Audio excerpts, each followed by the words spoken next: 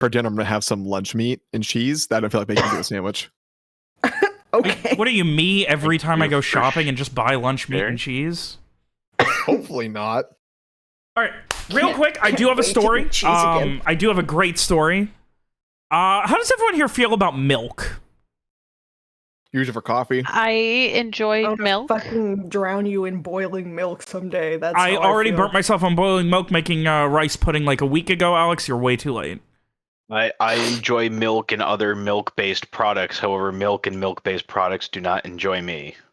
I see. My grandma God. told me Maybe you should be that more she- tolerant that she of lactose. that she was making some scrambled eggs and she put some milk in it, and I was like, Yeah. why? It makes it fluffier, creamier. Yeah, it's wonderful. Really? Protein in it. Yeah. That would never occur to me. Yeah, that's how I eat my fuck, pizza. I like Alex, fluffy I can't believe pizza. you're still bringing up drowning. It's been days. So what was this? Boiling milk thing is a lot older Anyway, than that other thing. Anyway, to finish my milk story. So I also love when stuff is on sale. Not like, oh, it's buy one get one free this week. I mean when it's like, you know, the clearance rack. When the milk's about to go bad, so they sell it. I have at never discounted seen price? milk on the clearance rack before. Oh. Until I would not drink that milk. a couple of days ago. I guess the Walmart by me had like an extra shipment or no one was buying it because they had like milk that was like it goes out of date on like the 19th or 20th. I don't remember. But Right. so I've got like but it was like $1. It was like $1.30 a gallon. They had it like 60% off. So I bought How 4 much gallons milk of did milk you- that I have about 3.5 days left to drink. Yeah. How many gallons do you have Fuck. left? Like 2.5, 1.5. You're a strange I mean, you person, can Robert. absolutely use that that milk for baking too. I can't afford eggs.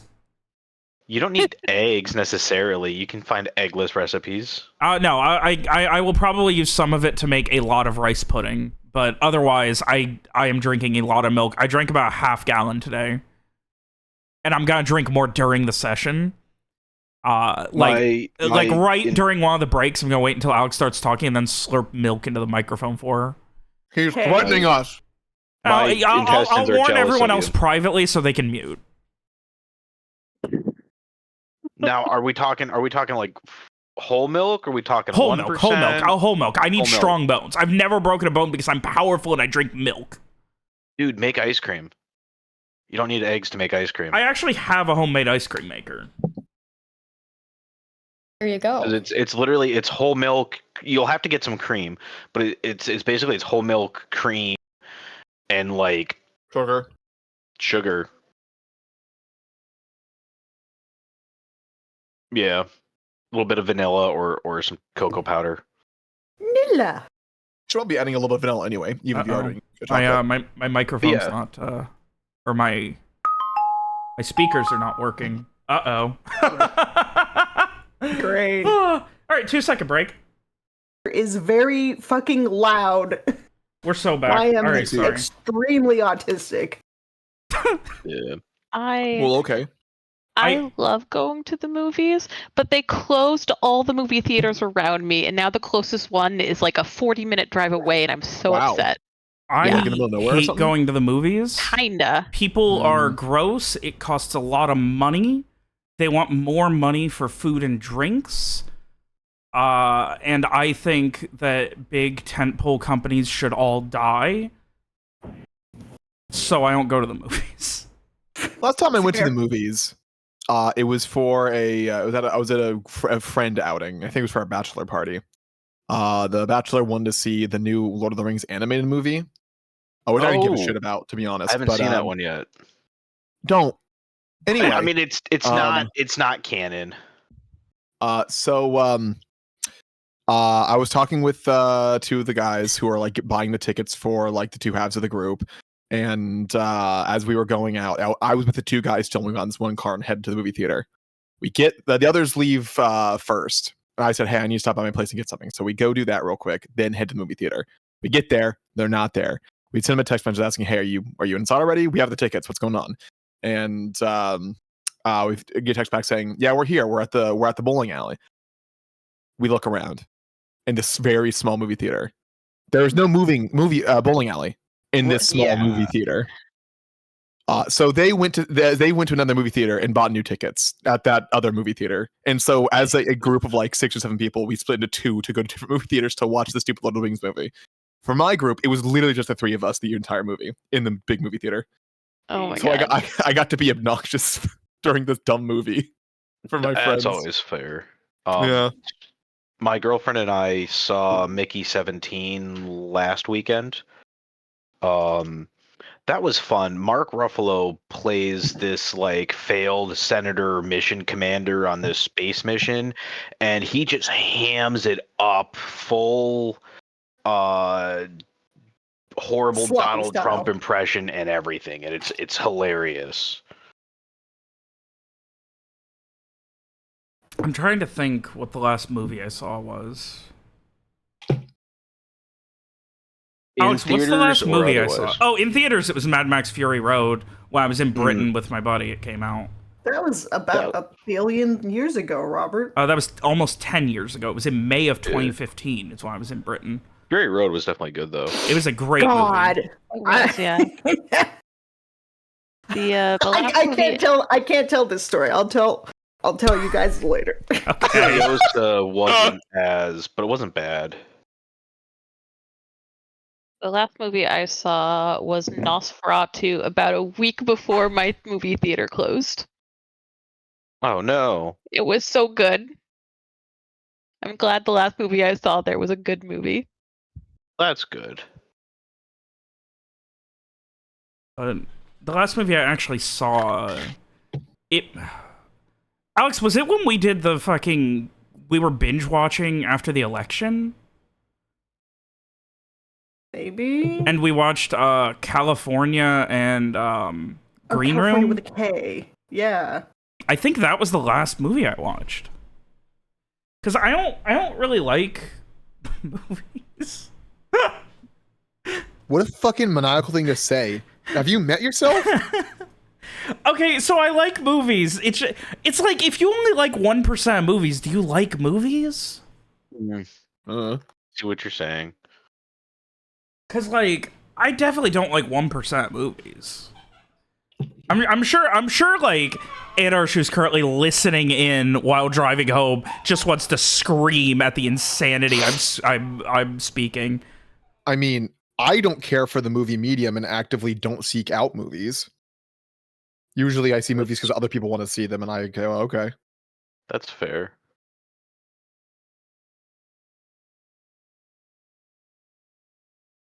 Oh, well, it is what it is. Half-hour late start, but still an hour earlier than usual. And, you know, this would have been a lot sooner if I didn't have tech issues that I'm still not sure what the problem of is or was. Oh, I saw Reddit post. Okay, I'm going back to the thing. Maybe I should just shut up, but it made me mad. It made me mad. Someone on Reddit posted that Jurassic Park is a kids movie. Yeah, I'd agree with that.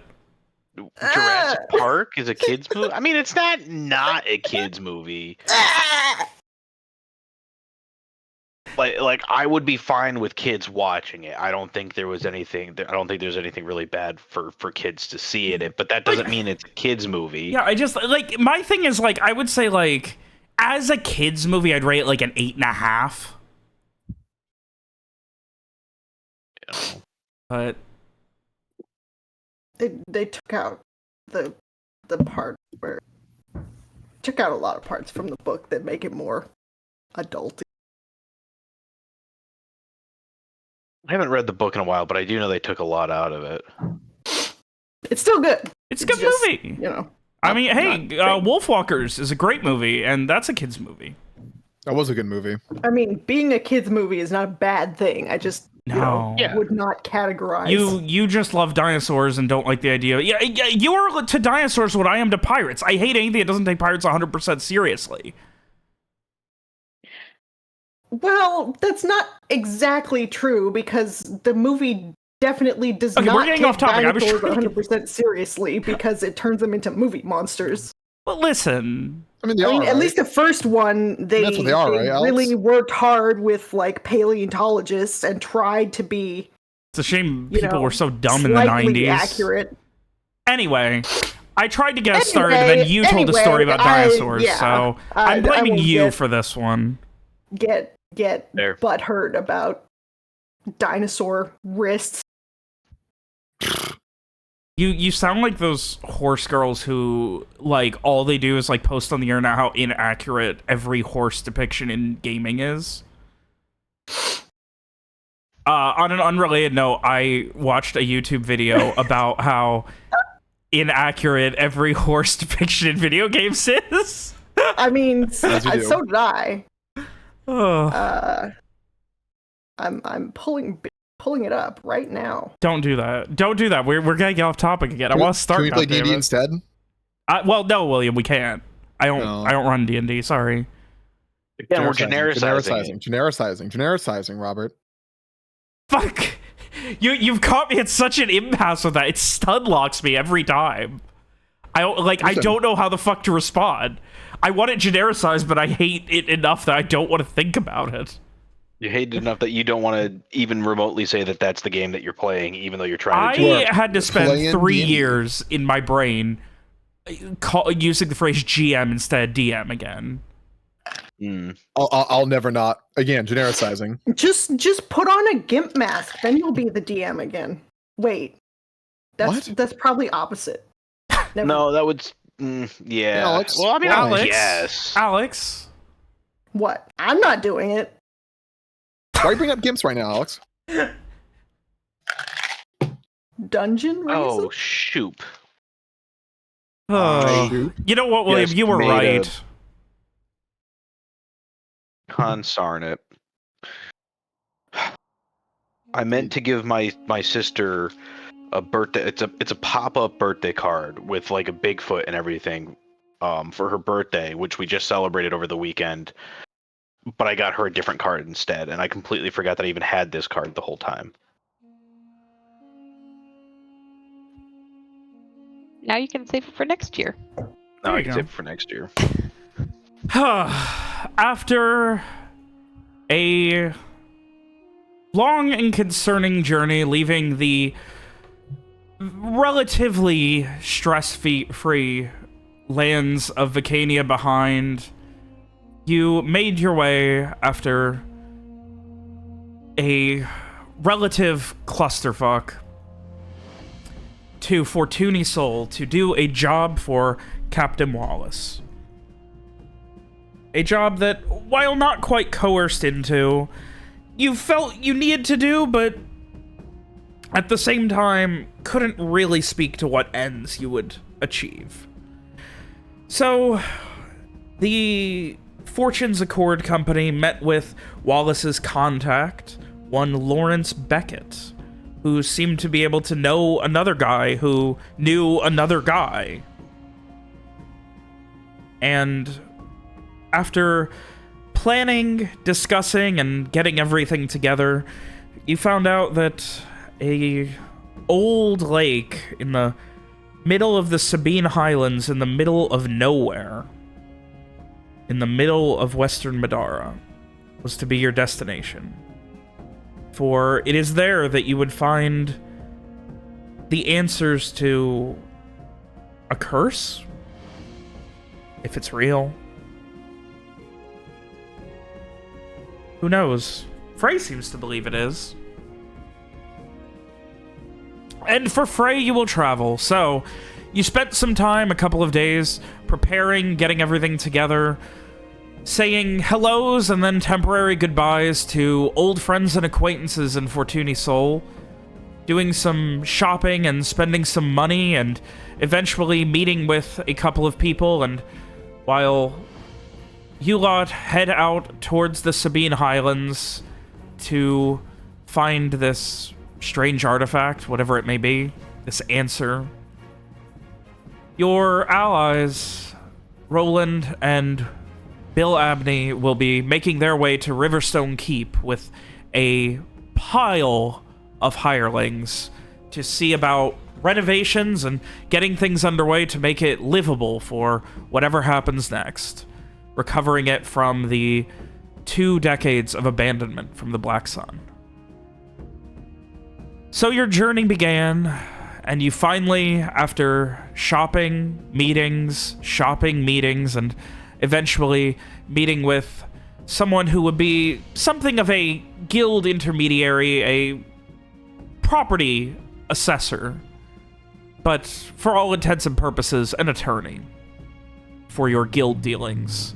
One Octavius Coralon, who went into detail with this business, both with Lawrence Beckett, who was going to be at least temporary, some such partner of this venture to, you know, get his cut while handling it and hopefully making you all some money. And on the other hand, well, it's still going to be some time, and that investment's going to take some time to pay off at all, if it ever does. But for now, you set your sights further north. The biting cold of the season still not quite gone away. But for you, for now, you journeyed. And not but a few hours into your journey, probably shortly afternoon, with the sun high in the sky at brisk 60s, a nice warm air coming off of the Vaudoyan Sea, you saw a recognizable big top of white and red, a large top hat atop it, signifying the Moonflower Society Carnival. Off to the side of the road. So, I would ask unto you all, Strieg, Frey, Garrett, Lawrence, and Mira, and Samar when Adarsh eventually gets home. But for now, sans Samar, what are you guys doing? Is this like circus like known by everyone or just for the people who haven't encountered it before in game? It's... If you've spent a lot of time in any major city, you have probably, like, heard of it. It's a night circus. They do, like, these big, huge, fantastical, illusory performances. Always at night. They never do anything during the day. They generally set up for some time. There's not a lot of consistency, but especially outside big cities, sometimes they'll stay for months. Being this far away from the city is a little surprising, but otherwise there's not a lot to note immediately, I would say, about it. It's a very... I think fantastical is the best way to describe it. It is a very, like, illusory, magical experience. They generally open up and start like allowing people in at around sunset. How close to sunset is it right now? It is like 1 p.m.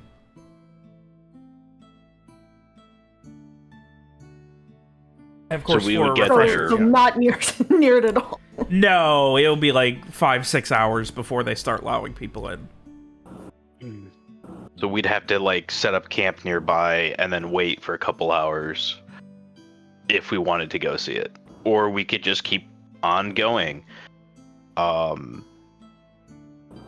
Frey is looking at it longingly, and do you suppose they'll still be here on our return trip? Robert, how long's it been here? It's been a good bit, hasn't it? Yeah, Larry has been in Fortuny Soul for a while. First time you heard about it was about a month and a half, 2 months ago, so it might still be here when you get back. It really depends. I mean, it's been here for about 2 months, so it's possible. I would say our best bet would be to ask. They might not be letting people in, but we could ask. But if it's been here for 2 months already, it's probably won't be around for another month. They'll probably move on, either heading back towards Alice here or in towards Artifice Day. Well, why don't we go ask, and Frey will go and start marching towards the entrance. Did you all have some kind of pressing business with him? I did not. No. I was just gonna say, we are on a bit of a time crunch with getting this resolved. If we don't want why can't I remember Gary's vineyards burned down, but a day probably wouldn't make a huge difference, but at the same time I would rather get this over with sooner. I'm sure Lawrence would prefer to be clear of this curse as soon as possible, and I figured you might as well, Frey, but I'm not entirely opposed to taking a day. Didn't Frey already walk away? Yeah, Frey has already walked towards.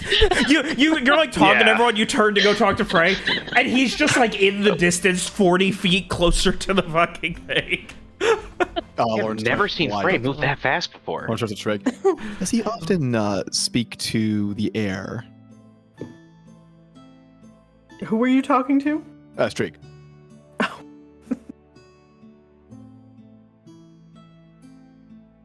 Probably. Are you unsure? I don't know a lot of what he does. Have you not been together long? No, we've been for a while. A while, huh? I mean, we're not together. I do have a wife, but I did not Sorry. mean that, but all right. Thank you for clarifying. I was making a joke. I'm sorry. That was just.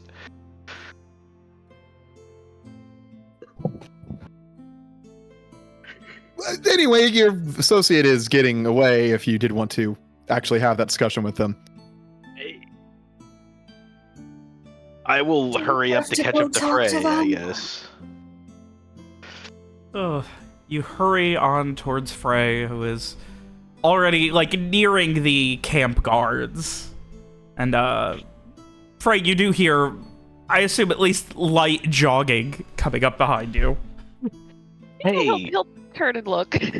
So just as a heads up, I guess you took off before I could finish really saying anything. I do know that Lawrence does try to want to get out from under this curse as quick as he can, and while a day probably won't be much of a delay, Lawrence's friends' vineyards there are also on the line. So just want to make sure that we are thinking about the overall mission and this whole curse thing. I'm sure you probably want to try to get out from under that as well. Oh, of course. It certainly doesn't hurt to ask, though. No, you're right. It doesn't hurt to ask. And I'll finish walking with Frey to the, since we're already there pretty much. All right. You head up to one of the camp guards, who comes over and just, afternoon. We don't open until about sundown, but if you'd like to pre-purchase your tickets, we can do so. We do have a small tent over there. And he motions to one. You can get your tickets pre-purchased. We do have a limited amount of seating every night for the main event. Of course. If I may, how much longer are you planning to stay here? If things keep going as they are, we're probably going to be heading back towards Alicia within pauses. Probably a few weeks, but I cannot say for sure. I could try and find the ringmaster, see if he has any insight. Oh, no, that's quite all right. It's not terribly important. He gives a slow nod at that. Right then, like I said, at least a few more weeks. I'd say, yeah, at least a month. He kind of like nods in agreement with himself, and turns to all the other camp guards. So we're gonna be released another month, right? And they just go, yeah, at least. I mean, don't see why not. We're still pulling in good crowds. Oh, there you go. I mean, I suppose unless the coin really disappears, then we're gonna be good to go for a while. Well then, perhaps in a few weeks I'll be able to get my ticket. But thank you very much for the information. Yes, certainly good to hear that things are going well for you. Yeah, we'll check with the rest of our group and go from there. Maybe we'll stop by in a couple weeks. Of course, hope to see you. All are welcome at the Moonflower, as long as you get in before tickets are sold. And he gives a little half-joking smile at himself.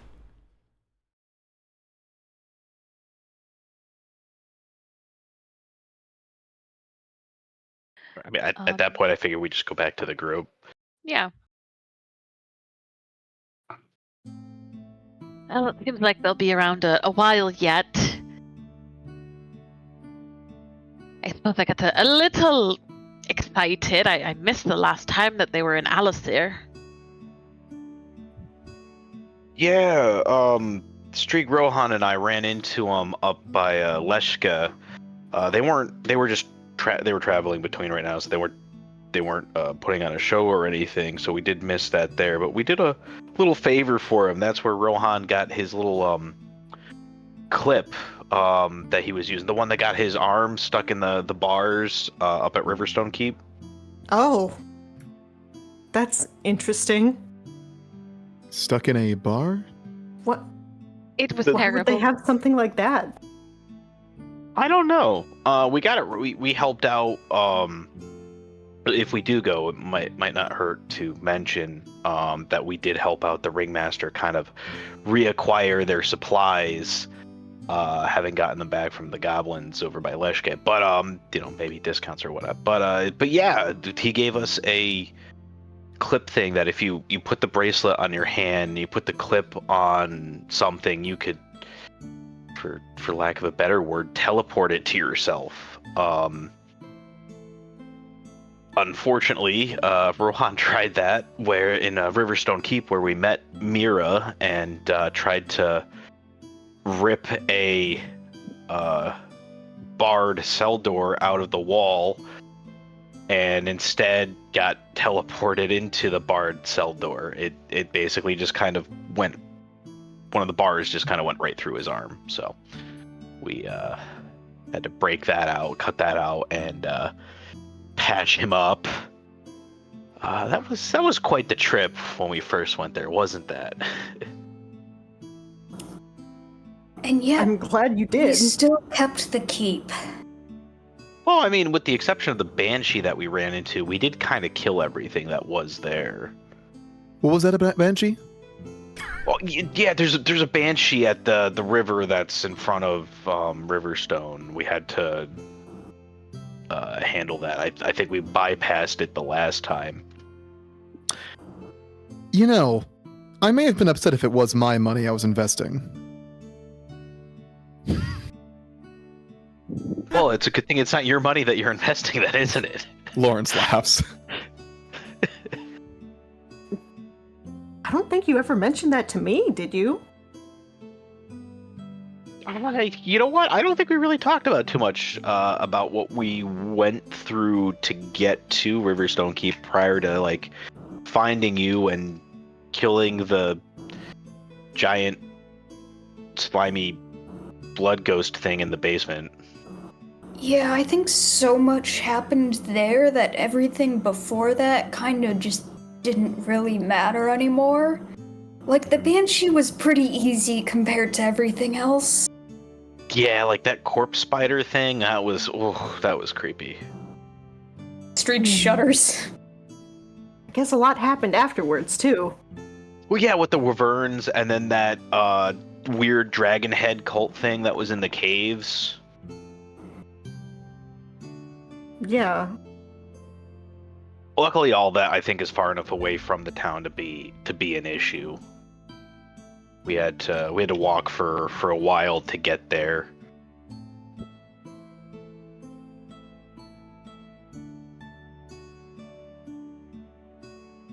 So is that an active issue, the Banshee?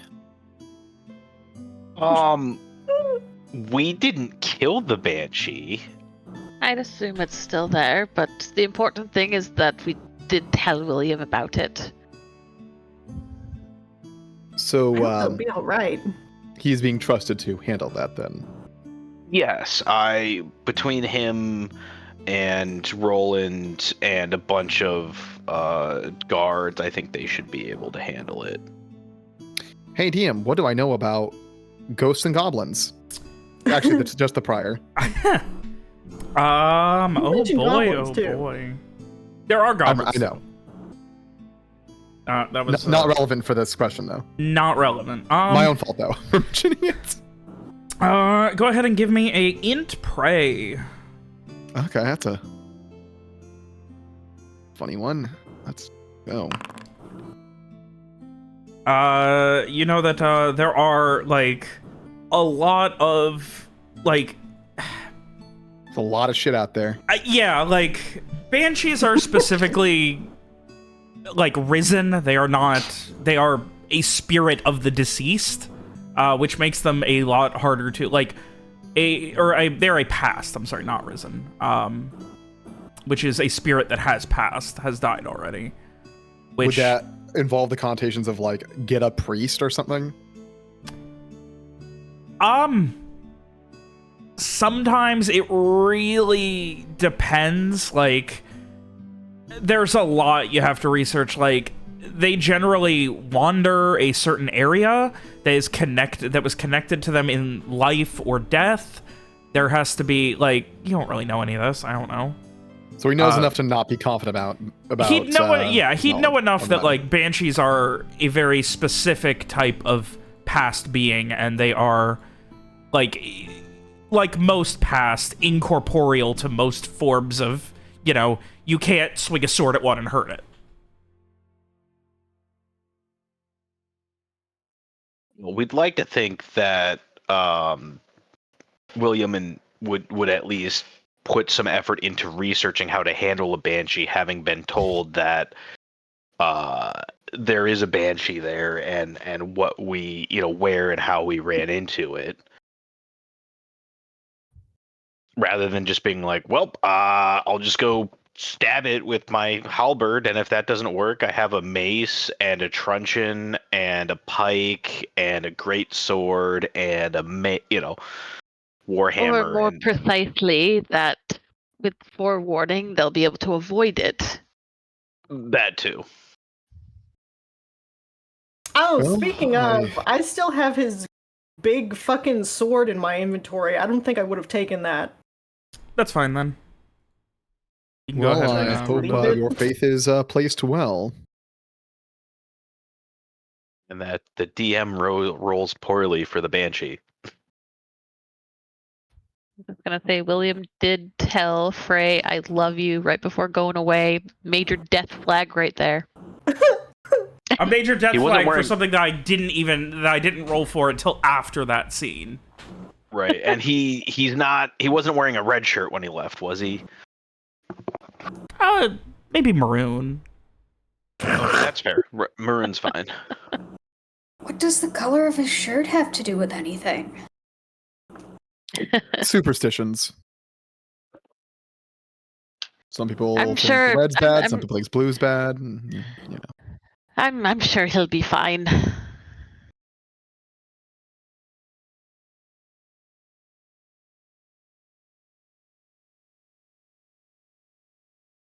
I guess we won't find out for a long time. Mira looks worried.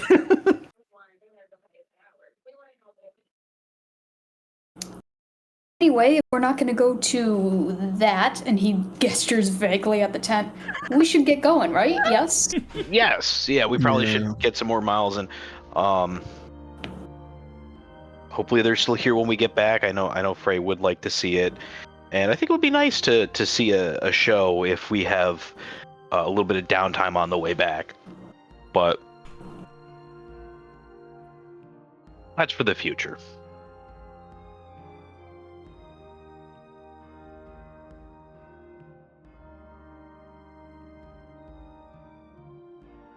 Well, away we go then. And Frey will hop back into the back of the cart.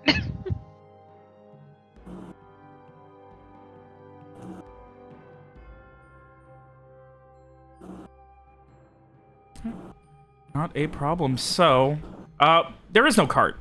You guys didn't bring the cart. You just load everything on Henrietta. Reminder: we are bringing the cart up to that town. Okay. All right. So Frey's riding the cart as long as we have it. All right. So with that, then, you guys continue your journey. So we got 3 hours, 5, 6, 7, 9. All right. And yeah, you guys continue your travels until night begins to fall and find a nice spot on the side of the road to set up. One of many just simple kind of old burned out stone fires with a couple of just, you know, stones that have been brought in to sit on, things like that. No, it's all dirt. Lee, we're getting some feedback on your microphone. No. Okay. Yeah, like a lot of just dirt. It's just, they're not uncommon, but especially here on the major roads, as you all would know, I assume at this point. It's just what, you know, wayfinders do. They keep them not necessarily in good shape, but, you know, you leave them, you don't destroy them, that way other people can use them. But you guys are able to set up at one and begin to prepare, get your stuff ready. Did you guys ever end up buying tents? I think some of us already had. Some of us already had tents. Mm. Yeah, you said that some of the basic like traveling gear was implied to have been had. Yeah. Okay. So, yeah, you guys set up for the night, get a fire going. Is there anything specific you need to do, or is it travel, go to bed? Anything else you need to do before you all head to bed? Not specifically. No. I was thinking just travel and get to Gorestone and then go from there. Obviously, if we run into any weird stuff in the middle of the night, we'll see where that takes us. Oh, Mira's gonna have to pretend to sleep all night again. Oh no. Set up a watch. Yeah. All right, so 4 watches. Garrett will take last watch. Lawrence actually requests the final watch. Oh, okay. Then I guess Garrett will take first watch. Strick will take second. I'll do the third one, but also be awake anyway. Does Mira have any more of her sleeping draft, or was it just one dose? That was a one and No, done. it was just one. It's a one and done.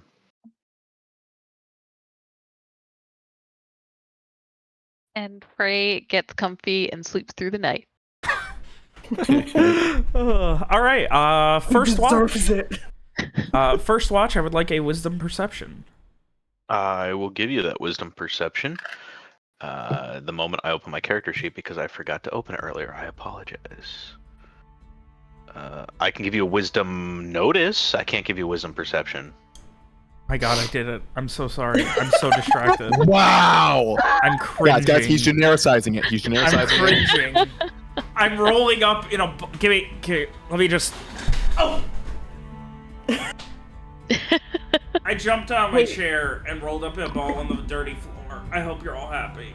Hey, Robert, that's pretty clunge of you. Yeah, a little bit. Ugh. Thankfully, my hair was in a bun, so it's not all dirty. Ow! Well, I did land on my hand though, and like, my fucking pointer finger is like throbbing numb now, so that's cool. You played yourself. Yeah, that's what I do. That's how you run a game. You play yourself. Okay. Or in some cases, you play someone else. So, no, I mean I play myself, God. You just play every character. Calm down. Christ. Garrett, you keep your eyes peeled, you keep your eyes out, you keep your eyes and ears open. and it is a boring, quiet night.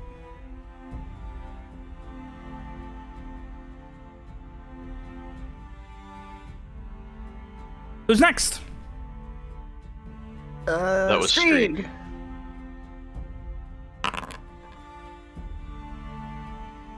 Strig, about half an hour into your watch, you hear the sounds of hooves coming from the north. Very fast-moving hooves. Strange. Like, coming towards us? Yes. How far off do they sound? Pretty far, but like, again, it's plains and rolling hills out here, mostly flat, so sound can travel.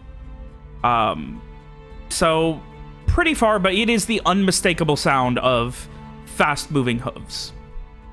Like, you guys are right off the road, like, not that far, so it could be someone on the road coming in your direction from the north. So, you know, from this area, you know, making their way down this way. But yeah. I will lean over and hiss, Mira! Because I know she's awake. You know I am. I get the fuck up, and I can see in the dark. I can see forever, even.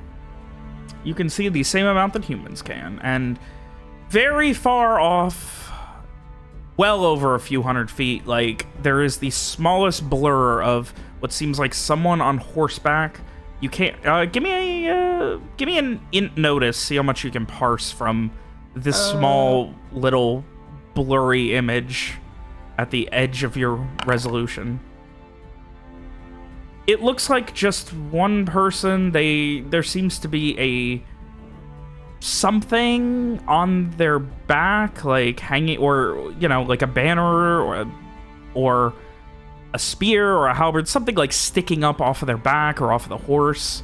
But otherwise, seems like they're just in a damn hurry, going as fast as they can, making their way past you guys.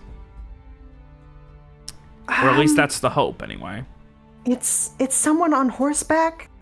Maybe they have like a spear, or I mean, you could tell the difference between a spear and a banner, right? Since you would be able to see the flag. If they're moving, the flag would be directly behind it with how fast they'd be going. Yeah, I guess. And given, you know, you're looking at hundreds and hundreds of feet away. I mean, it seems dangerous to be by yourself at night like that. But it's only one person? Yeah, it looks like it's just the one person on horseback. Alright, we can take him.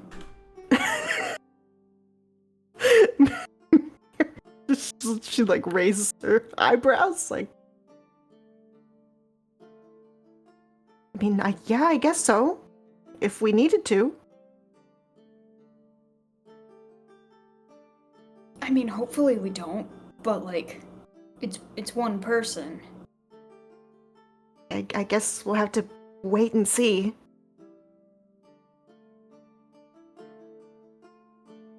I guess we just wait and see. We wait and see. And, getting closer, just getting closer, and eventually they are up on you. Anyone who is a light sleeper would be awoken by this.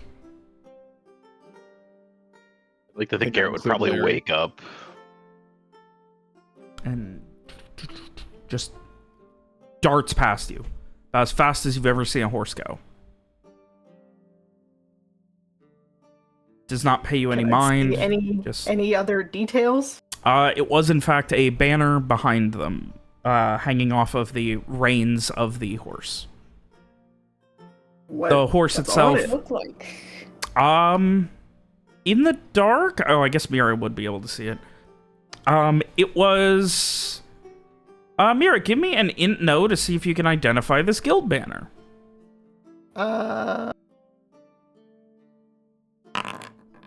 Oh, Mira knows about guild banners.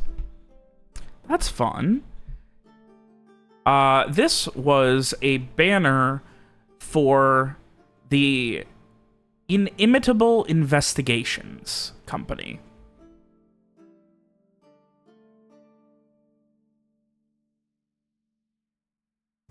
Investigations. Are they like private Can you eyes? say that again? I also typed it. Inimitable Investigations Oh. Company. You would also know they are known as I2. They are generally hired as like, God, yeah, you got 10. They are, the best way to describe it is like an external, like, security company, in the sense that, like, you know, a guild will hire them and be like, infiltrate us. That sort of thing. Okay, so they're like op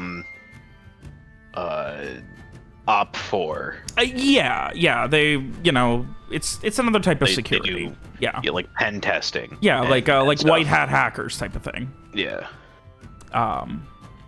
Yeah, they're generally known as I2. They're not a very big, but they're very well respected. I like that you got 10 on this, so I can lore dump a company that you're never going to need to hear about again.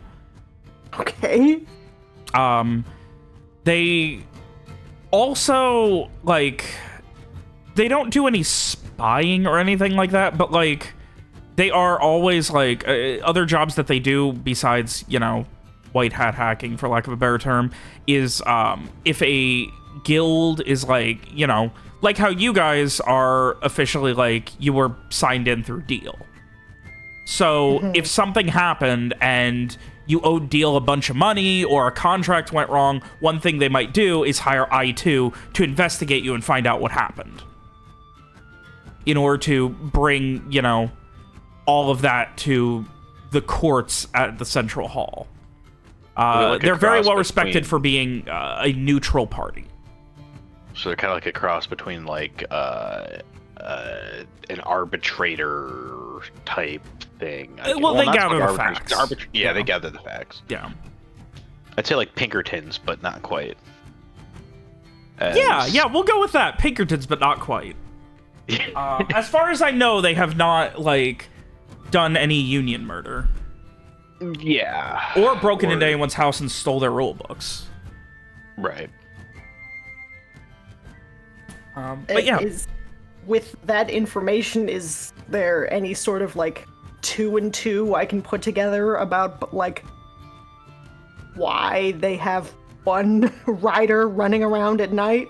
Presumably, they got some information that needs to be, like, going that fast, like running a horse that damn hard. Who knows how long they've been running them that hard? Like, that generally means that would mean, you know, there's something that they know that needs to get to Fortuny Soul very quickly. Where would the rider have come from? Anywhere further in the north. So could have been Gorestone, could have been Dalliford. Like, I mean, they'll but, like, operate. Yeah. Running a horse that fast, how, like, you can't go that far. No, you can't do it that long. So presumably not always going that fast. Yeah, you would sprint it for a while and then trot it and then sprint it and then trot it. Yeah. So, I can actually add in here something that Garrett would know, which is, especially messengers who do have a reliable horse, if they're going on their own, what they're going to do is go as fast as possible on horseback at night, and then, you know, rest during the day. Yeah, because, yeah, you would want to travel as quickly as you can. Yeah, if you're traveling at night. alone, you don't want to deal with the Umbraei. Being on horseback certainly helps with that, so... Yep. So, but yeah, Garrett would definitely pop his head out as the horse whips by and just be like, "Hey, what was that? What's going on? Was that a horse?" Yeah, it Seems was like a guy going by. I saw the banner there. It was well, I don't know why I'm struggling to say this. The I2 Inimitable Investigations Company. Probably never would have heard of that. Oh, okay. I guess some kind of messenger or something. Yeah, I mean, I think they're. I mean, they don't really do like spying, but they'd like investigate things. Okay. I mean, Nothing I guess following they must him. have had some really sort of important information to be traveling like that. Okay, so just because it's night out and he was really going, you don't see anything following him or anything at a further distance, do you? Do I? You do not see, like, you and Strieg, like, I imagine Strieg always paranoid as well. There's no sounds or anything else that seems to be on its way behind him. I don't see anything. All right, I'm sure these roads are probably, at least between Gorestone and Fortuna Soul, fairly secure. They're pretty open. They don't really go by the woods too much. So they're probably fairly secure, but probably wouldn't hurt to just keep an extra eye out during the last 2 watches here. And but yeah, if anything happens, wake me up. And then Garrett just kind of pops his head back inside, gets back into his sleeping bag, and passes out. I mean, I'll sit up. I guess you're on watch now, sorry. It's okay, don't worry about it. Strieg got a whole half hour. It's almost a full Strieg night's is still sleep. gonna stay up for the Oh, rest okay. of his watch. All right. Yeah. He's not just gonna abandon Mira. But Mira was awake anyways. She was probably Yeah. keeping watch. she was keeping I was pretending to be ears, asleep, yeah. you know? She at least keeps her ears open. Yeah. But yeah, so you the rest of your watch, Strieg, goes by without incident. It is quiet. The fire crackles slowly as it goes from not like a big fire, but from a small fire to little more than embers, still enough to keep the group warm when they get up, but obviously occasionally having to toss some logs and things onto it to keep it going if you want a warm breakfast in the morning. Otherwise, Yeah, I guess I'll keep it going until my watch is done. yeah. Third watch. That would be me. Okay. Give me a wisdom notice.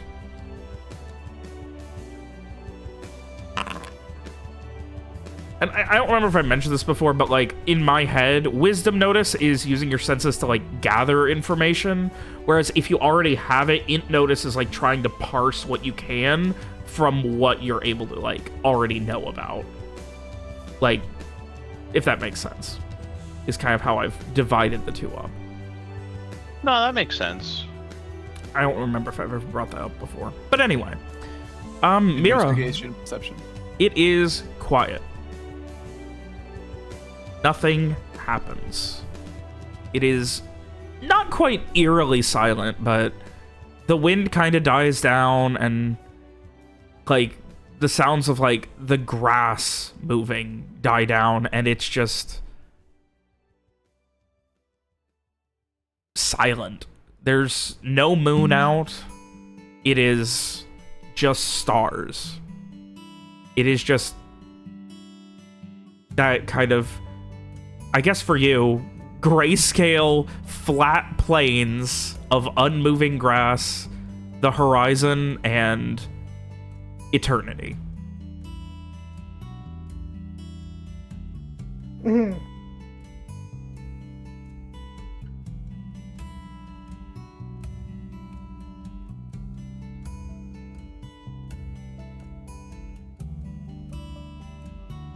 It's like, Well, I mean, I guess I'm glad nothing happens.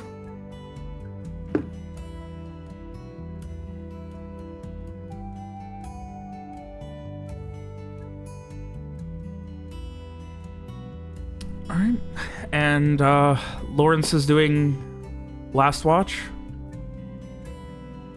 Yeah, I guess when it's time, I will wake up Larry. You could let him sleep.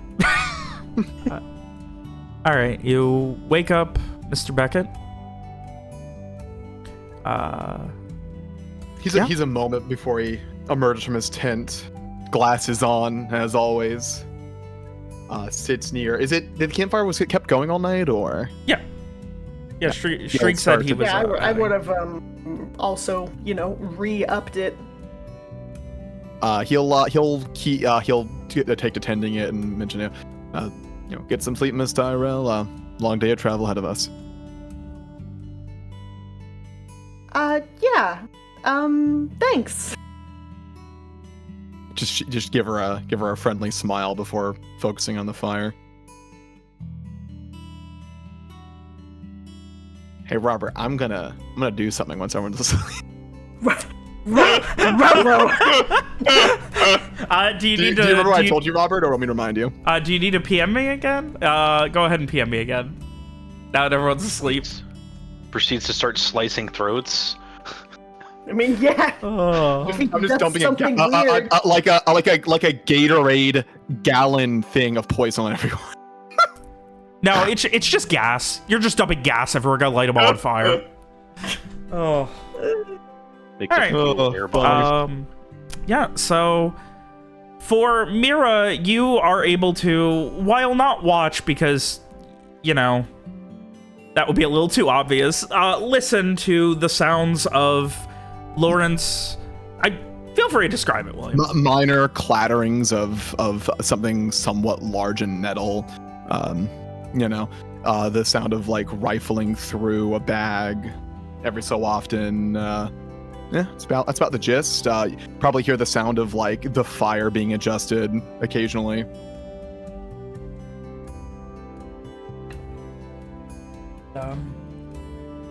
It is just before sunrise that you all begin to smell something. Pancakes? It smells fresh. Bacon? Oh, that's right. You were a cook, weren't you? We're so Did he suspicious. make breakfast for his new friend? Oh, we like jokes here. For those waking up, they can see Lawrence hovering over a large cast iron pan with bronze. biscuits. Cast bronze. What the fuck ever? I'm sorry. What is iron's the rare one, right? And Yeah, steel barely iron. exists. Yeah. Steel doesn't exist. It's now. it'll take some adjusting. I'm sorry. So a nice big bronze pan cooking biscuits, and they're basically ready. Biscuits? Yeah. Big fluffy biscuits. Well then, don't mind if I do. Does he have gravy to go with the biscuits, or is it just biscuits? Is Garrett like getting up? Yeah. Garrett would be waking up at this point, and once the sun's up and everything, it would be coming out of the tent and looking around. Oh, good morning, Mr. Viacourt. Morning, Lawrence. I see you did a little baking, but not baking. Little grilling here. A bit of a tradition for good luck. Always make biscuits the first day on a road. And of course, can't eat biscuits bare. And he gestures, near the fire, where there's like a jar of what kind of jam, Robert? Most lingonberry. most common jam. What fruits are common here? I was gonna say, like, probably the most common that you would be able to get, like, not quite the drop of a hat, but close to it, would be like apple jam. So it's there's some jammy apples. There's some a bit of butter in a thing. Is a crock a word? Like a little jar. Yeah, a little crock with a pat of butter in it. Yep. So some kind of it's clotted cream is another one of them, and a mix, another one which looks like to be a mix of the butter and the apple jam.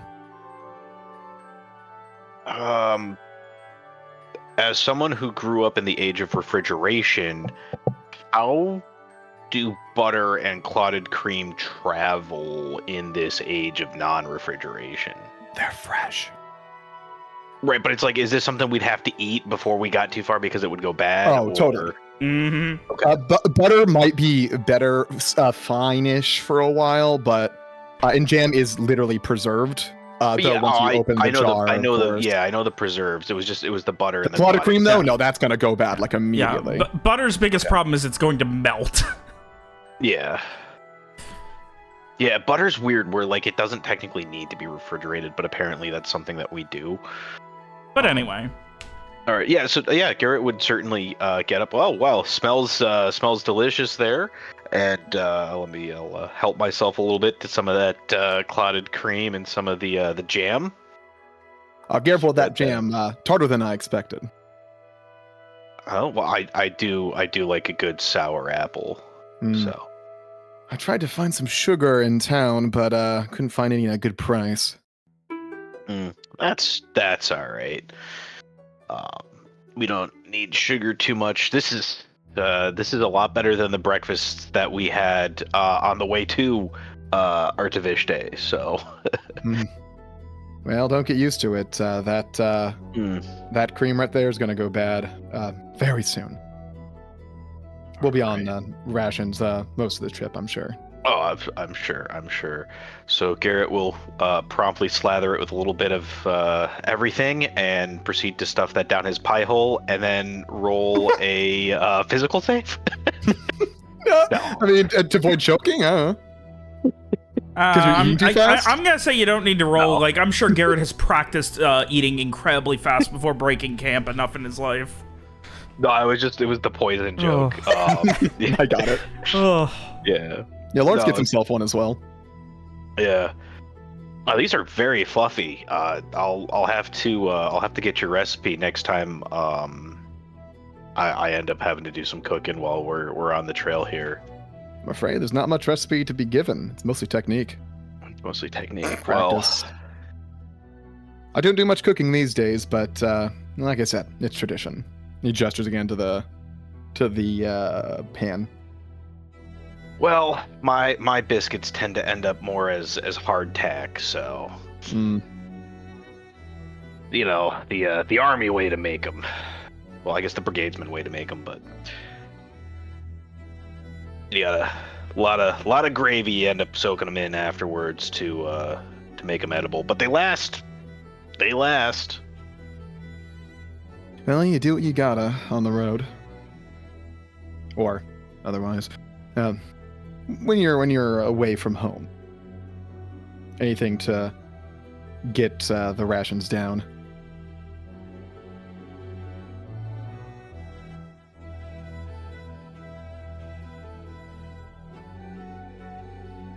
Frey will definitely eventually be lured out of his tent with the smell of this delicious fresh baked breakfast. He kind of sits down, still super groggy. This looks fresh. Ow, ow, ow, ow, ow, ow, cat. Ow. I thought you were the owl from picking up the hot. I was like, that's really, really good acting. Oh, God, that's Unfortunate cat Sorry, attack. you're getting stabbed by many knives. So many knives. Okay. Yeah, so Frey still very much half asleep.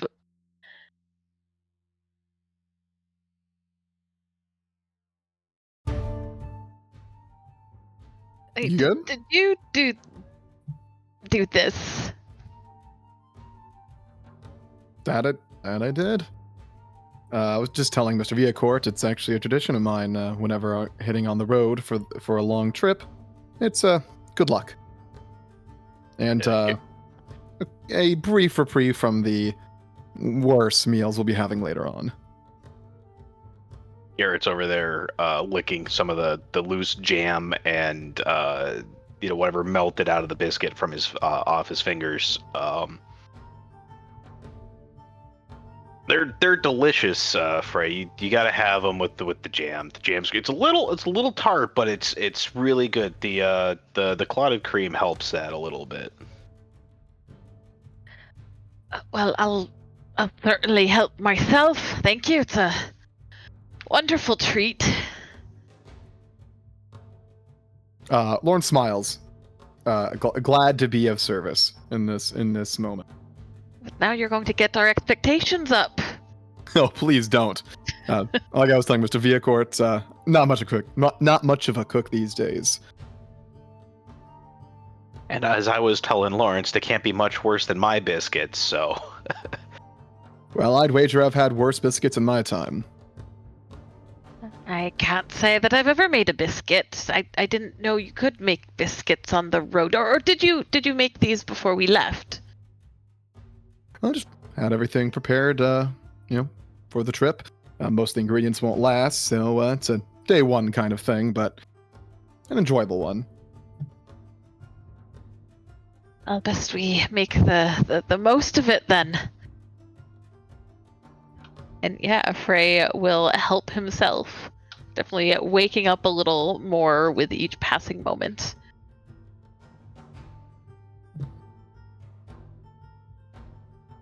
Alrighty. And eventually,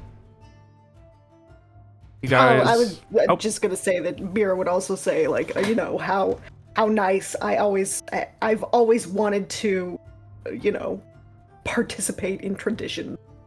Maybe she wouldn't say it exactly like that. Is this is a tradition? I like those. Wow, a tradition. I've read about those in books. Does Streak have any?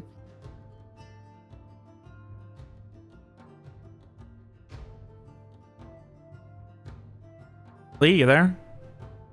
I think he probably just takes one for the road, because presumably Mira also doesn't eat in the morning.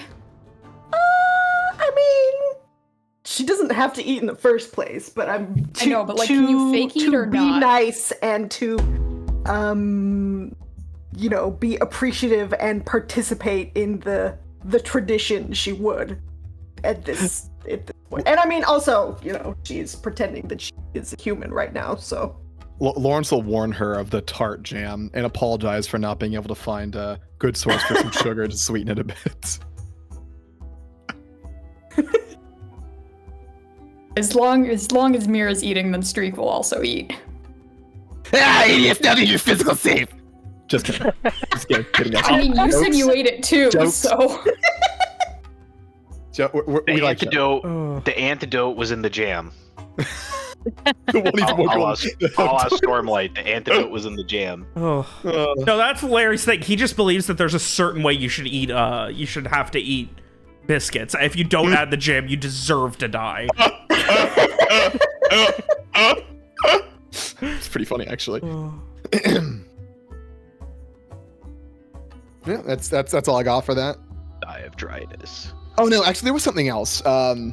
As everyone's eating, Lawrence will, I'm assuming he finished eating first, or at least second, since Garrett really swooped in there. He'll mention, everyone, I just want to say that I do regret the circumstances of our meeting.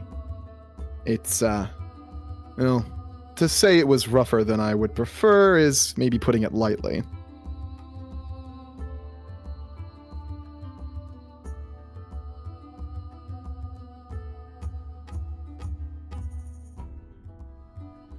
Well, we certainly had our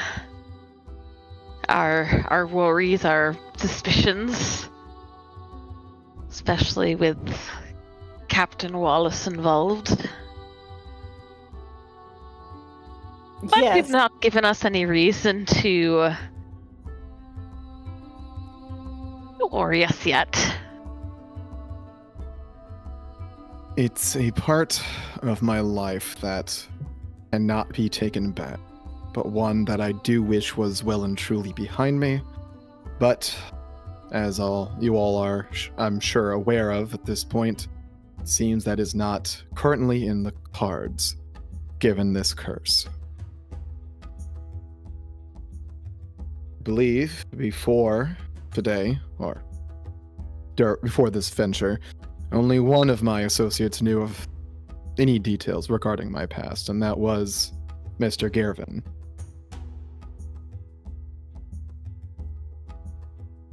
It looks like Lawrence going to say something else, but he kind of trails off. I truly regret how it all went down. Well, we all have some things in our past that we regret. It's how we move forward that shapes us. And I find that there's nothing quite like an extended journey to really show someone's character.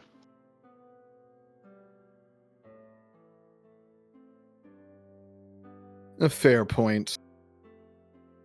For me, I'd say it's the decisions someone makes that defines their character most. That and their wants.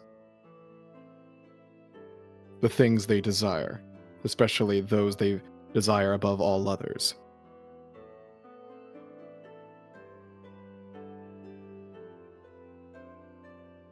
Good counterpoint.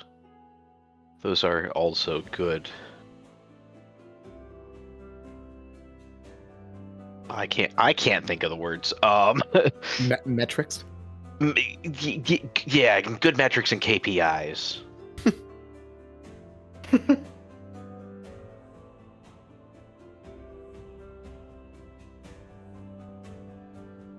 But I think it's best if we get a early start. The quicker we get the Gorestone, the quicker we get to that lake and temple and everything. And with that, Garrett would start moving on to start packing up some of the tents and stuff while everyone else is sitting around eating. Larry will take to cleaning the dishes and his own breakfast utensils before getting his own tent. I can help with the dishes. Larry is happy to have some help. I don't think Frey has his own tent, so whoever he is sharing with, he will try to help, but honestly, he's hopeless. I thought you had previously gotten the Super Ultra Deluxe. I know you got the Super Ultra Deluxe sleeping bag, but I thought you'd also gotten a nice tent. I don't think so. I think he just has the really nice sleeping bag. Okay. I think. I believe so. Because, because the rule would have been anything you bring, you're gonna have to carry eventually. Yep. So And Garrett would Frey have a was two-person not about tent that. Yeah. that we had previously used. So if Frey had used that tent with Garrett the night before, then yeah, it would basically just be getting your sleeping bag and packing stuff out and packed away while Garrett packs up the tent. Yeah, Frey will take care of his stuff. And over the course of the next half hour or so, you guys break camp and head on the road again.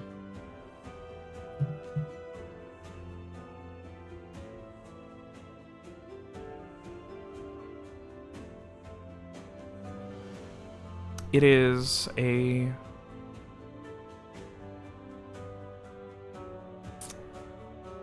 quiet day. Again, there's not much breeze. It's very much just vaguely relaxed, if you can even call it that, and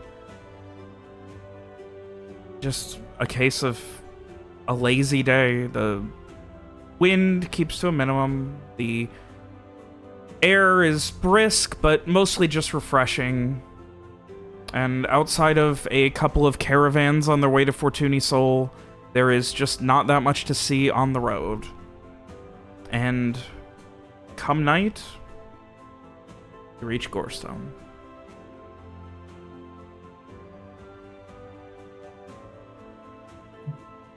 Hooray! It is by no means a large town. It is, for the most part, let me go ahead and pull it up, it is a company town for the most part. The Ironheart Alliance owns the Limestone Quarry, which supplies a considerable amount of the stone to a lot of Vrayland's forts, fortresses, and things like that. And the quarry is the biggest part of the town. It is what has kept it in business, as it were. And while it's in something resembling a valley, it really isn't, but there is a high mountain to the north and then large jutting mountains that are still large but smaller that turn into rolling hills to the south of it. And it's just got a small lake on one side near the east. I still can't remember east and west after fucking my entire life, I guess. East. If you go clockwise, it's never soggy watermelon. Waffles, but yeah, sure. Soggy watermelon is that just sounds like watermelon. But I digress. Yeah. It is very much a quiet town. The work being done on the quarry nearby is what drives the economy. There's not a lot of people that travel through Gorestone. It's very much you live and work here or you don't. It's not really a tourist destination or anything. There are surprisingly a couple of inns, though neither of them are particularly impressive. The Middleford, which was a small manor converted to an inn, it was destroyed during the Black Sun, and it was only in the last decade or so that it was converted into the Middleford and was given enough repairs that it became an inn. And then there's the Limehouse, obviously named. I digress. Gorestone is yours for the taking, Fortune's Accord.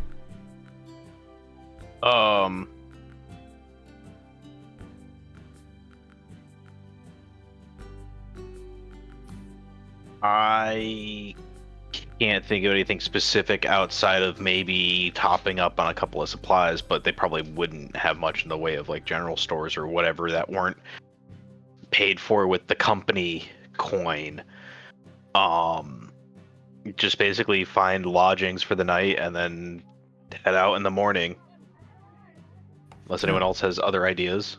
They do have a small general store known as the Gorestone Revival, which, calling a store is a little generous.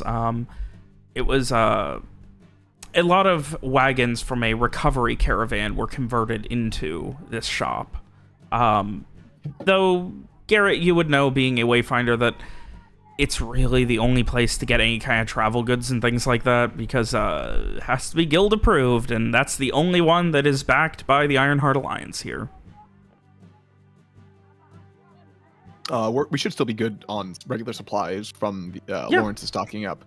Yeah. But a few extras to freshen things up couldn't be bad. Lawrence will make arrangements for the cart to be stowed here, if at all possible, Robert. Until their return. Maybe the inn would have a place to stow it or something. Yeah, so the Limehouse would have room, the Middleford wouldn't.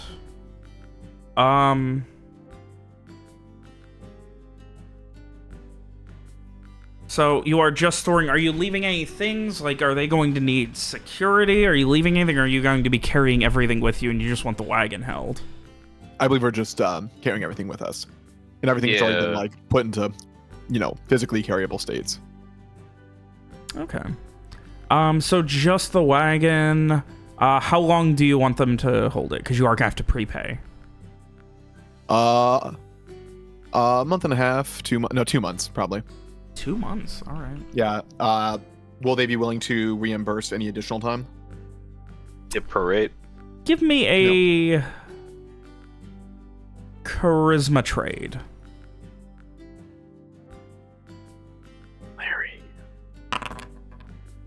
Larry. They'll reimburse anything after the first month. But if you come back in like 2 weeks, you're still paying a month. Acceptable. And that is going to be running you. Let me see here. They're going to do it for 3 silver a week, so 6 weeks, so 3, 6, 9, 12, 50, 18 silver. Understood.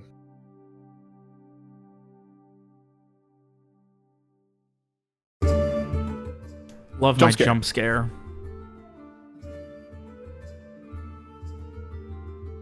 But I digress. It seems like something that might be with like Foundry 12. I'll look into that.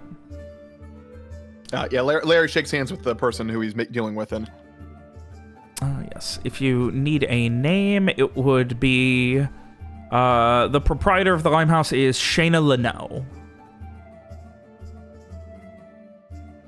She has a huge scar vertically across her chin from like below her lip, like all the way down to almost her throat.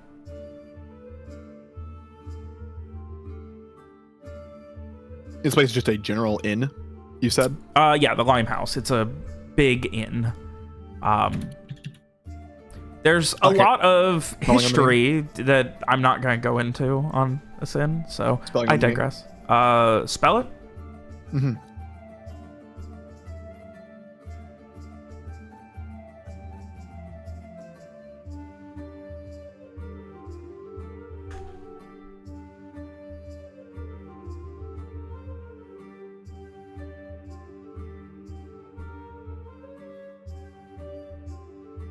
There you are. Thank you.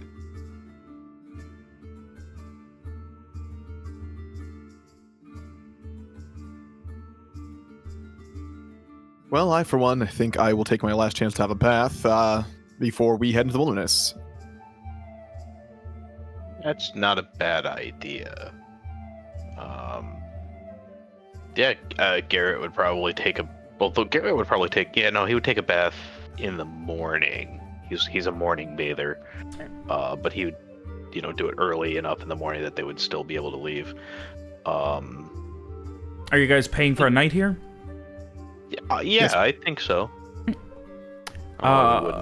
Certainly. Do you want... There are nice rooms. They only have 2. They've got regular rooms and jump scares and nice rooms. Lawrence opts for a nice room immediately. Ray would also like a nice room. And a bath. All right. Nice rooms are going to run you 6 silver a night. The simple ones are going to run you 1 silver a night. Many so the 2 room? nice ones in a 1 silver room per person is what Lawrence opts into, unless someone else says they want to do otherwise.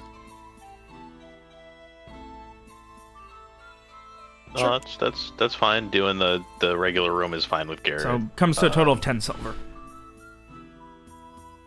Wait, did I miscount that? I thought it was going to be 16. 2 nice rooms, each being 6 silver. Oh, I'm sorry. Yeah, I for some reason, I'm sorry. You were right. Yeah, 16. Also, how many people fit in a regular room? So they have 1 bed, but they do offer like they're not quite a queen size bed. They're, somewhere between a twin and a queen in size. So, but it is single bed. They can offer a cot if you want to share a room, but they're still going to be charging you the same price. You get the feeling they don't make a lot of money out here. All right, well, yeah, if they're going to charge the same price as if they're charging you for 2 rooms for 2 people versus 1 room with a spare person in it, they might as well just get rooms for everyone. Yeah, Lawrence will see the... Is it keys, Robert? They just unlock your doors and they just assure you privacy. Neat. Okay, well, Which, whatever. Garrett, being a wayfinder, you would know that's not incredibly uncommon in there's like a bar lock from the inside, otherwise, yeah, it's not uncommon in smaller towns to not offer keys or anything like that. Well, it is what it is. Is there like Go ahead. I was gonna say, I think after getting everything situated, Garrett would maybe head down to the bar area for probably, since this is at night, probably for some some dinner and see if maybe there's a couple of low stakes card games he could get in and just talk to people about what's going on. See if maybe he can find any information about why 2i might have been sending someone running. If anyone knows, not he wouldn't specifically ask about that, but like just like, you know, oh hey, Yeah. had a rider come by in the middle of the night. Crazy, huh? Or I don't know, whatever. Just yeah, give me a see what you can find. give me a charisma connect. Okie dokie, charisma connect. See if you find anybody who can mention anything.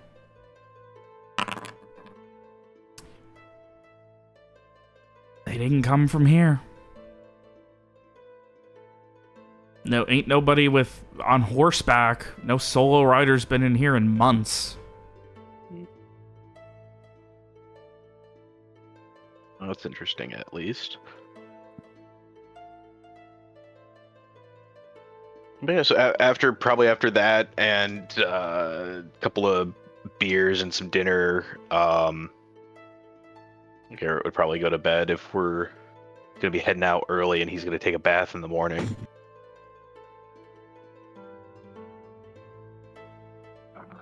Old man routine. Alright. Anything else anyone wants to do over the evening, night, or morning? Nothing specifically, I don't think. Yeah, I think Frey is just going to indulge in that bath. Just take his time with it. Yeah, dinner, bath. Do you have a porch, Robert? Does each room have a porch? No, like the place. Oh, like yeah, the place. Or... Yeah, the place has a nice area outside. Yeah, after all that, Lawrence will head outside and smoke on the porch, share with anyone who wants the company. Still wearing the sunglasses, of course.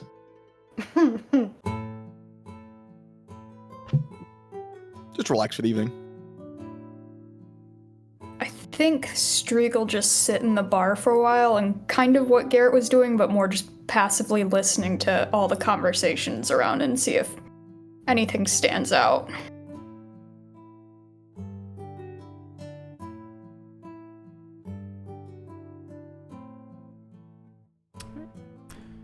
Is that like when you say anything stands out, like, is there like what are you looking for? Like, what would you define as standing out here for what Streak's looking for?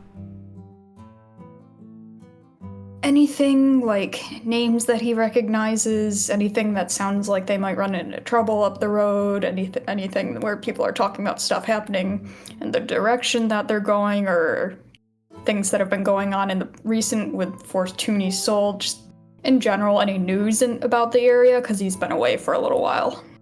Okay. Give me a int notice. See what you can pick up as you quietly do your best to listen around. Jack shit. Unfortunately, as I said, this is not a big tourist town by any means.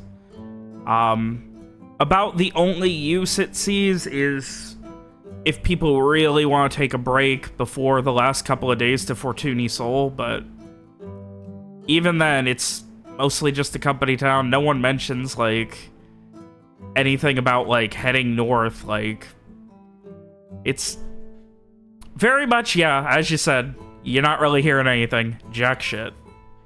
Yeah, I kind of figured. Okay. And Streak just goes to bed for the night.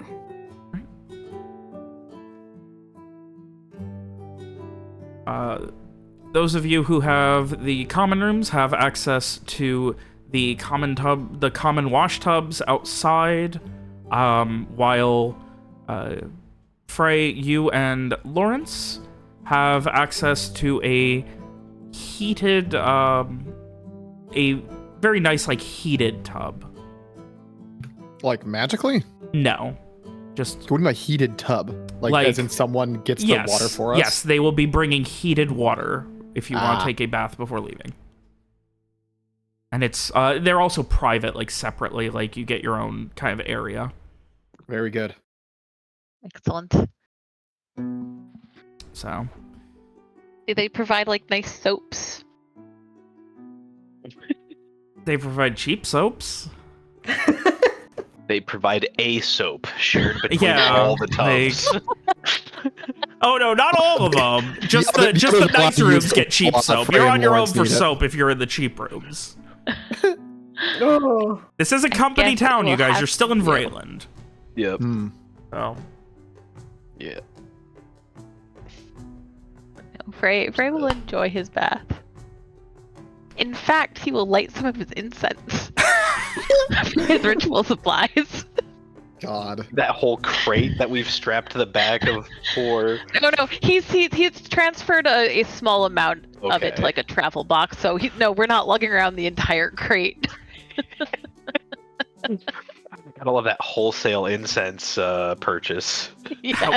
That was something. Oh, so, come morning, Henrietta is unloaded. They have no problem, like, loading up her saddlebags with everything they can fit. They take and assure you that the wagon will be secured until you return. Garrett, you are to sign a contract saying, you have already agreed and you've already paid this much, you have this much additional, which will be paid prorated based on how late you show up. If you do not show up within, by the 15th of Fallowakes, you surrender the cart and anything still on it, to the inn itself, to the Limehouse. Yeah, I would certainly sign that. Do I need to seal it with the the signet ring, or just a signature on it? Nah, they just want it signed. They just want, Fair enough. like, yeah. So, yeah. Contract drawn up. Everything good. A later morning than usual as you guys get clean and prepare for your trek into the wilderness as ill-advised as possible. This is the most into the booze you guys have ever went by a wide margin. Hmm. All right, good thing I have the ability to re-roll rolls, and I have a survival and plus, or survival and notice some bonuses there. So let's pitter patter. Let's get at her. Frey definitely had trouble getting up and out of bed and saying goodbye to the last proper room and bed he's gonna see in a while. Fair. All right. we'll be roughing it. Mm-hmm. So, your things are unloaded from the wagon. You have a chance to go over and make sure you didn't leave anything. Henrietta's saddlebags are loaded with everything that possibly can be loaded on, mostly camping supplies and things like that, leaving you all to carry so much of your own stuff. Hmm. Yeah, it's just mostly rations and camping supplies that are on Henrietta. Load me Imagine the fuck a up, keg of water bro. or something's on her too. Yeah. Yeah, all your extra water skins and things like that. Yeah, probably a keg.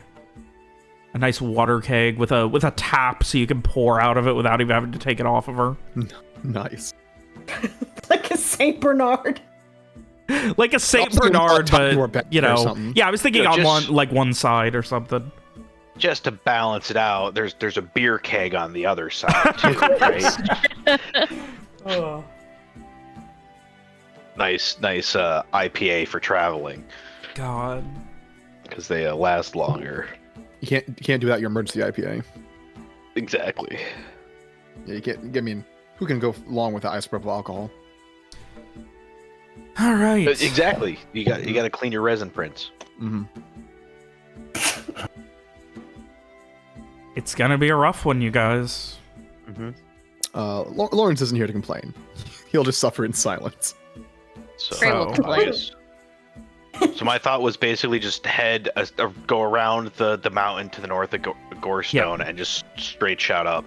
All right. With Unless that, anyone has. all right. Yeah, unless anyone has anything else. I have a thing for the road. Okay, in that case, first, Dave, I assume Garrett will be wayfinding as per tradition. As per tradition, yes. Please give me a Wisdom jump survive? scare. Jump scare. Give me a wisdom survival, please. Damn. All I right. still think that I gotta put another point or two into both survive and notice at some point. Gotta work on it. All right. So you guys begin to head off. William, you had something? Yeah, I just think sometime during the day, like maybe during a rest, Lawrence will say, Mr. Streeg, would you mind humoring me for a few minutes here? I guess. You see, I'm curious just how sharp the sharpshooter of the Fortunes Accord is. He points to like a tree in the distance. Let's say, I don't know, 100 feet out. Think you could hit that? You want me to hit a tree? Do you have a better suggestion?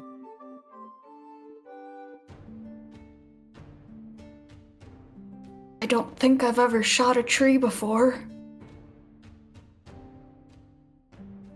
Is that going to be an issue, or I one would guess think not. a moving, Usually- a mobile target would be easier to hit?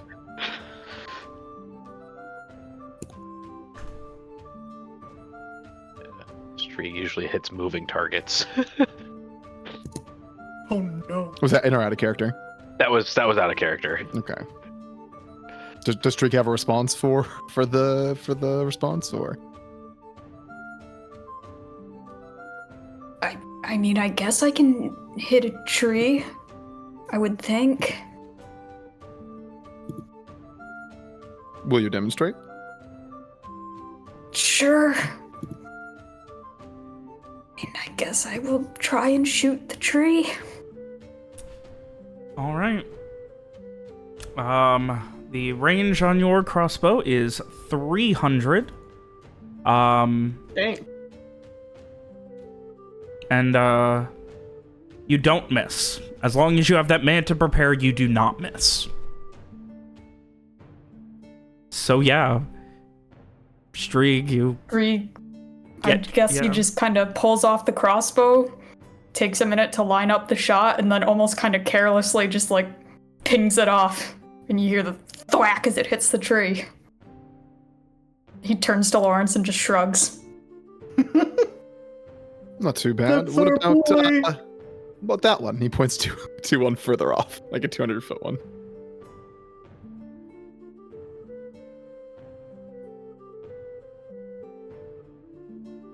And I guess I shoot that tree too.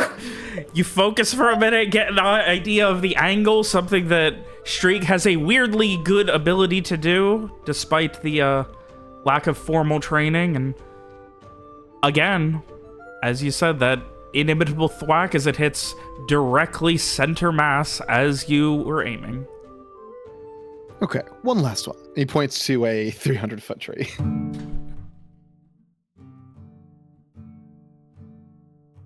Is Streak Those willing to- trees? What was that? Do you have something against trees? No, what I have is an interest in your, I suppose, your skills. Okay. Does Streak do it? Yeah, he pulls out another bolt and puts it in, lines it up for a second, takes a shot. There's that quiet second as the bolt whistles through the air, and then another thwack as it finds its mark.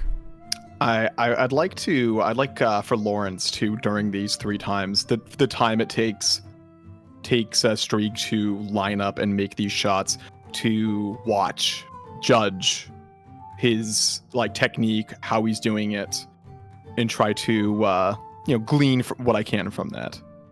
Give me an int shoot. Is Lawrence carrying any weapons, by the way? Yeah, he has a crossbow now. Sorry, I didn't mention that before.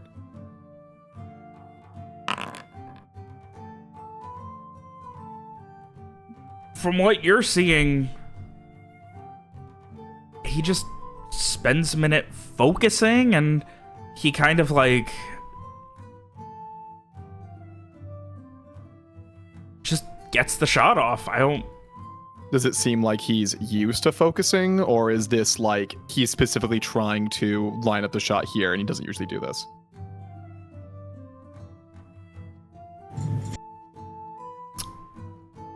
Because he did the same thing 3 times, right? I'd say so, rightly? Yeah, I mean, you gotta kind of take aim before you take a shot. Yeah. Yeah, he took So very careful aim. upon the 3rd hit, Lawrence will kind of like, very good, impressive, even. Now if you don't mind hearing me one last time, I'm curious why you thought it was funny when I commented that an assassin might have some vendettas against them.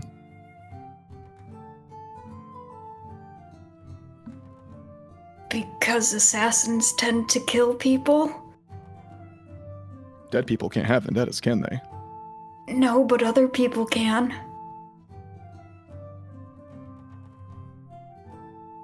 Lawrence shrugs. I suppose they could. Streak is just staring at Lawrence with like his eyebrows furrowed, looking very confused. I imagine in the like, are we in like cover of like trees at this point? I assume.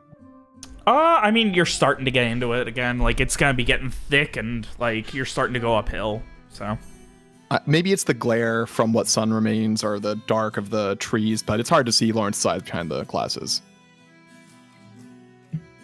Well, I suppose we've held up long enough. Why don't we get going? I'm assuming the answer is no, but do you need a hand getting those reloaded, or? I mean, I'm gonna have to go get the ones that I shot at the trees, so... if you don't mind. Lawrence is happy to help. Yeah, Streak just jogs out to the furthest one, grabs it, and picks up the other 200-footer as he comes back in. you guys get your things together, and after the rest of your small break, continue on. You've been traveling for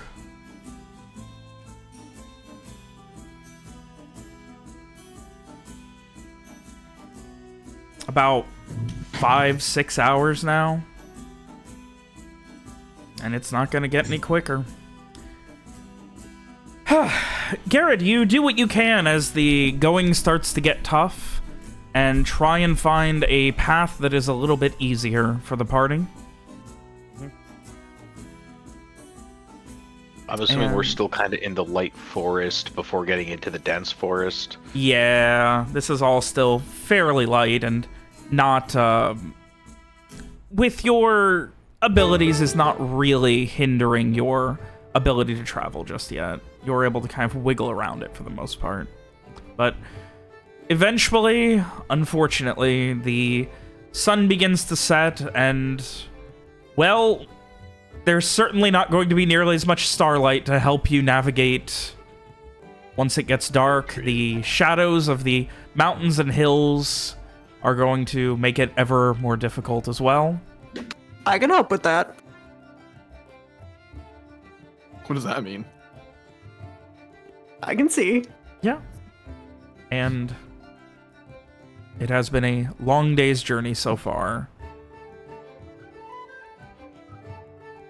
I think when Garrett is not specifically away from the group, or when he's not immediately occupied, Lawrence will, tell him about, some of his trips before, and his company's own wealth, Wayfinder, a Miss Wells, and how having such a talented individual is vital to any group, comparing the two of them.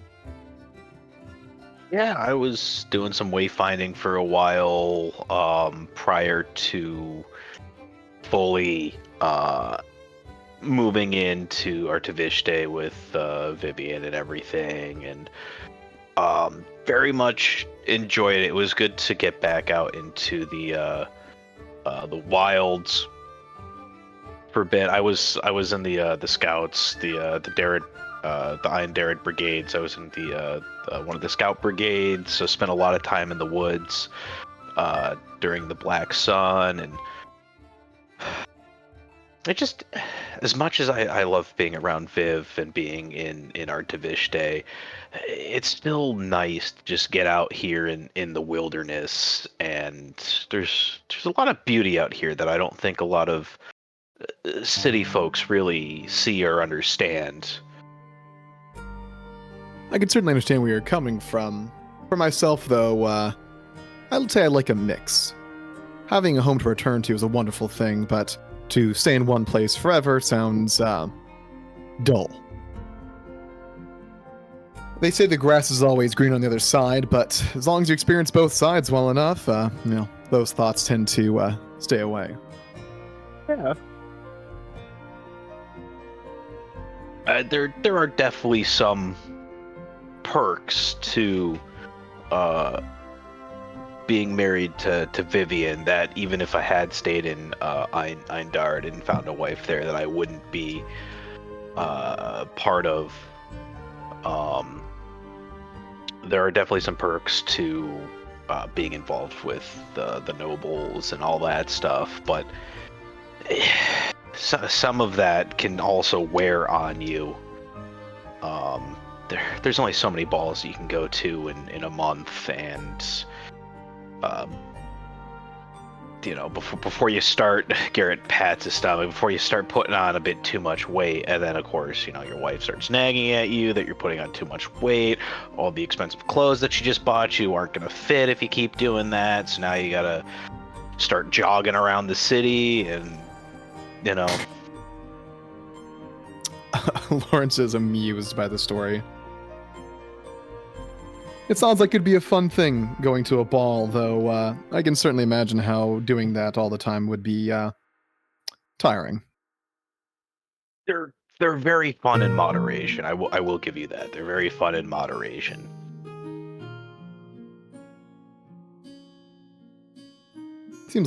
It seems it would be a good opportunity to meet people, but I'd just as soon meet people in bars. Yes.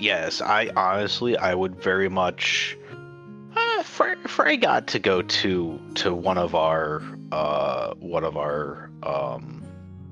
sort of balls when we got into Artiviste. I would very much like to take Frey to one with a little bit less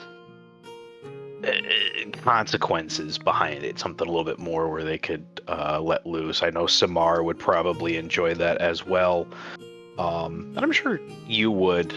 The only one who I think probably wouldn't would be Streak.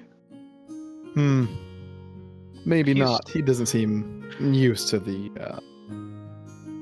he's a very down-to-earth guy. He doesn't really like dressing up, doesn't see the point behind it, I don't think, but you know what? He looks. If you get him in a good suit, he can pull it off. You should have seen how Cassie had him dressed. I don't think he met Cass, did he? Lawrence raised an eyebrow. I'm not sure if I'm acquainted. She is.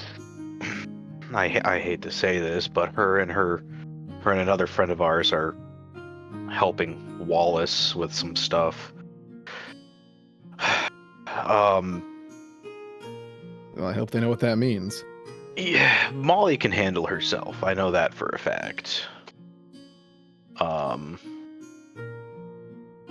But Cass very much fits in the noble circles, and she has an eye for outfits that she was able to pick out, and she had some really good ones for Streak.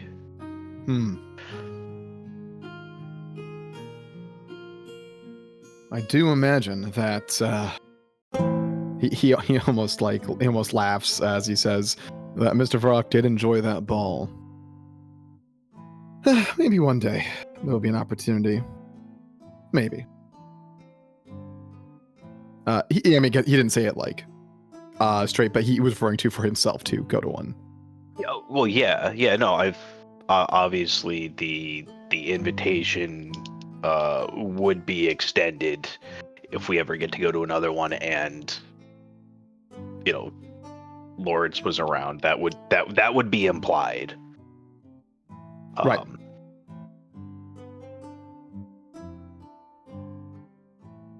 So. Yeah. Like I said, Lawrence will keep up the chat.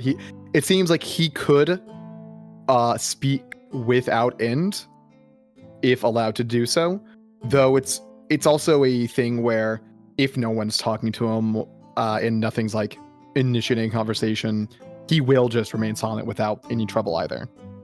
Like he goes both ways on that front.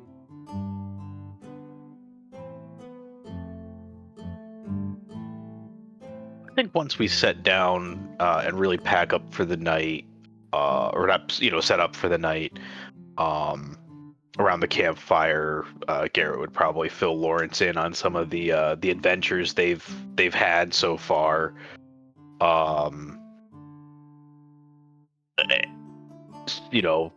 Maybe about how they escaped from the wyverns thanks to Rohan turning them all invisible, so they were able to like sneak right by them. Obviously the You had a mage, your former associate. I think the term that Rohan used was illusionist, or that he was apt. Is that nitpicky? I'm not sure. I don't know if I'll be honest. I'm not much of a magic person. Are the others like also around for this conversation, or are they doing their own things? Out of character. Sure. I mean, Mira is a yapper. She will talk about random shit at length. She's read a lot of books. He's Furry's kind always of on the outskirts. Furry is always happy to converse. So if it seemed like they were having like a private conversation, he would leave it to that. On his own, he'd probably be doing sketching and stuff. I don't think there's any like intent for it to be private. I think just around the campfire. Okay, yeah, Frey would be there for that. Right, Dave? Yeah. So at that, I think Lawrence would look to the others and say, well, I don't mean to pry, but is it not the case that some of our other associates here are also mages?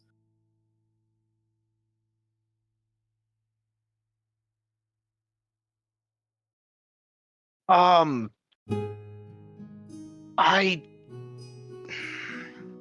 know that Samar was trained at the college in Art of Ishte. I believe Samar would have shared that. If not, I will retract that statement. Well, you did mention how the good doctor was communicating with you remotely, so I had assumed there was something to that. And they did tell me that they could make themselves unhurt. Yeah, they have some skill with. I don't know what their full skill with magic is. And Mr. Frey is obviously under a similar curse to yourself, it would appear, and they have some skills as well, though. I would not call what I do magic. I don't have any of the sort of training that Rohan had. I mean, Rose by any other name. If it looks like magic and sounds like magic, then I don't know what else it could be.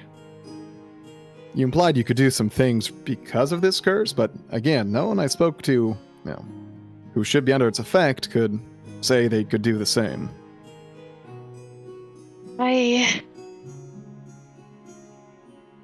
I've been doing some thinking since we met you, thinking more on the conversations I've had with Captain Wallace, and I think maybe that perhaps I'm not under the same curse that you are, but I think there is a connection. I want to ask for clarity, but I don't know where to start on that.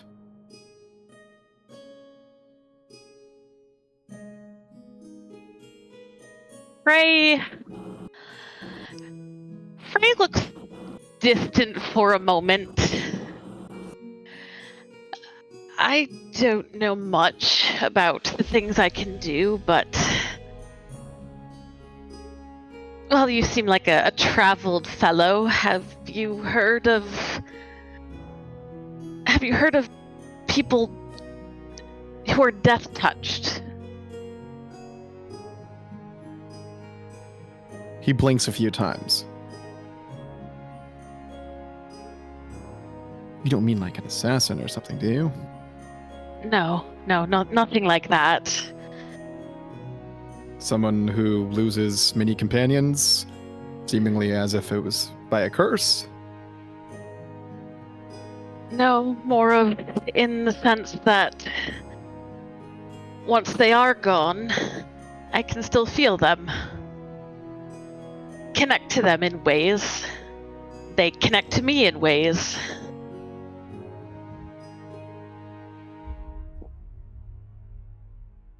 There are some interpretations for that, and I don't know if how I'm supposed to take that. Connect?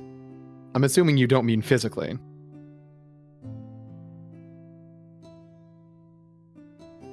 Well, when it first started, I honestly couldn't really remember what happened. They would invade myself, make me move, do things, say things.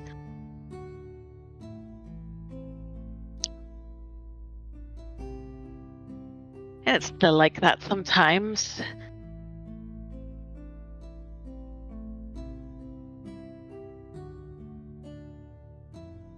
It's like I can invite them into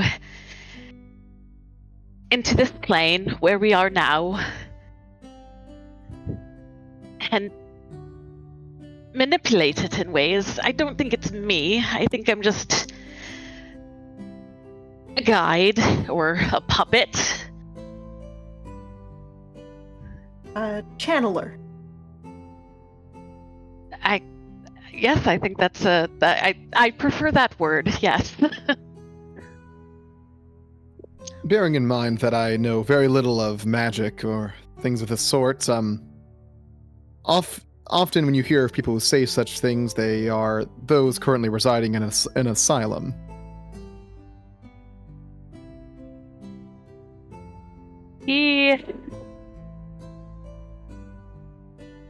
He gave a small laugh at that. I'll admit there have been times where I feel like as if I've lost my mind, but well, my companions, they've seen the results. It's real. It's very real. I see. Well, anything that's lost can be found again, I like to think.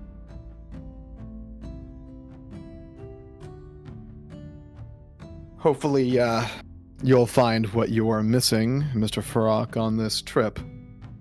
Or the next one. Who knows? I hope so too.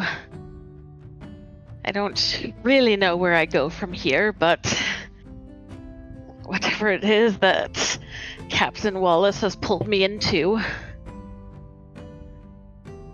Don't let him pull you too hard. I feel it's a little late for that, unfortunately. what about you? You speak of being under this curse, the effects of which seem, well, some might say that it might only be terrible coincidence. Why do you believe it to be so? I'm afraid I don't have anything new to tell you on that. Outside of some minor bad luck myself and seeing what's happened to my former associates, what really drove it home was seeing what happened to Mr. Burgess. What did you see? I was returning from a trip. I had just made it back to Alisir. And I had heard there was a, he kind of smiles, a party going on in the beaches somewhere west of the town, and, well, I couldn't, north of town, he would have said. And I couldn't turn it down. Free drinks and all. It was fun, really. There was a good few of my old associates there. Not a ton, mind, but enough. Shared a few drinks, had a few laughs, saw some people do some dumb things, as you do. But then I overheard an argument. In particular, I overheard the captain's name being mentioned. Yelled, even. When I went to go see what it was about, seems Mr. Burgess was having a very heated argument with someone else. I'm assuming who worked the account, but, well, no way to be certain. I'm fairly sure there was a few off-duty guardsmen who were in attendance, so who knows. But they were calling her inept. Poor excuse for a captain. One who would allow their own crew to murder her. And Mr. Burgess did not appreciate this and was the first to throw a punch. Knocked one man down before the next pushed him hard. But they were awful close to the fire pit. He fell upon it, heard the timbers crack. He fell through and one of them impaled him. He couldn't be pulled out. He died there.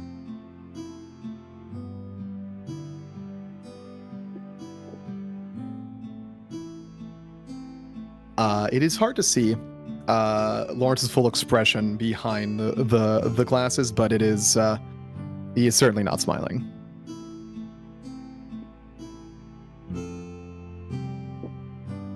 And death keeps following.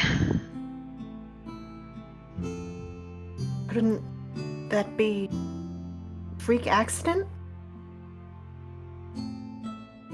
I mean, was it an accident? Someone pushed him. He was next to a fire pit. It's only natural what could happen. Fortunate, certainly, but I wouldn't call it an accident. Of course, the person didn't intend to murder him in such a gruesome way. But yes, that's the part I mean. That they didn't try to do that on purpose. Certainly not, but actions do have consequences. Regardless of any of it, more and more of my former associates are turning up in similar ways, and it was the first time I saw it before my very eyes. I couldn't ignore it. Not anymore. There are things in this life that I still want, for myself, for others. Things I'd rather not see a terrible end before achieving.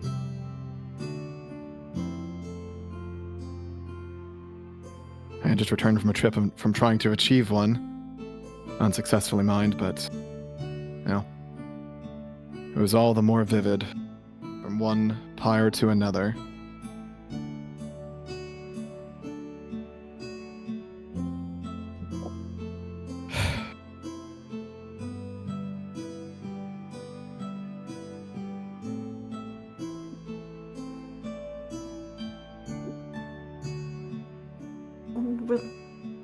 we're here now. I think we'll all do our best to help figure this all out.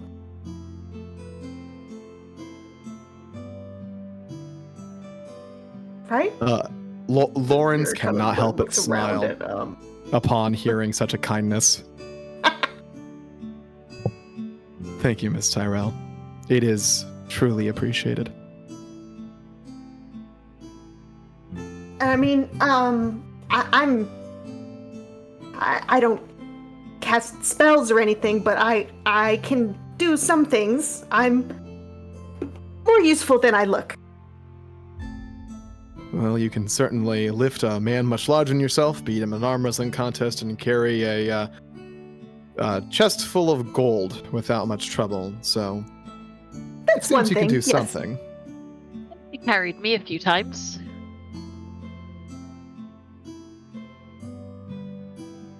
That's one thing. He was much lighter than all those things.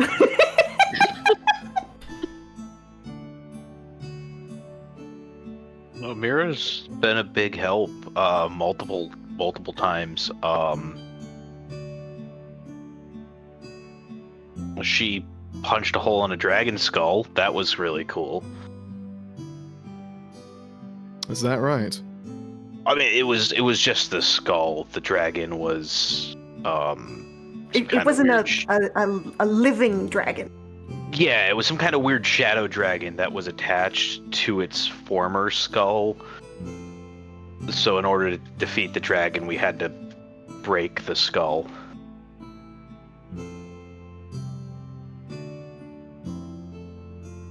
That was scary.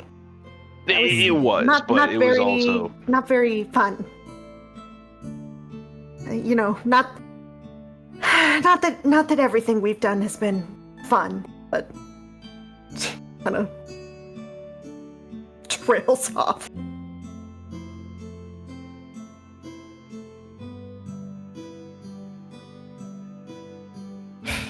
I think Lawrence, while they're talking about the dragon skull, is kind of staring at the fire. I imagine the flames reflect on his glasses.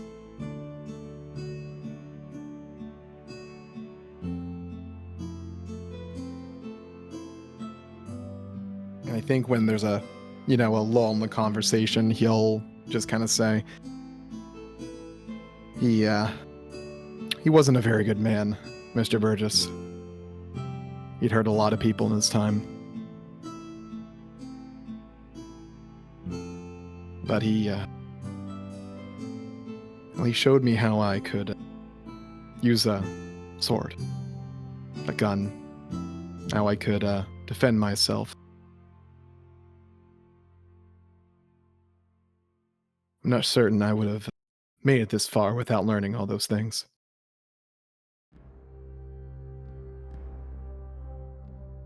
I don't believe he deserved that. He deserved to go that way.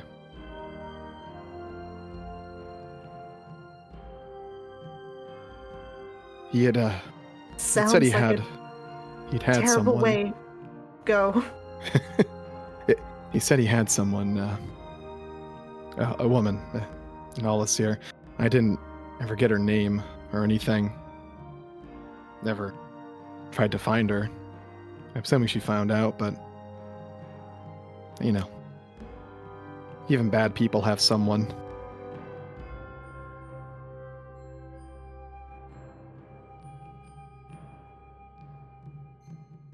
And there are others who aren't so bad. There's always multiple sides to a person.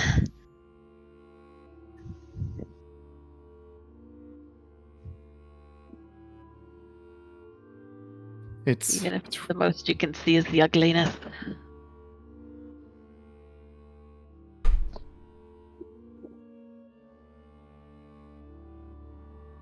Lawrence nods, still staring into the...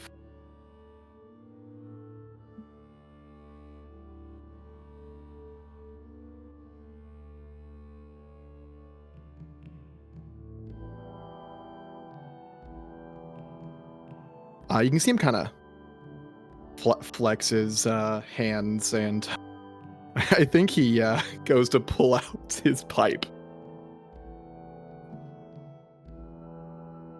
and begins to smoke.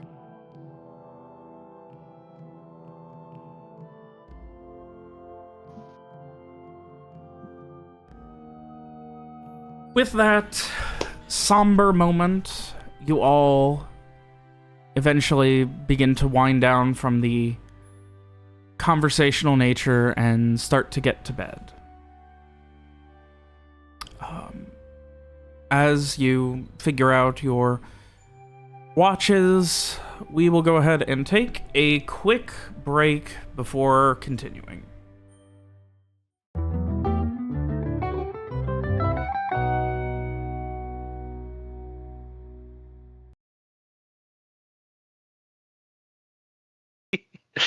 God.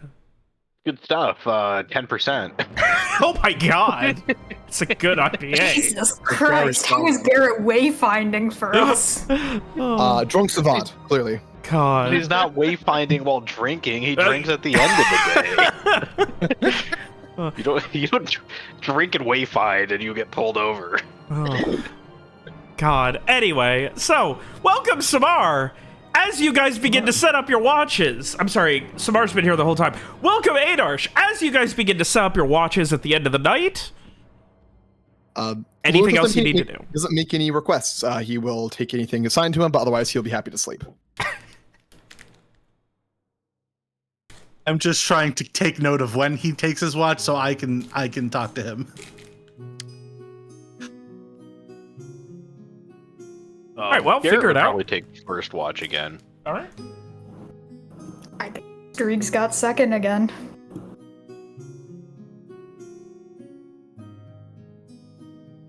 Waiting. Frey is in his bedroll. I'll take third watch. Frey automatically assumes that they have no watches. No, we don't pamper Frey or anything. Yeah, I'll take third watch so that then Lawrence will have to talk to me before I go to sleep. Okay. Mir hasn't So, watched yet. I did do, but I mean, I'm gonna be awake anyway. Yeah, I mean, she did a double shift yesterday as far as Lawrence is concerned, so I maybe think Lawrence was awake during that, but I think as soon as he heard the other say, "Oh, it's nothing," he went back to sleep immediately. yeah, fair enough. But I guess he'll say, "Miss Tyrell, if you do want to get some sleep, I'd be happy to take the last watch. I'll let you. You can make the call." Sure. I like nod at her from behind Lawrence's shoulder. It's like, yes. lovely. All right, so first watch, give me that wisdom notice.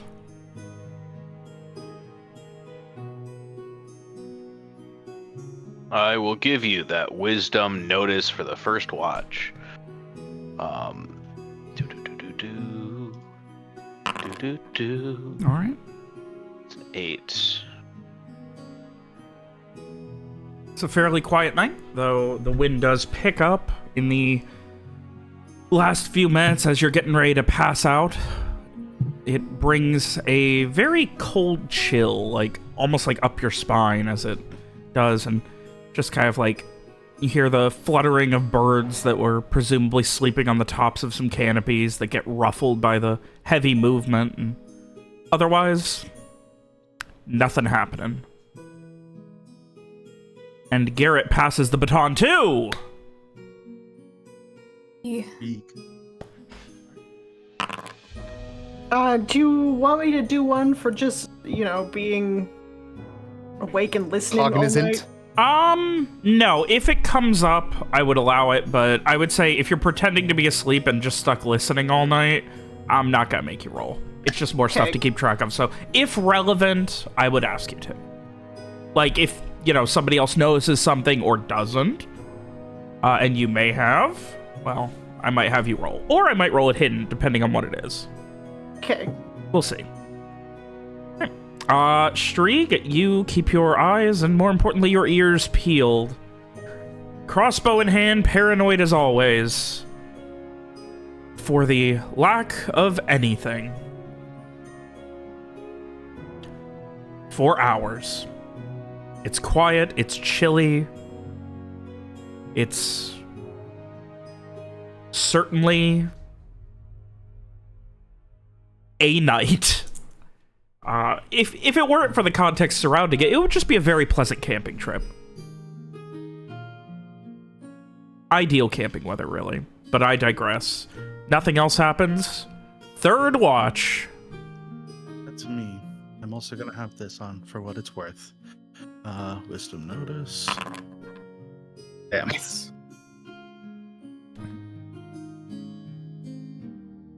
I'm just rehearsing what I'm gonna say to Lawrence when he wakes up. Yeah, you're, unfortunately, while your mind is open, it is not focused. Yeah. On what's around you. Instead, you, for the most part, just kind of try and organize your thoughts, figure out what are next for all of this, and, well, occasionally noticing, how does this work? All living minds within 60 feet. Occasionally noticing something like a bird or some sort of small rodent crawling through the edge of your abilities. Right. That's all, though. All right. As we are well and truly going into the wee hours of the morning. And you pass the baton off to good old Larry. Yeah. Imagine you like tap on his hand, like, you know, to wake him up. You see in like through the canvas from the firelight, a hand reach for something, go to his face. Oh my god. And you know, he gets himself together and exits. Oh, I'm gonna like good I'm gonna morning. like stand up to, good morning. Your turn. We have leave I could deal in some pemmican. I'll deal with that later. Yes, Miss Dr. Samara, I do hope you enjoy what rest you're able to get for the remainder of the evening. Thank you. Lawrence, level with me, huh? What's with the glasses? Well, I commented just the other day that I believe one's decisions are the most important thing to judge. That and Yes. their wants. I don't believe the visage is as important for such things. Sure, but if you're going to be keeping watch, then surely tinted sunglasses are an impediment. Oh, most likely. That's why I'll take them off as soon as you're asleep. He smiles. He smiles. Smile. What is it that you're trying to hide from us, then? My eyes?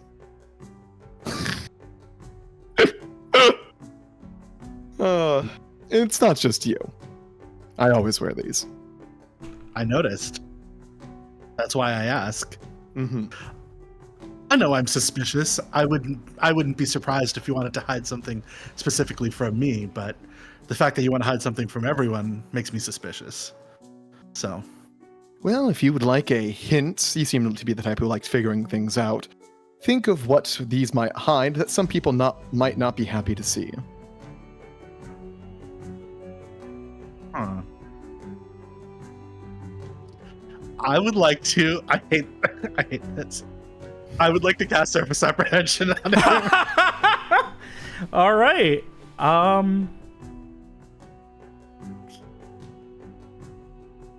All right. Let me see a mental save from Lawrence. What a Okay. good use of Samar's abilities. Oh no. I ask. What Don't you is- tell me what would that be? What does that do? If Samar I become- ask, Oh, I'm sorry. Go ahead. I was gonna say I become aware of your surface thoughts, and if I ask a specific question of the creature during this round, it'll instinctively think of the answers. So, like in your surface Well, thoughts. the immediate thought is It's so funny that he's interested in that they're interested in this. Yeah, one or Like two the smile sentences is total, genuine. So, What? so yeah, based on what was the question? What would that be? Like, what would it be that people wouldn't want to see in your eyes? I am going to PM you. Okay. I'll also PM Robert afterwards. All right. Okay. The fires that he was looking into in the middle of the night. His eyes are just The on fires fire that he all the hides time. behind the glasses. Whoa! Should I specify further, Rob, or would that suffice? I think that is perfectly fine. There we I think go. that's reasonable. Okay, good to know. Raises glasses. I have Sauron behind. Raises glasses, shoots fucking lasers like Cyclops. I already made that reference earlier. You said you were a Cyclops. I know. I said like Cyclops. Oh. I heard a Cyclops. I also heard Damn a it. Cyclops. Damn it! Fuck. Okay, I will. What does Lawrence say out loud when I ask that? He asked that out loud. When I ask like, so what is it that people wouldn't want to see in your eyes? Yeah. Because Like, obviously, the way it works is Samar gets like your immediate surface answer that you would think of, but not what you. But then you still, it's still an actual question that was asked of you. Yeah. I think he just sighs, chuckles a little. Maybe buy me a nice drink when we're back in a nice city, and I'll tell you. Okay. I can do that. All right. Have fun on your watch. I'd better get some sleep. I think he was like, or maybe, and he like touches the glasses a little bit, like as if he's about to the reveal, but then he doesn't, and goes to sit down. Summer like He's clearly messing around, having fun. yeah, but Summer doesn't bite because clearly they got like what they wanted already. So they're so like finally they're in control in a conversation with Lawrence. So they're just kind of like amused more than anything. Larry is happy to make jokes for himself. Beautiful. I go sleep. If I Guys, can get... he knows about the laser. He knows about the laser vision. Oh no, Adosh knows about the laser vision. Yeah, she knows about the laser vision. So they're not space lasers. They're Earth-bound lasers that have been genetically modified into people. Ocular vapo beams. Friggin' lasers. All right. Give me the wisdom notice.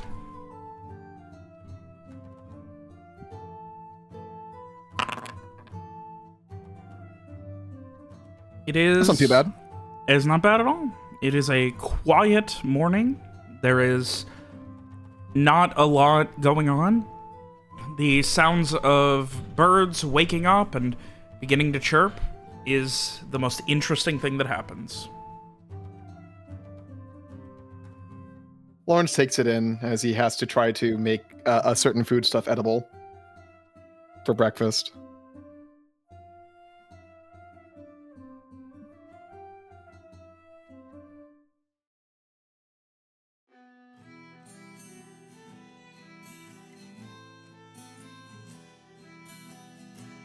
All right.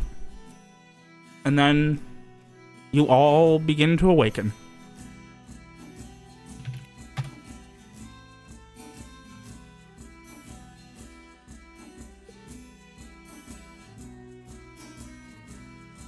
Yeah. Another getting day? up, getting ready. Spell not as good this time, but hey, it's serviceable. Yeah, what did you make for us this morning, Mr. Lawrence there? Garrett would say as he came out of the tent. Just warmed up some pemmican, add a little water to make it a little easier to get down. Nothing crazy. Little pemmican. I'm sure you've had this plenty of times. Yep. Plenty of times. Now, if we had some of those biscuits left over from the other day, that would go good on that. There's one more step one could take to make this actually palatable. You ever had is hell a term used, Robert? In a genericized way, yeah. As like, you know, a awful place. You ever had Hellfire stew?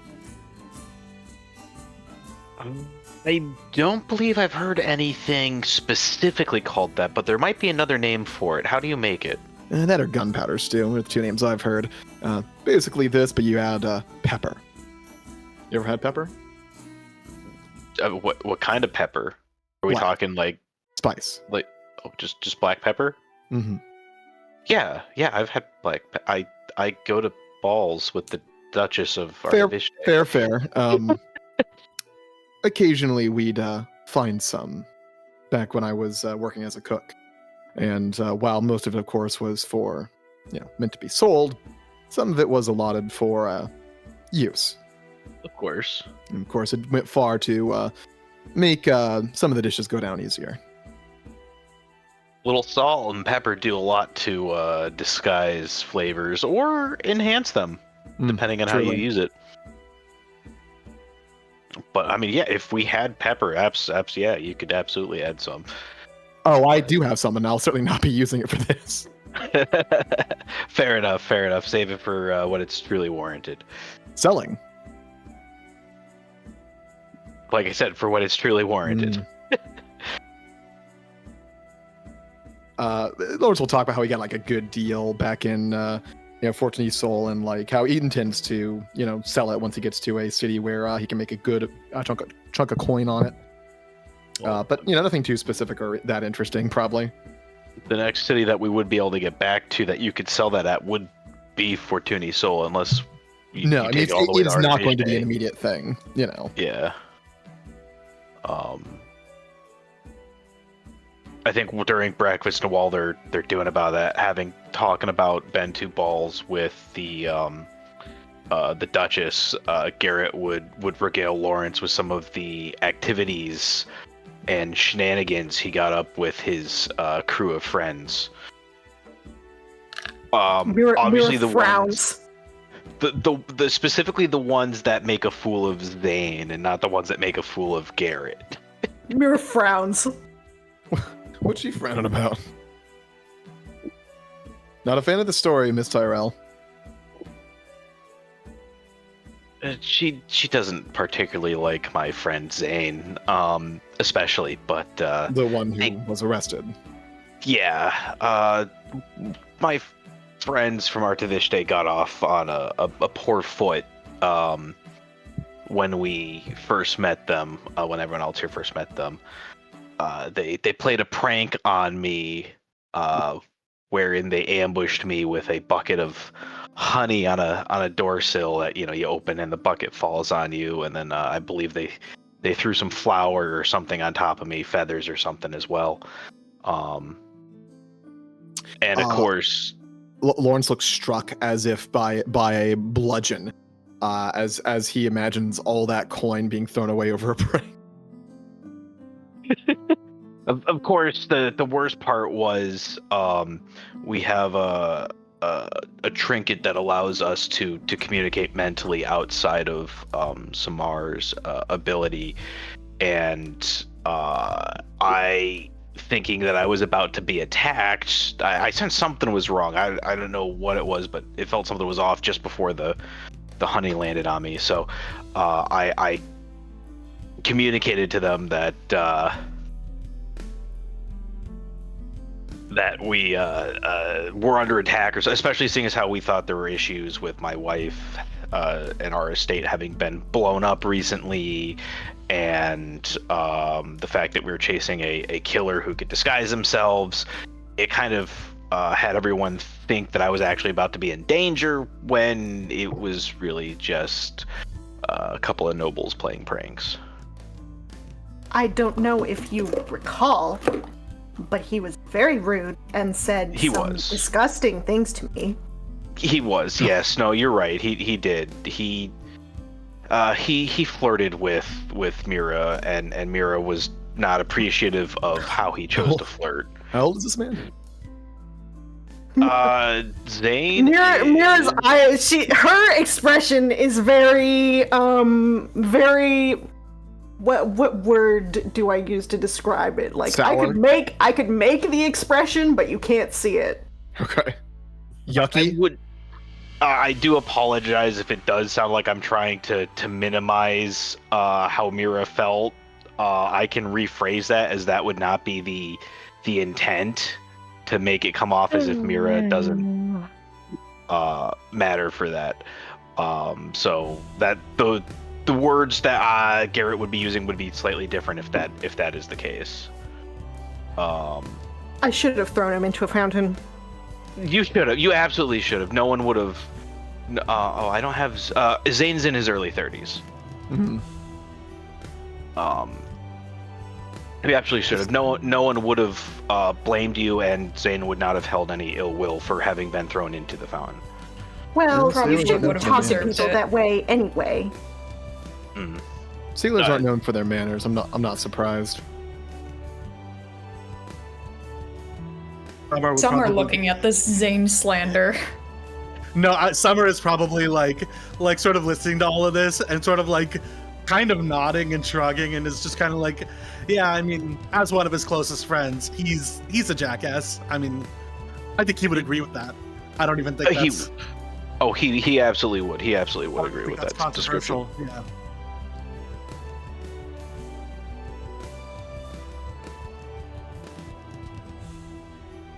But I mean, you know, one could argue that at his heart he's a good person.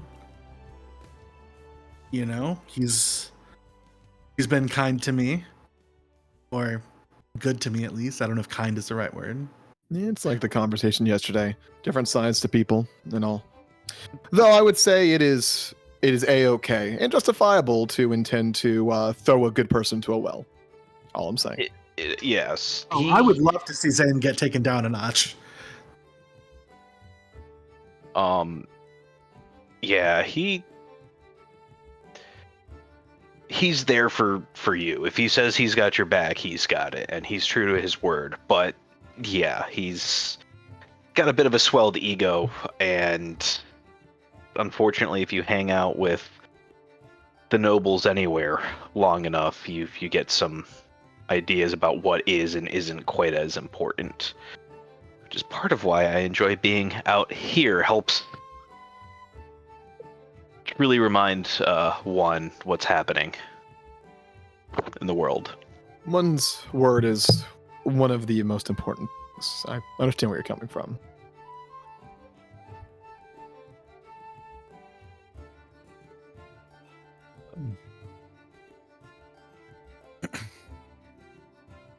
I do think at some point Summer is probably gonna try to grab Strieg, not like inconspicuously probably, and maybe pull him aside and just be like,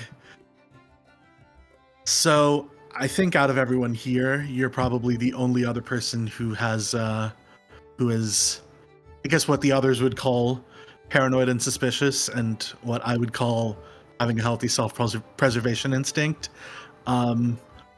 I spoke to Lawrence last night, and he's trying to hide his eye color from people and or us. From everyone, I guess.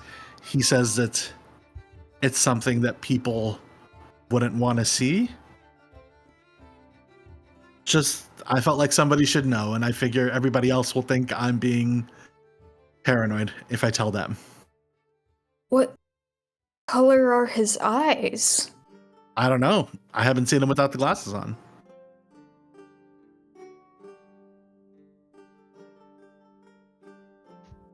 But he's something's weird with him. Agreed. Robert, is there anything are there any eye colors that have any specific significance? I could answer that. I guess. Okay. Aren't Ray Chlorians supposed to have like blue eyes? Yes.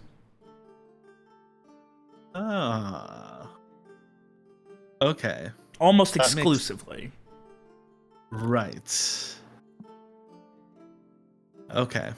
Interesting. Oh. Would That was it in be Primer. I remember that. Yeah. Would it be possible for a Raychlorian? Oh, well, actually, yeah. Because I was going to say, yeah, Rohan was a Patrician, which is why he was Yeah. a brown man. So, okay. Yeah. Interesting. Yeah, Yeah, one I can guess it be makes a citizen without being involved in all the Yeah, military stuff. sure. Yeah, I mean, I would probably mention to Streak, like, maybe Isn't his. Samar spent a lot of time in Alasir? Wasn't that a thing? Yes, yeah. Isn't there's like a bunch of them there, right? Robert? There is a specific small portion of Alasir known as Right Cloud Town. Yeah, nice.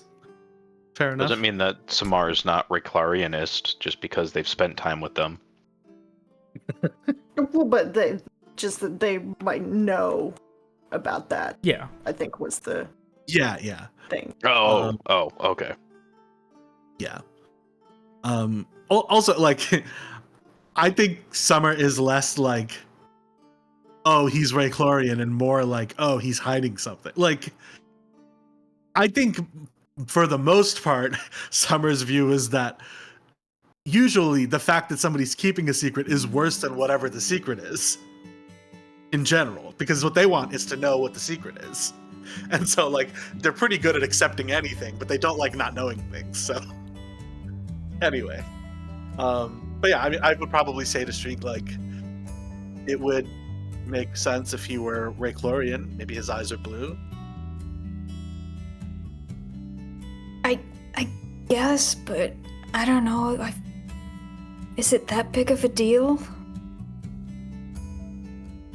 I don't know. I mean, I can't imagine. I mean, I don't know. I guess it is a loaded subject at the moment. A lot of people are clearly not fans of Raychlorians, so maybe he just doesn't want the hassle. But actually, he did. When I asked him, he did say he thinks people should be judged by their actions and decisions and by what they want, and not by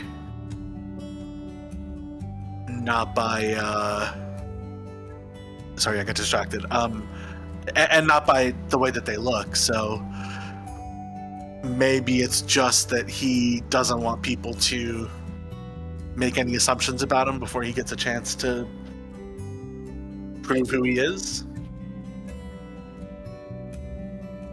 I think he has a few more things going on than just that. Probably. Like the eye thing is weird, but I don't really trust him.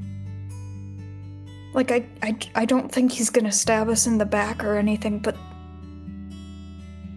I don't know, it's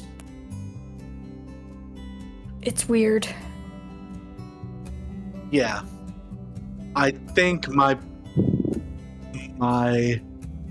gut says that he said all the right things so far. And I don't know how much to trust that, but he hasn't done anything to make me think that he's definitely not trustworthy. So I think probably we won't know until our backs are against the wall and he decides what to do, whether or not we can trust him.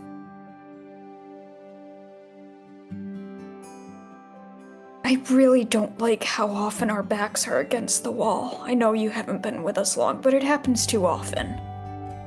Same. Yeah. That's why I'm here.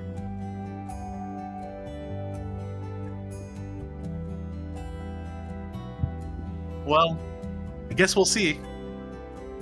Just keep an eye out for people who are trying to stab you in the back, I guess. Yeah, I try to do that. Yeah. You should too, probably. Always do. Well, I will give Streak a little nod and head back to the group. Meanwhile, Lawrence, Garrett, Frey, and me are just having a grand old time, having fun, and enjoying the camaraderie around the early campfire and breakfast. Throwing a ball around.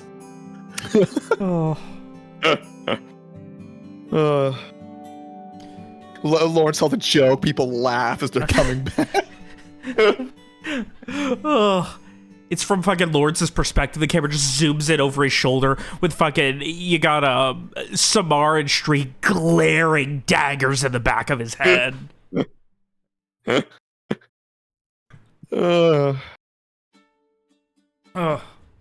So, with, was there anything else, or are we good to move on? No, that's it. Lovely. So, with that, you guys pack up for another day.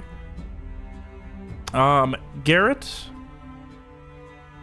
Yes, Wisdom sir. survive. You've got a ways to go. I am gonna re-roll that. Yeah, you can do better. Wow, okay. Ow.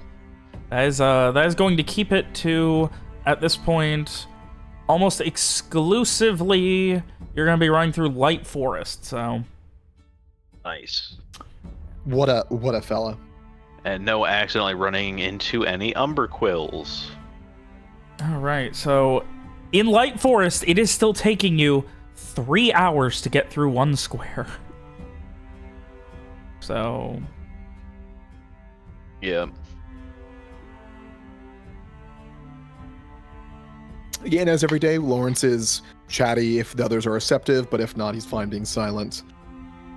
He's doing his part to keep an eye out generally, carrying his things, etc.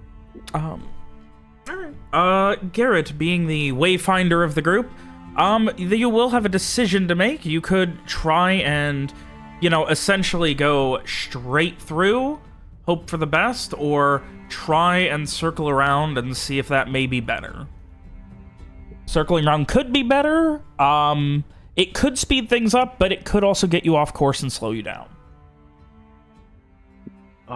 Well, I think that as an accomplished wayfinder, I would know that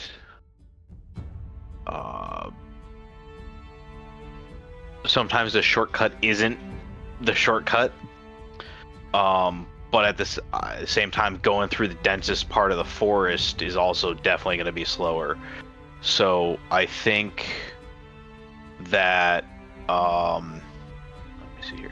Instead of doing like a full out here and around, skirt the or edges doing of it? like a straight, I would just do more kind of a like right through here, skirt the edges of it. All right. Especially since then. if we ever run low on supplies, it's going to be easier to find something further into the forest than it is over here-ish. Out in the boonies, yeah. Yep. All right. And that is another day. At this point, for the rest of your journeys, for the sake of my bookkeeping and making things easier, I'm going to have... are you guys okay just having set watches each day? That way I can just reference a singular roll for each of you. Sure. All right, so first watch every night from here on out. The same as before. So that'd be Garrett, I think. Garrett, all right. Give me a wisdom notice. Wow. Oh, yeah. My man. All right. You should have seen me the last time I tried to shoot things. Second watch was Strieg.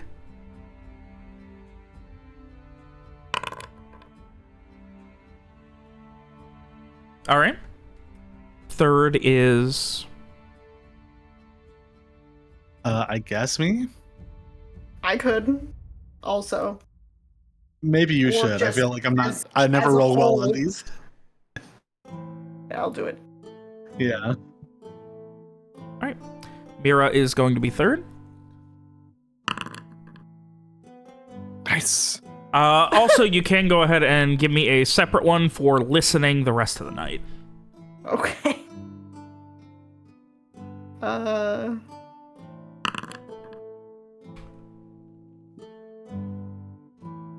Nice.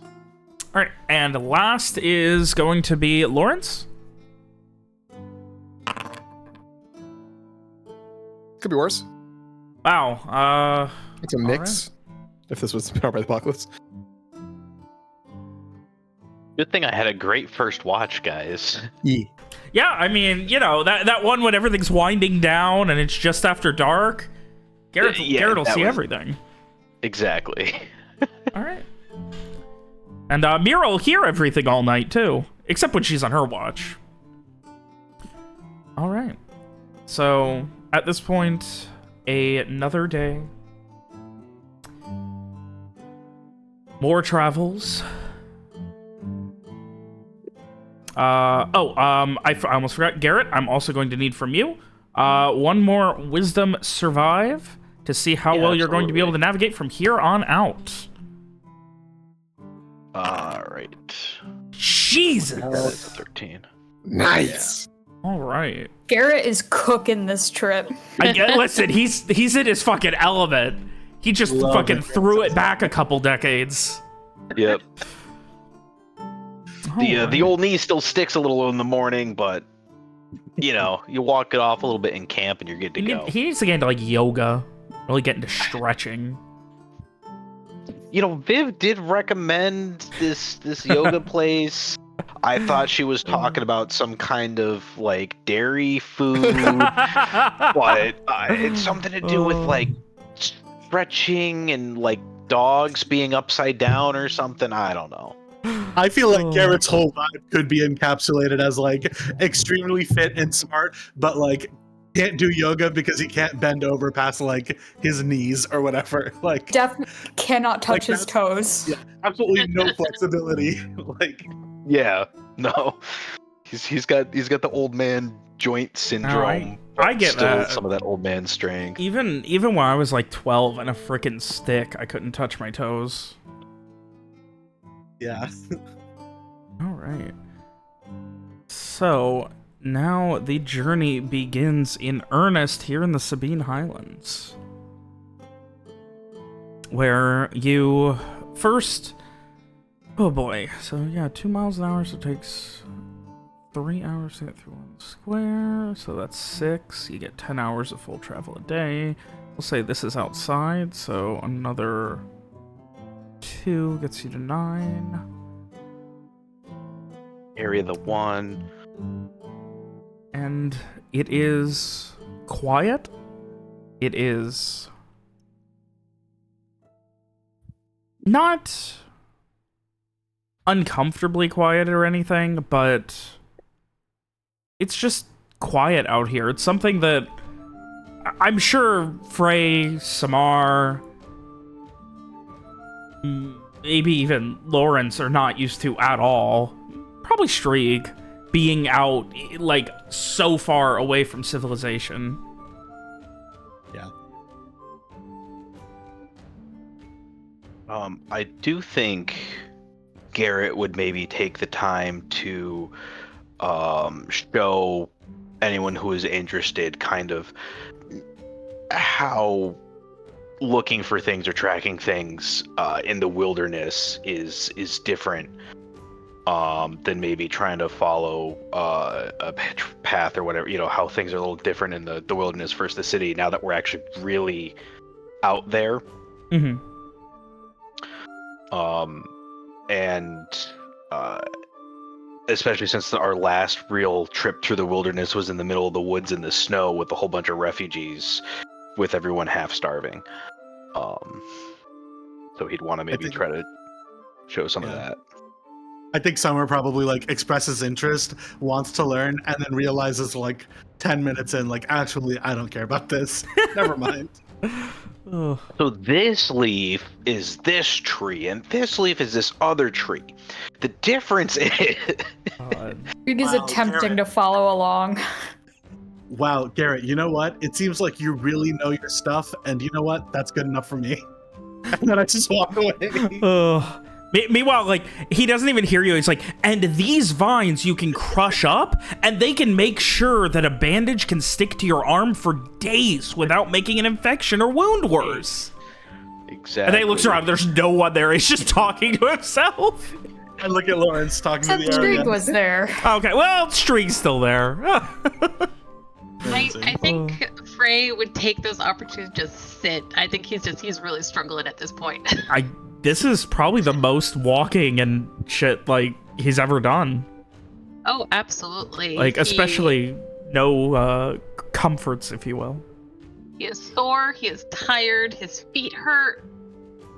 He's probably getting blisters. And he makes sure everybody knows it. Oh. And know what you do. And Garrett, finally some good news on another day. As you awaken, break camp, and head finally, as you're heading back into the thicket, keeping as far north as you can, you see something that you definitely weren't expecting.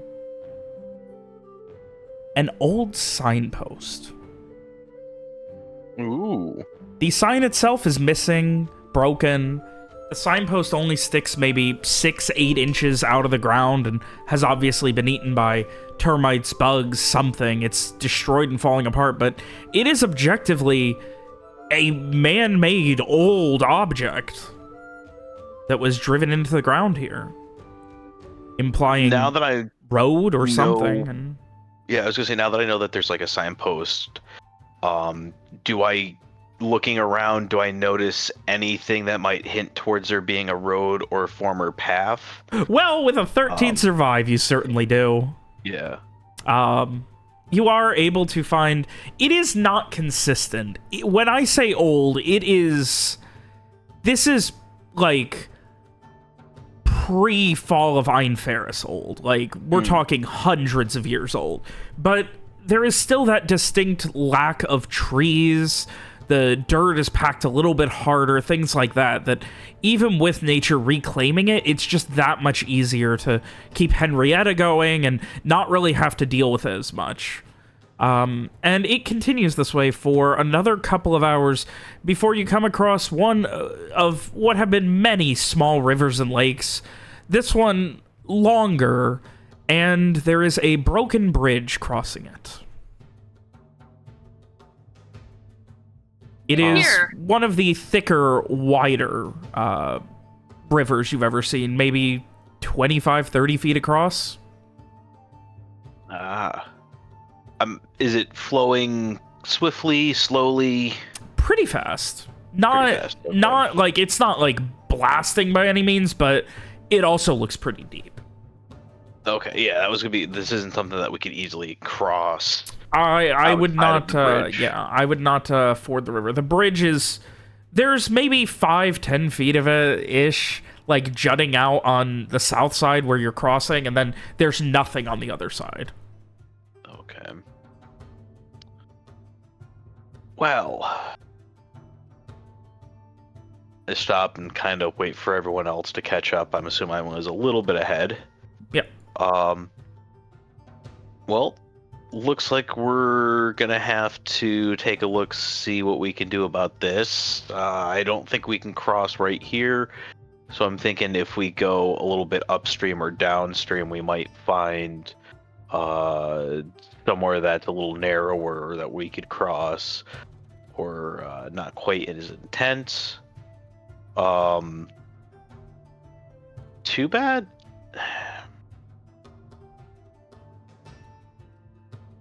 Where might this river let out, Mr. Viacourt? That's a very good question. I would like to roll to see if I could figure out where this river would let out-ish, roughly, on... Or I'm not gonna or do I need require to? you to roll. I'm gonna let you use your survive, like I said. Okay. So I'll give you a general idea. Is it the hollow gift, or it seems like it's heading this way. This is a very like these are still smaller rivers that also are in an area that hasn't been as well mapped out. So So it is going from the little mountains yes, to the it is end coming in from the Highlands. mountains. Yeah, Okay. and it's terminating somewhere in the Highlands. Okay. In all likelihood, probably not going to terminate at the Hollow Gift. There's probably a low point where there's, you know, a watershed that it accesses or something that terminates at a lake. Right. Okay, so I would relate that looks like it's coming down from the mountain and probably ends somewhere in the Highlands. There's probably a lake or a creek or not a creek, a pond or something that it empties into. With how much is going through, more likely a lake. And I will also say, at this point, it is, like, it's after sundown, like, it is genuinely dark, but obviously, like, it's sundown-ish, but, like, you're back in the thick of it so much that even though, technically, like, there's still some light in the sky, the shadows of the hills and many trees are blocking any chance of you having any sunlight here. Do you think it would be easier to ford higher or lower?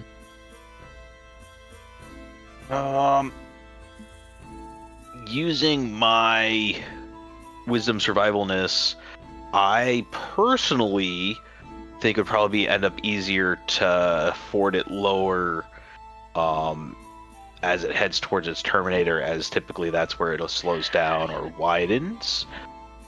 Unless I don't see any signs or anything like that. I mean, the question then becomes how many days of travel, like, further into the, like, Right. deep, like, wild, So like, you don't know yeah. exactly how far that way it goes. Yeah. So. Yeah. So yeah, so usually rivers slow down a bit as they get closer to their destination, but who knows how much farther into the deeper forest we would have to go. Theoretically, we could chop down some trees and try to lay them across the river, but it's gotta be 20 something feet across. So we'd need some tall trees, and trying to do that would be a real pain in the ass. You get caught in the river and tried to drag.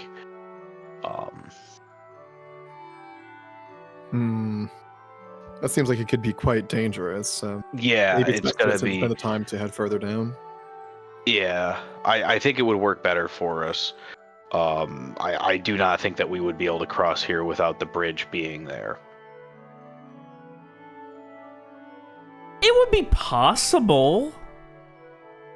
Like... Silent Satan. Yeah, but strictly speaking, it would be possible, just... It helps you out having some bridge, is what I'll say. What's the 5 state of feet this bridge? It's 5 feet of bridge.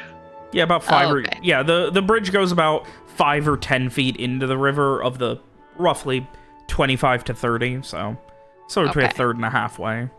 Yeah, I mean, unless there's anything on the other side that we could loop, a rope, try to lasso a rope onto. Yeah, I mean, there's And a then- piling coming out on the other side. I mean, I could get across the river, probably. She's bragging. No, You- I mean, to get a rope to the other side. Are you willing to tell Lawrence that you could get across the river? I mean, it would be I would funny. love to see Lawrence watch Mira disappear into the river completely underwater with no one else freaking out, Yeah.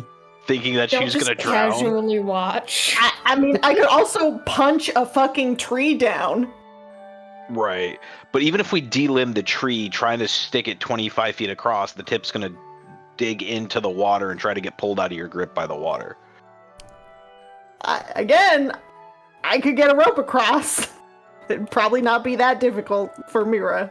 I mean, it's still, what, you said 25 feet of remaining distance to go? That's a lot. No, it was That's 25 to 30 total-ish, eyeballing it. And 20 to you've got 25 feet. about, yeah, Still a it's lot. about 10 feet into the lake, into the river, the bridge goes.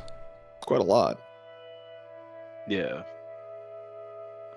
So I mean, we could rig up a rope and have people, with a, couple branches, make a little rope seat to kind of slide across the river. That's how I see that working. But then getting Henrietta across. Oh yeah, that's true. Yeah, we're probably going to Yeah. find somewhere to ford. Can't just That's probably a better can't just idea to do magic that. it so she can run across the top of the water anymore. God. Why don't y'all have convenient powers? Unfortunately, our friend with the convenient powers is no longer with us. That's out of character. Hey, now. We had how many new people join the group since that guy died? None of them are convenient. Wow.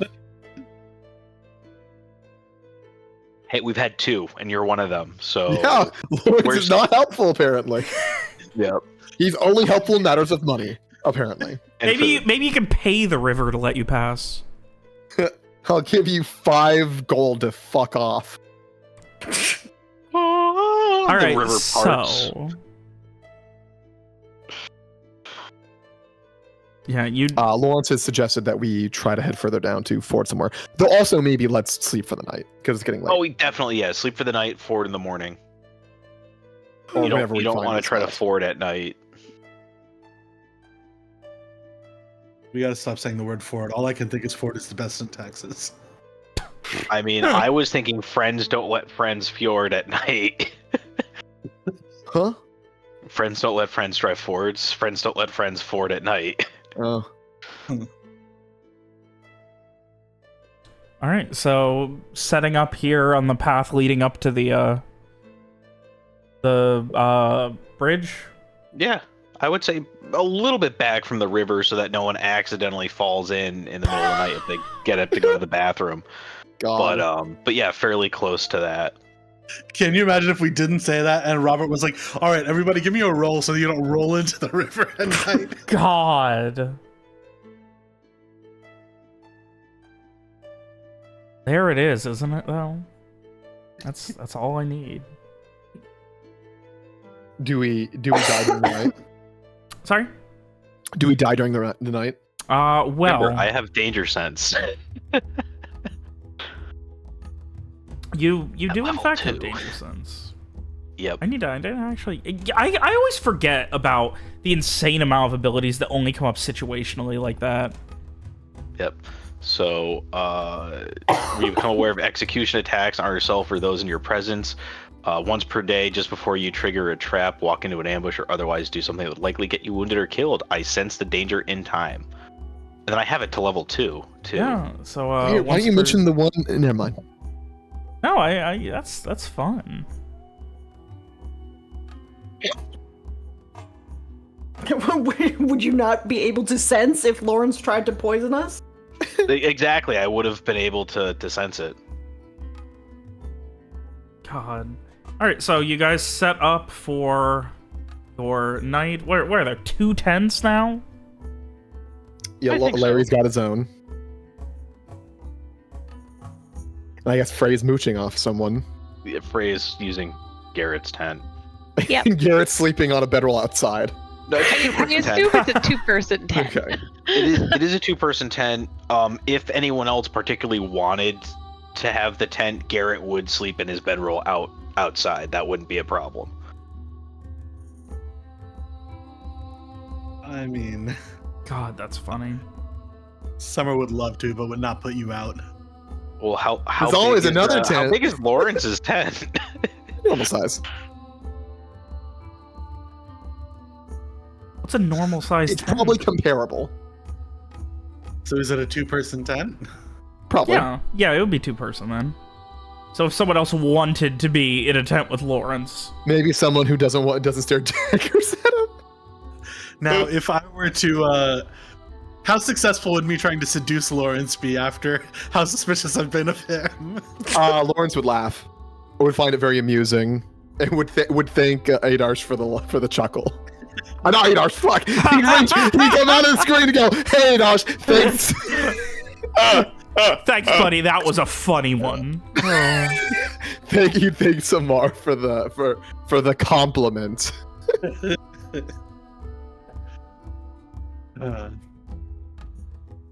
They also mentioned maybe not while camping. just a straight lol. Lol, okay. That might hurt the ego a little. Really? You? Huh? You should be so lucky. God. As if.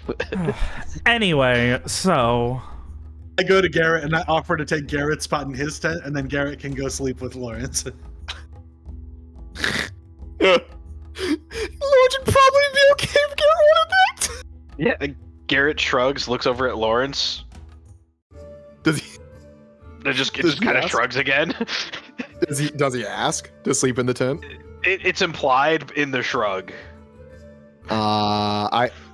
If Garrett specifically asked, Lawrence would accept it. Okay, yeah, I'd be like, do you want to share, or I'll sleep outside? I don't care. If you'd like, sure. You're a decent sort.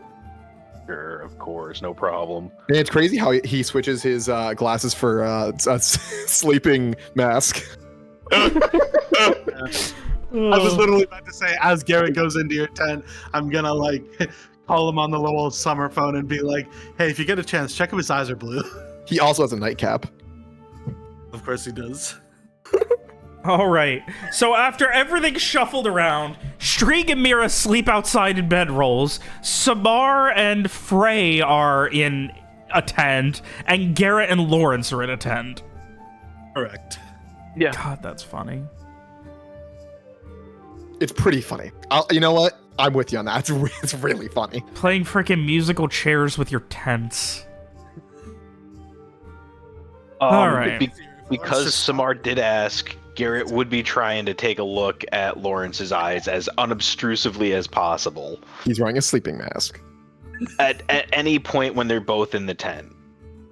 He would turn his back on Garrett in order to put his glasses on, like when he's getting up. Fair enough. Garrett totally would not be trying to use a piece of mirror as a shaving. No, I'm kidding. Try to. No, he's not. He's not that crazy about it. So, by some miracle, we make it through the night. You guys get to bed. Garrett, everything is good. Strieg, you start on your watches. It is quiet. Strieg, you do your paces, right? Like you do pacing around. I feel like every now and then he would get up from the fire and just kind of, stretch, walk around a little bit, sit back down. 10 minutes later, get up again, stretch, walk around a little bit. Fair enough. And you continue to do so and just do your thing until you, do you ever, how far away are we talking? Are we talking, out of the fire, to the point where you're in, the dark, or? Staying within firelight range. Okay. All right. And as you head out, you hear a cracking of a branch or something coming from the other side of the river. It's very the river isn't incredibly loud, all things considered. It's more that it's deep and strong enough rather than being a completely dominant force by any means. But as you're kind of listening and keeping your eyes and ears peeled, you kind of, just focus for a second, and then you feel something off, and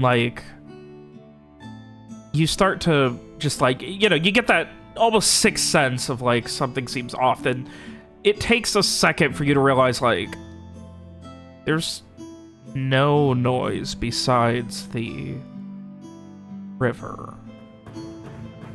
There's nothing. And as you, got your crossbow, you start to turn, and you see a figure lunging out of the darkness at you. What? It looks like it's wearing tattered robes. A very, like, you can't make out its face in the darkness. It's strange. And Mira, you are going to hear this, so we are going to be jumping into initiative here in a second. Oh, okay. As Strieg, lunging out of the darkness at you, does a 19 hit? I'm pretty sure. All right, you are going to take... It's also making 2 attacks. You take 12 total damage. Key. That's not great. What's that? How's that look? Bad? Yeah, what Not is this? great. A robed figure? Yeah, it's like tattered robes. Oh, I'm sorry. Let me load up the combat map. I had to do a little bit of fucking... You guys setting up a goddamn camp on the fly. That's really funny. Hey, Robert, you want to check my PM? 1 second.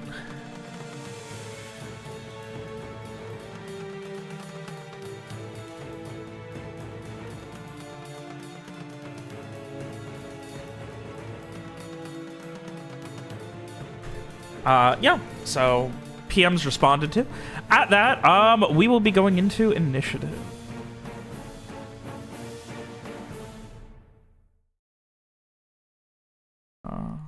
Nope, the Map fire not does loading not. yet. It's stuck at 98%.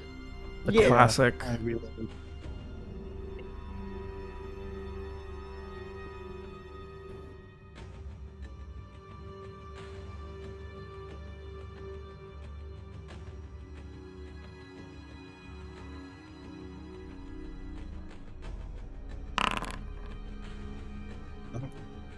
There we go.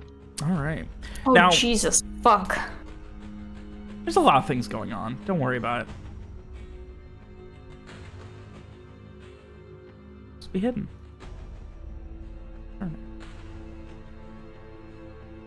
All this should be hidden. I guess I should have found a better way to do that. Why is there so much initiative? So We many talked of about them. this. We said we my were going to do God. individual initiative. Individually, yep. So, Strieg, you were attacked and Mira is awake, so you are both going to be getting free turns at the beginning right now, before we go into initiative proper. Thank God. Oh, They I opened also up need to the- pivot. the Should I combat see action. initiative somewhere, or? It's the second tab if it shows up. I don't know if you can actually see that. Yeah, it's there. It says not started. No, I don't track it like that. I just have the Okay. rolls up. Okay.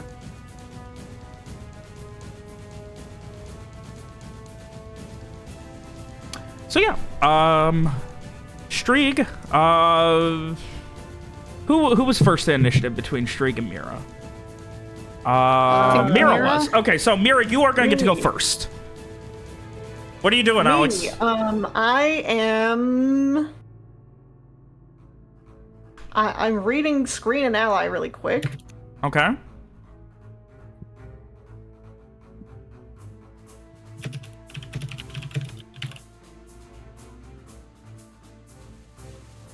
Because I'm thinking that Strieg will probably want to move away.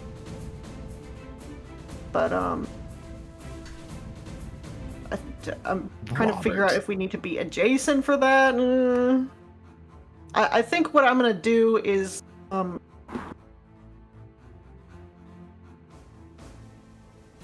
To screen an Yeah. ally, you do need to be adjacent to them, yes. figure out if I can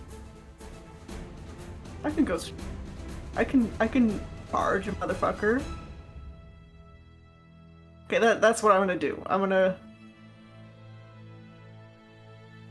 probably not run through the fucking campfire, but you know, I'll go. And you can jump over it. Yeah, leap gracefully like a gazelle. All right. And you also still have your main action. It charges main and it is. Yes, charge is special. It plus takes your main and 2 your to hit. move. You cannot charge and screen an ally. Yeah, well, I mean, I wouldn't be able to anyway because I would have to move up there, so... Well, screening an ally is part of your move action. Oh. The PC moves up okay. to their normal move rate towards an ally and then physically. Okay. I forgot about that. Okay, I move up there. I try to, like, interpose myself in between this berobed freak and my bestie here, and then I'm gonna fucking punch him. Alrighty. And where are my attacks? Go. Yeah. 12 is not gonna get it done. You do have shock damage against AC 15. That is going to hit. Whoops. That's fine. You can get rid of that right here. So yeah, you come charging in and you kind of like get yourself in between Strieg and this strange tattered clothing figure and just haul off with a left hook towards it, and just it falls to the ground kind of stumbling and just at you. I believe my attacks count as magical. I'm trying to find out where that They is. do, yes. Yeah, that's it. That is in your spells under martial style art. At 3rd level, any attack using the punch skill counts as a magic weapon. Okay, there it is. Alright, yeah, that's what I got. Alright. Strieg, you get a turn, then we go into initiative proper. How much movement do I have? 30 feet. Great, I'm just gonna, like, swap with Mira. Alright, now... You will provoke an attack. Oh shit, I forgot about that. But I am screening you, I think. She is screening, That's yeah. how it works. Yep. So, I wouldn't take an attack then? I believe Mira has to make a roll. Alex, correct me if I'm wrong. Yeah?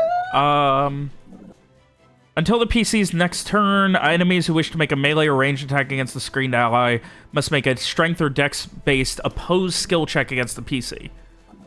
Using on their weapon. So you would give me I think in that case, plus 2. Plus 2 on all skill checks for screen ally. You only have that level 1 or level 2? I love What? level 1. Okay. All right. So you're gonna get a give me a strength punch at plus 2.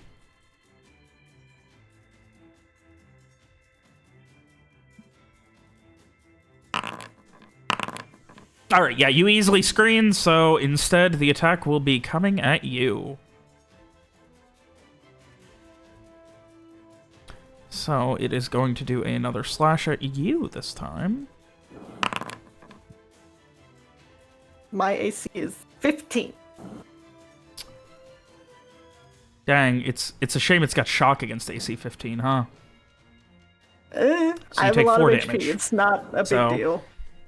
It just kind of stumbles towards Strieg, this figure, and just starts slashing, and you just kind of like get in and grab, and it just like, as you're like trying to hold its arms back, it just starts slashing at you and starts tearing at your clothes, and just like, you can feel it like digging into your shoulder. All right, and now we go into initiative proper. Lawrence! Wait, I wanted to shoot him. Strieg! That's right, I'm sorry, I forgot it was your turn. Go ahead.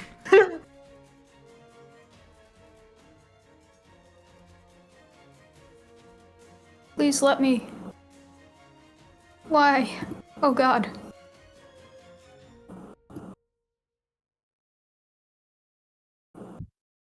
How many days have we been on the road? I want to say 4? Good for you, yeah. 5? Okay, I have 9 system strain from before we left, and I lose 2 per day. I would have, if anybody else had any, I would also have done that for them. Okay. I'm assuming I'd be back at 0 then? Yep.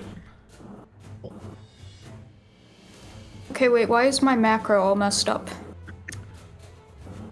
Probably because of the move from Foundry 11 to 12. I think that's right. Yep. Damage always rounds up, I believe, on that. Yeah. Yeah. All right. So, yeah, 16 hits as you loose a crossbow bolt across the camp. Lawrence, Garrett, Samar, and even Frey, you guys can hear scuffling, and then the most obvious thing, the sound of pew of a crossbow bolt being loosed that just immediately gets your attention. Strieg, it finds purchase as Mira is almost like holding it in place. Like she's like holding it where it's like scratching at her arm and shoulder and just bashing it in the side of the head, and you just right into its chest. It does not seem particularly phased. Oh dear. All right, Lawrence. Let's see. Impress us, Larry. Let's see. Well, I think that You're going to have to spend your move action standing up. That's the entire move action? Getting out of bed, yeah. You're literally curled up and in bed. Okay, so I can't even do anything because there's a tent in the way. No. I mean, you can. Okay, do can I grab my whatever- jacket, throw it on? Yeah. Well, one item air action. You'll have to choose between your jacket or your glasses. The jacket. Oh. Is there not transferring actions in this? Is there not what? Like, can't you use your main action for another move action? Yeah, you can do that. My main action, grabbing the jacket. Yeah, I would let you use your main action to grab your jacket if you wanted. Oh, it does say picking up an item. Okay. Pick up an item. Well, move action, luckily that comes with some attached weapons, so we're gonna. Okay. I guess Garrett would, as I'm sure he's already awake, see in the dark, Larry's jumping up, grabbing his jacket, throwing it over his shoulders, barely like getting his like arms through the sleeves as he is preparing to run out and do something. All right. Yep. You get your things and get ready. You will be good to go next turn. All right. Can I toss the sleep mask as an instant? Yeah. Dropping an item's free. Good. It's posted in important links. There is a I have it open, Robert. Okay. All right. With that is another one of the Drown's turn. Well, no. Suppose we have to worry about learning others. Oh, hey. Oh, well, sorry. Yeah, Mira's the only one who can see all the other ones. Yeah. I was zoomed in too much. I didn't see them at all. That's funny.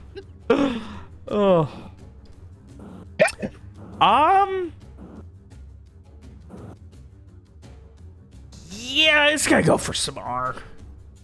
In the tent? There goes the healer. In the tent? You know what? I'm gonna flip a coin on whether or not it's gonna be Samar or. It would be great if it wasn't me. On whether or not you it's have gonna big be AC at least. Samar or Yeah. Frey. 1 is Frey, 2 is Samar. Okay. Well, You know, it's never me. Right. All right. Does an 11 hit? No. What's your AC? 19. Jesus. You are prone, so you have -2. Like a billion. Still PC. doesn't hit. So, yeah, you actually have 17. All right, fair. How the fuck right. is your AC so high? And second attack. Ah. I have As a previous. you kind of are still like trying to figure out what's going on, Frey, you kind of like turn over and you can see Samar, like you're both like half awake, and then this tattered clothing figure that smells of putrid water comes stumbling into your tent and just jumps onto Samar and starts trying to scratch at them. Robert, I hate to ask this, but I have 19 because I have a shield now. Oh, Does that count when I'm asleep? no, you do not. You do not carry your shield while asleep. Okay, well then I would have had 18, and then also -2 means I have 16, so I'm down. And Frey, you watch as this thing charges in and just starts mauling Samar. Okay, what do you mean by down? Are you Frey, down? Samar is out of HP. Yeah. That one attack was all of my HP. Don't worry, we have a backup doctor, right? The bigger worry now is Samar's going to be frail for the rest of your journey. Oh God. No, I can fix that. That's not a problem. Frey, Alright, it's not Frey's turn yet. but I have an instant thing I can do. Okay. If I can. Okay. So Frey is kind of, already awoken and groggy and just seeing this, and he just like reads. And I am going to cast Prudentially Transient Aggravation of Life on You really need to Samar. rename your spells. fuck? Jesus. What the Hey, fuck? I'm Did not you the one- just curse us IRL? Is this the Fang Death thing? Yeah. Alright. Alright. Cast over one visible target. Immediate response to injuries target suffers dramatic obvious death. And up to 2 hours later at the target's discretion. Alright, so alright, so you do go to 0 hit points, you are frail, and you are, for all intents and purposes, dead. And Frey, even though you cast the spell, you now get to watch as Samar's neck is being torn out. Oh. Thanks. Yeah. Man. So for Samar, the way I like to flavor this is basically you're gonna have an out of body experience. Like your spirit is just like disconnected from your body and watching. Oh, you get to watch yourself die too. I think Summer's just like, yeah, that seems about right. All right. And with that, we will go to the next turn. 1, 2, 4, 5, 6. Charging streak. Definitely charging streak. No. Can't make an attack. Couldn't make an attack because it wasn't a straight line, which I think a charge has to be. Yes.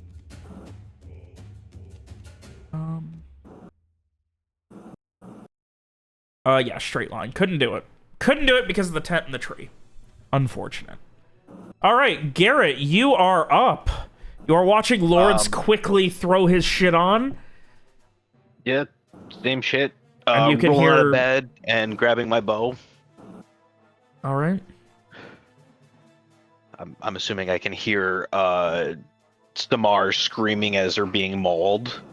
Frey is also Yeah. screaming. There's a lot of screaming. To be It's the expected. princess tent. Garrett, you should have stayed in the tent. The problem is I can't shoot my bow at close range. I have to be outside of Lawrence had just melee slept range. with me like I asked. This would all have been avoided. All right. So, Garrett, you get, you grab your things. I will say anything more than a buff coat you would not be able to don. I think it takes longer to don most armor. I technically wear the buff coat, but Okay. because of my feet, my Okay, so it's not armor relevant. is higher than All the right, buff that's coat, fine. so it's really not relevant. That's fine. All right. So, you get up, you grab your stuff. Is there anything else you are doing? I will say you have your, like, standing up and grabbing, like, one main thing, your bow, would be your entire move action, which gives you a main action. Yeah, I mean, if that's the case, I will take a second move action to get at least to here. Okay. All right, So- grab your bow and duck your way out, stumbling past Lawrence, who is getting as ready as he can. and you can see as you're coming out, you can see the tent of Frey and Samar's, and you can now see Samar's neck being torn open while Frey is screaming. Not another one. Wow, that was quick.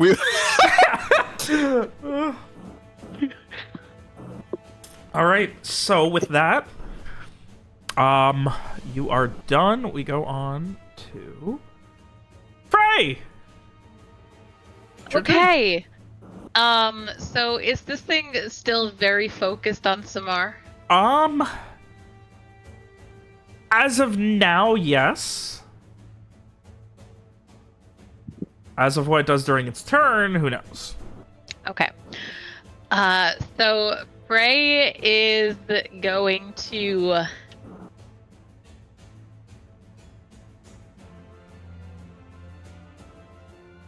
Does this tent open on both sides? I was assuming it only opened on one. Okay. So Frey is going to I imagine kind of like pressed himself back against the side of the tent, and now like seeing it focused on Samar, just that grisly sight, he's going to try and scramble past it out of the tent and stand up. All right. You stand up. It is still like, it is like you would be able to get past it and get out if you wanted to, I would say. Yeah, that is the goal. He does not want to be right in with it. Does he still have... Does he still have... movement? Yeah, you would have 15 feet. Okay. Yeah. Where you can see another one currently chasing down Streak. Like, as you're coming out, this one, like, you're coming out, and this one here just, like, darted from the side, like, right past you and started, like, trying to tackle Streak. Yeah, he jumped. Another shout, and he's gonna go... he's gonna go this way. You cannot pass through this specific square. It is a tree trunk. Oh, okay, then he will go this way. Okay. All right. That's fine. All right. And that is going to bring us to Mira. Me. I am going to do a thing. It was... Okay, first I need to make a successful attack. Hopefully. Huh. Yeah, 19 hits. And then I want to do... this. Rolling throw. Target must make a physical saving throw or we throw up to 10 feet in any direction. Alright, physical save. It fails. Where's it going? 10 feet? Into the tree? Yeah. Oh. Get over there. Fuck you. Garrett, Frey, as you two are stumbling out of your tent, seeing what's going on and trying to figure it out, you see Mira just, like, grab at this thing, wrap her arms around it, and, like, squeeze and spin, launching it as hard as she can into this tree, where it kind of wraps around. You hear a loud cracking sound, and it falls limply to the ground. Oh my god. Then I'm gonna, screen an ally again. Oh, and then you're back on the Streak defense train. Yeah. God bless. That first hit really did me dirty. Oh. I was so thrilled to be able to heal someone finally. There is an arm and a bit of like chest muscle stuck on an impaled branch where that thing fell in half where Mira threw it. It smells putrid. That's rotting one way to do it. freshwater corpse. All right. Lovely turn, Mira. Yeah. Streak, you're up. So, can Mira do that thing where I back up again and don't get hit? Yes! She is screening you. Great. All right, so I it's gonna make guess an attack. Mira, you need to give me a Yep. yeah +2 to it. Your strength punch. Yeah. You need to beat a 4. All right, the attack's coming at you, Mira. Tracy. 15. All right, you take 7 damage as once again, Streak. As soon as Mira gets here, she launches that thing into a tree, impales part of it, turns, and immediately darts towards you. Immediately gets between you two again, wrapping her arm around it and getting her arm torn up again. Her left arm is getting shredded, as much as shredded can be defined. Well, I mean, I also want to bring up, like, since it's been a while, she doesn't really bleed like a normal human, really. So is it just it's like with the androids where in the movies where like they get cut and the skin just peels back but there's nothing coming out? Yeah. It's like I mean, metal. there might be a tiny bit of blood, but not like what you would expect. Yeah, it's very Yeah. surface level. Inky black. You know, just Alright. like the fucking milk from Alien. Yes. Anyway, Streak, it is your turn still. We're gonna scoot, and we're gonna Stumble shoot. over towards the Also, Mira is standing on the in the fire doing this.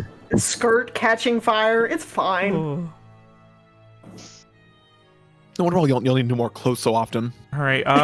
So as Streak, you catch yourself spinning around on the side, and just like you're leaning up against the tent. It's sturdy enough that like you don't fall as you kind of catch yourself on it. You immediately, with your second crossbow in hand, dropping the first one, loose a bolt, and it just goes flying out into the darkness. I would like to use this ability, and I would like to hit him, please. Oh, okay. That's right. You could just say you hit. Yes. Turn missed attack. Yeah, you stumble and I apologize. You turn and make perfect contact as Mira's dress is catching on fire, and it just lights up the target ever brighter as they're kind of like pulling each other through the fire, and it just right into the chest. All right. It's your power move to be like, actually, no, I hit. You're wrong. Oh. All right, Samar, you are bleeding out. You are technically still conscious. And phrase magic means you can come back at any point you want. Yeah, I feel like I should wait till this person's not on top of me, right? Feels like a bad idea to come back right now. Right. But if somebody wants to take him away from me, that'd be great. Lovely. All right, I got nothing. All right.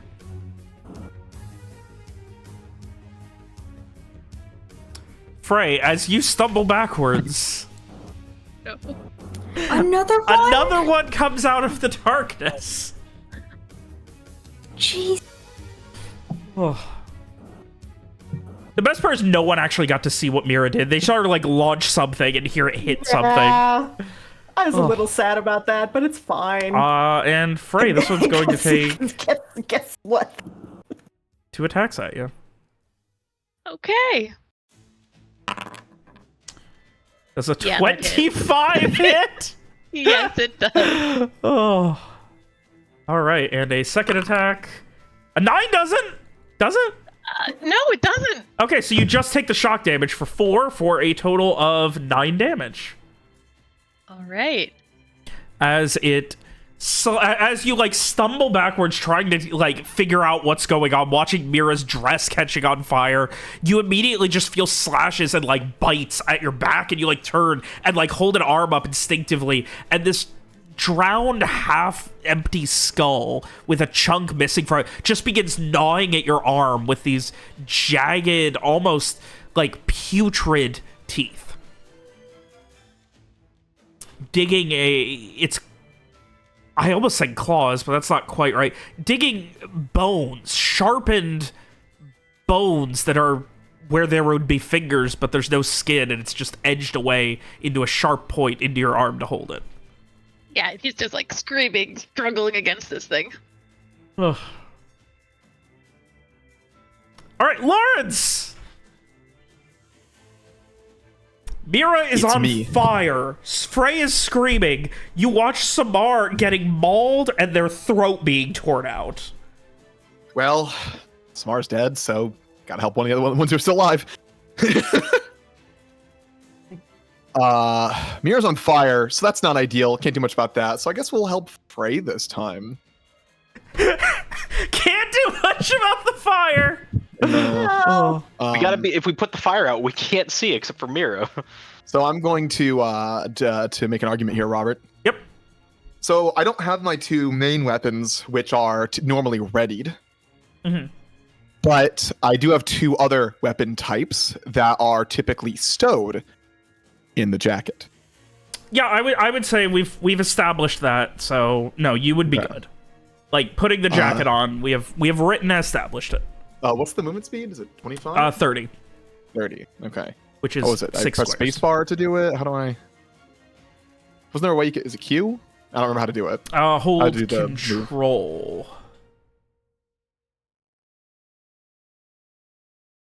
Oh, there we go. Oh. Hey, here's good for now. Lawrence runs out, jacket barely on, and as he is approaching with great speed, he pulls a fucking gun out and shoots the, the enemy. Oh. All right. Roll to hit. Okay. Let's roll a hit. What is it? Why is it asking melee or missile? I don't know. Hit missile, I guess. You know, just in I case you don't- want to pistol whip I him. guess those numbers look fine. Yeah, I was gonna say, can you technically pistol whip with it? Oh shit! Jesus That Christ. damage is not. Oh fuck! You rolled your That's- dagger. Yeah, I did. That's why I asked melee or missile, because you can throw a dagger. Oh. Okay, well, let's try again. Motherfucker. Well, a 10 hit it, so 11 should. Oh, does that? 10 didn't hit it. What's I that? I'm thought pretty 10 sure. did hit it. No? I'm sure 12. Well, it did hit. because missed Street it, said "fuck you." Oh, yeah. Yeah, Oh, Street okay, said no I- you. That That's damage right, that's would've been right. Sweet. As you charge out running, you just... And it does not seem to hit, but there is an echo as this flintlock pistol goes off. So loud. You can hear Lawrence curse and mutter some of misfire before tossing the pistol to the ground. Now, Robert, is there any chance that the drowned that's on me might hear this pistol shot and be like, "Oh, there's something interesting happening over there"? We'll see, won't we? On its turn. All right. Are you really trying to negotiate with me during combat? So I can heal people. You want to ask if you can have a level up after this fight right now, too? We can make that happen, too. Hey, give me a reroll on that attack, Robert. Thanks. Why do you want to reroll? We're at You're kidding. You're not gonna give us. Because we're friends. Okay. Sure, but enemies get rerolls against everything you do for the rest of the game. Oh, Not no. in the session, the game. Oh no. All right, great. So, with that, next turn. The drowned that has mauled Samar is now going to begin to pull their body out. Why? 3, 4, 5, Don't do that! 6, 7, 8, We can move a 9, lot. Why 10, can it go that fast? 12. Are you fucking kidding me, Robert? I can't see. I can't go that far. As Samar gets yanked at incredible speed back towards The Griminy the grabbed river. Nobody can see this, so I don't even want to say what. You guys just hear splashing. I can see it. Well, I'm in the water, baby. And you see just this massive trail of blood I could go that far. Except there's a tree middle there. So option So one, that's it's taking trigger Samar to stuff. eat them. Or option two, it's trying to turn Samar into another one of them. Now, okay, wait. So as an instant action, I can come back. Thanks, Robert. I'm sorry? I can come back as an instant action? Because it was cast as an... Let me read At the target. let me read Frey's spell. Yeah. At the target's discretion, the various remains flow back together and restore their body with 2 hit points per. It does not say. It just says at your discretion. So I would say you wouldn't be able to do it in the middle of someone else's action. So you'd be able to do it now as you're at the side of the river. Okay. I mean... Well... Can I say that... Would it be possible for me to, like, ready an action to do this, like, to do it immediately if it's going to drag me further? 'Cause I don't Give wanna... me a... you know what? Yeah, you're intuitive enough. I'll allow it. 2, 3, 4. Say there. That's fine. So yeah. And you are going to come back to life. Beautiful. Okay, so enough to startle it or at least confuse it so that it cannot continue. You are still on the ground and it is still dragging you by, like, it's got like an arm wrapped around like under both of your arms and like is pulling you and you just like shoved it away. Yeah. And how much HP did Frey does Samar? They get should be 2. Okay, so 10. Yeah, 2 per caster level. Yeah. And 2 points of system strain. So back to full I health. did that. All right, Yeah. and you are also frail. If you go to 0 yes. again, you die. Yeah. Okay. That's not ideal. All right. Next one's turn. It is going to attack Mira twice. Okay. Defend. Mira, you take 5 damage, and you take 8 damage for a total of 13. Ow. As you have its full attention, and it is just mauling the shit out of you. We're back. Bad situation, guys.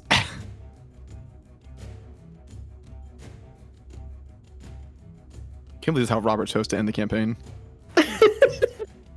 All right. Garrett, you're up. All right. And Frey, you and Mira are going to be on deck. All right. Do I have a shot at the one that's killing Mira without hitting Mira? Yeah. Just move to the right a little bit. No, I'd say you do. No. Yeah, I just wanted to make sure. So I will absolutely shoot that. That will be my turn right there. You don't get to shoot Mira. Chew on Mira. 13 course, does I like it. not hit. Damn. As Mira is sitting here struggling, trying to shove this thing off of her, like you try and line up a shot, and you loose, and it ends up piercing a hole through your tent. Not a big one, mind you, but a hole nonetheless. All right. Well, that's unfortunate. I'm more concerned about Mira than the tent, but still.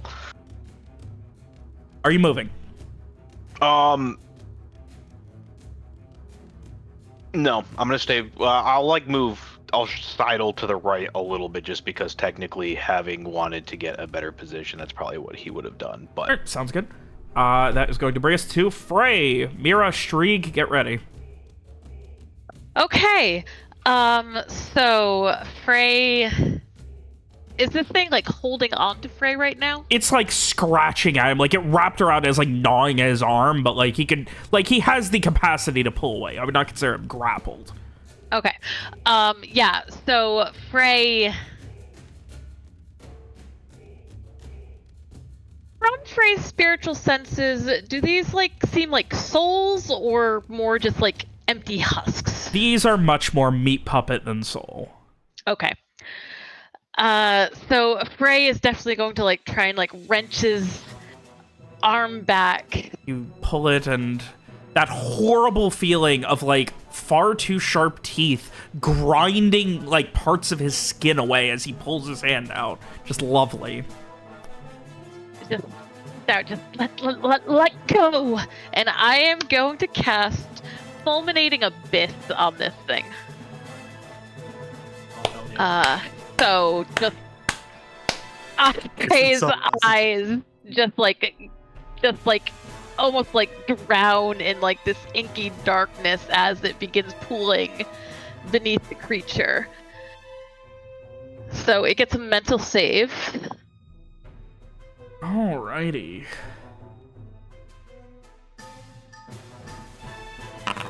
Which it succeeds! Alright, and the half of 25 damage. Alright.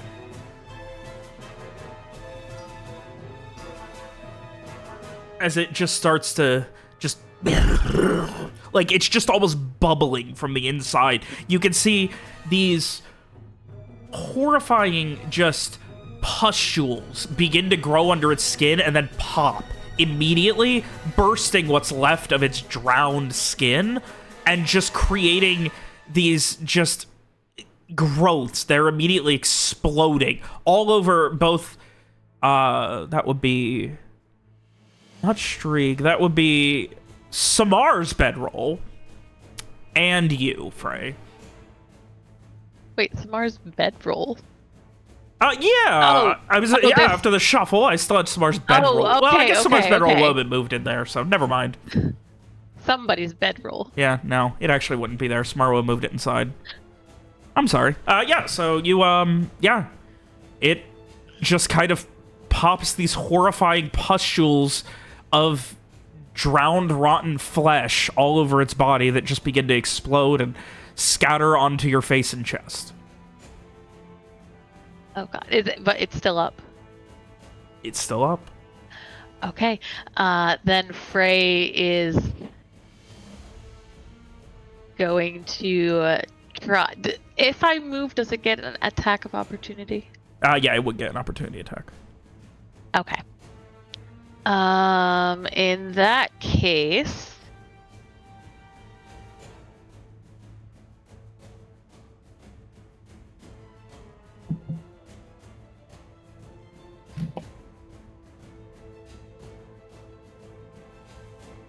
I won't risk it. I'm gonna stay where I am. All right. Hopefully, someone else will distract it.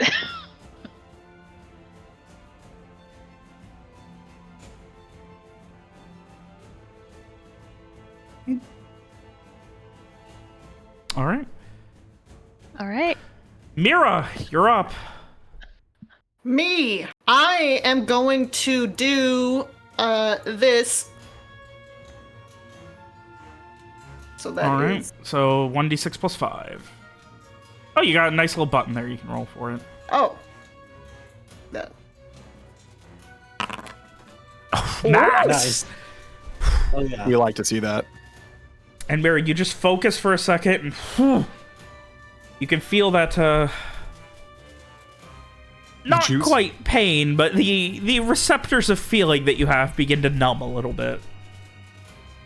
And then,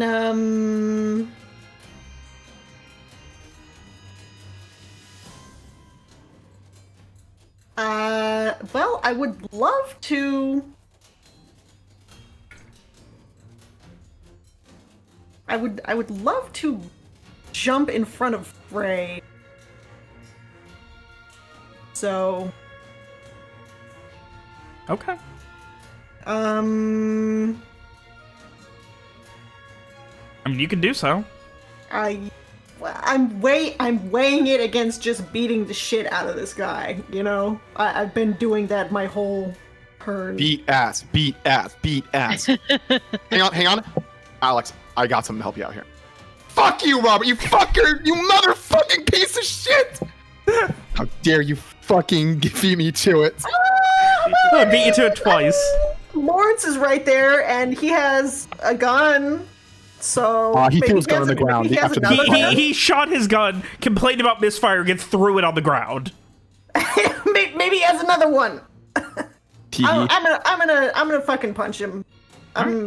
Lawrence, I mean, if it's focused on me, then it's probably not gonna go for like Garrett or someone. So Okay. I'll stay where I am. Damn. 12 does not hit, but you still deal 6 damage of shock. As you come in and just, like, haul off and just punch it with everything you've got, you hear a crack, and its jaw unhinges, and its jaw just falls to the ground, and it just...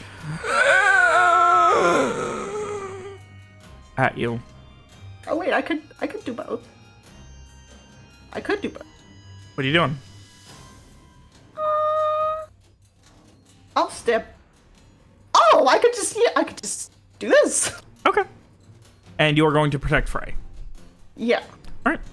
Sounds good. I don't know. Frey, as you are... Provided they remain within 10 feet. Okay, Yeah. good. I think it works. Okay, that's it. Frey, That's it. as you are stumbling backwards casting the spell, you hear something from behind you. You turn, and Mira is coming to back you up while her dress is on fire. Literally on fire. Oh. All right. As Mira starts, Strig, you're up. I'm just reload this round. Oh. Oh no, I know that feel. Hey, can I just point out real quick? You're next to Lawrence's tent. He had a crossbow throughout the entire journey. Doesn't have it on him right now.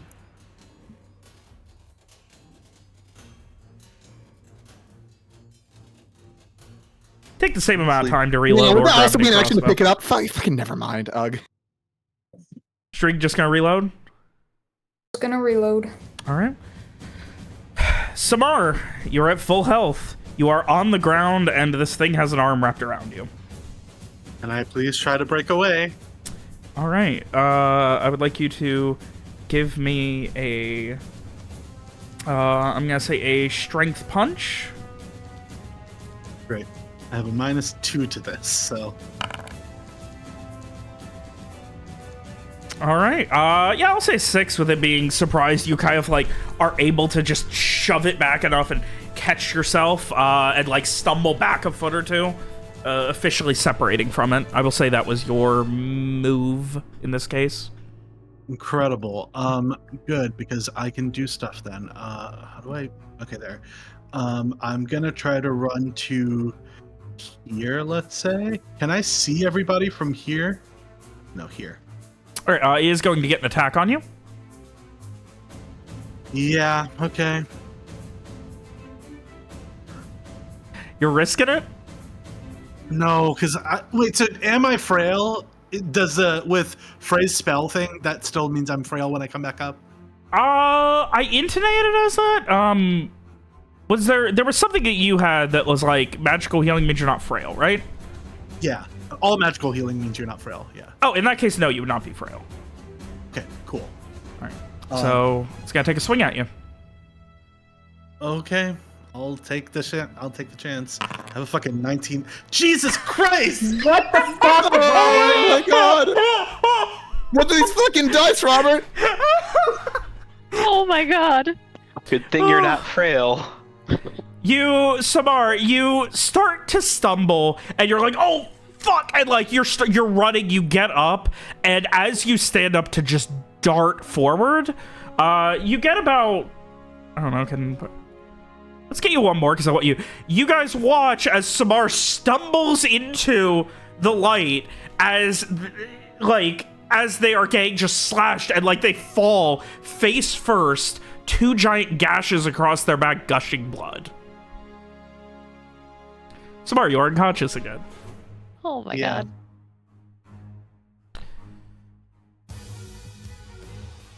Well, alright. Alright, this thing is going to... It's got 2 attacks. It is going to swing at... It's gonna swing at Larry and see how that goes, because Larry took a fucking shot and got a lot of attention. 16, does that hit?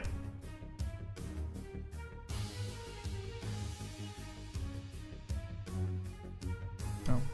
No. Larry, you take 8 damage. William, there? You're muted, by the way. I was responding. Thank you for saying words. So yeah, you take 8, and it's getting a second attack. Don't like that. And you take another 7 for a total of 15. Don't like that.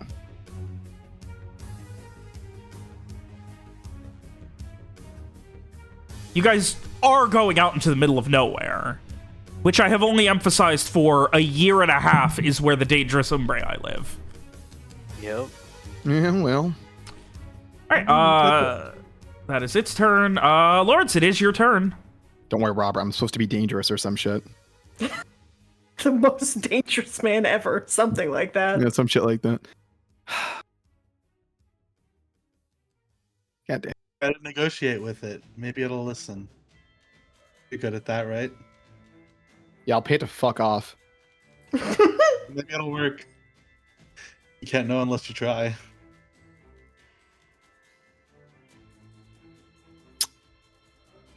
Damn, I really. Well, all I got is my second gun, which I can shoot because of Deadeye. Yeah? It's not good, but I can try. See, he did have a second gun. I had a second gun. Lawrence draws it and goes to fire again. This time going for the southpaw shot. Let's see how it goes. Not well. It fucking fucking jams again. As you're getting, you like try and fight to get it out, and you just, and it just like goes off, like it's almost like up in the air. It kind of starts to go off early, and it just like starts ringing as it goes off about maybe 6 inches from your ear. I think with the Lawrence would yell at a fucking curse during that one. Oh god. I don't got shit, man. This sucks. Most dangerous man, my ass. Oh. Shit sucks. That's all I got. Oh my god. All right. Should just drawn a fucking dagger. 3, 4, Yeah. 5, 6. Oh no. Sorry, Frey. Maybe I should have let myself die. Oh. Wait, but I'm screening Frey. You are screening Frey. So give me a strength punch +2.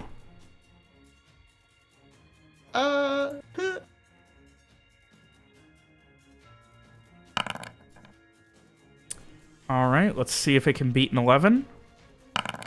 It cannot. All right, attack goes to you, Mira. You take 6 damage. I'm okay. All right, next up.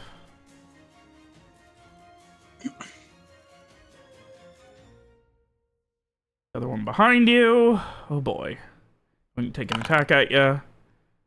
You take 4, I believe, because, yeah. Still okay. Oh no.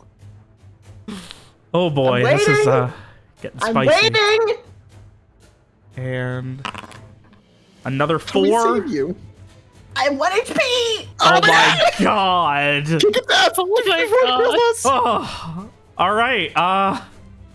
Garrett, you're up. I can't do my healing thing again because I thought it would be cool to throw a guy, unfortunately. Also, it's once per scene. Oh, oh, yes, it is. Okay, no. Never mind.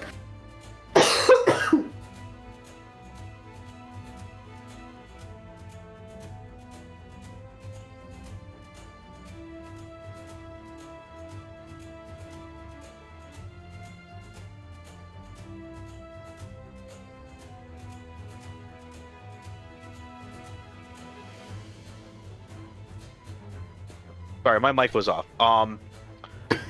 I was just saying, condense it all down to one thing. I'm just gonna go for this round that's right next to Mira again. All right. It's time to get that Bojo back. It's been a while. Yep.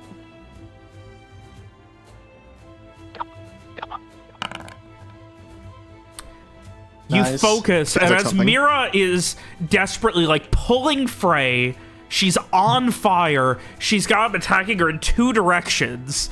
You can see like she's barely standing. Like she's in rough shape. You focus, and finally, an arrow finds its mark, and one of the fuckers goes down. Yes. God. Finally. Samar, you will be avenged. For Samar! Saved. God damn it!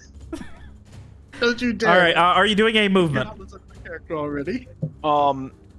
Having downed it, I will make my way over towards Samar. I have 30 feet of movement, correct? Yes. Okay, so that's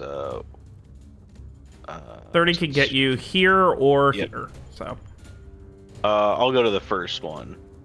Alright. Right here. And stabilizing Samar? Yes, if I can do that, even though I took a. Oh, yeah, no, combat you won't be able action. to until next turn. Yep.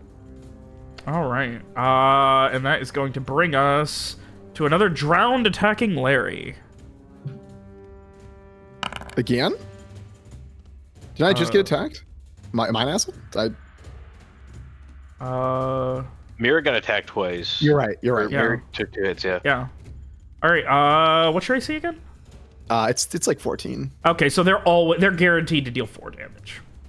Mm-hmm. Here though, you take 5 and then 4. 5. So 9 total. 5 and 4. 9 total. I'm still up. Oh. Not doing enough stellar. Alright, and that is going to bring us to your turn, Lawrence. Shit. Well, I don't gotta... Wait, what? Don't I No. go after Garrett? Didn't... Yeah. Frey, Mira, Strieg haven't Oh, gone yet. shit. Oh, Yep. I'm Yeah, sorry. wait, what is this initiative order? It's because I saw Samar, and I was like, oh, we're going after Samar, because you're just talking about Samar. I'm sorry. Yeah, so after Garrett, it should be Frey and then Mira. I'm sorry. We're going to go ahead and bring that back, so these are not happening. Okay, I'll put my health HP back up. Yep, you gain 9 HP as time goes back. Thank you, guys. Sorry about that. Frey, it's your turn. I was like, that seems Okay. weird how quickly they went through, but... Since Mira is greeting me, do I still trigger an attack of opportunity if I try to move away? Yes. If you do Okay. it, she's guaranteed to go down. Okay. Let me check screen now really quick. I mean, if I fail to do it, then it'll still hit him. Yeah. No, I'm checking to see, like... It says can screen, so you don't have to. I mean... But Mira would, though. Just try to kill it, please. Okay. Alright. Okay. So Frey is going to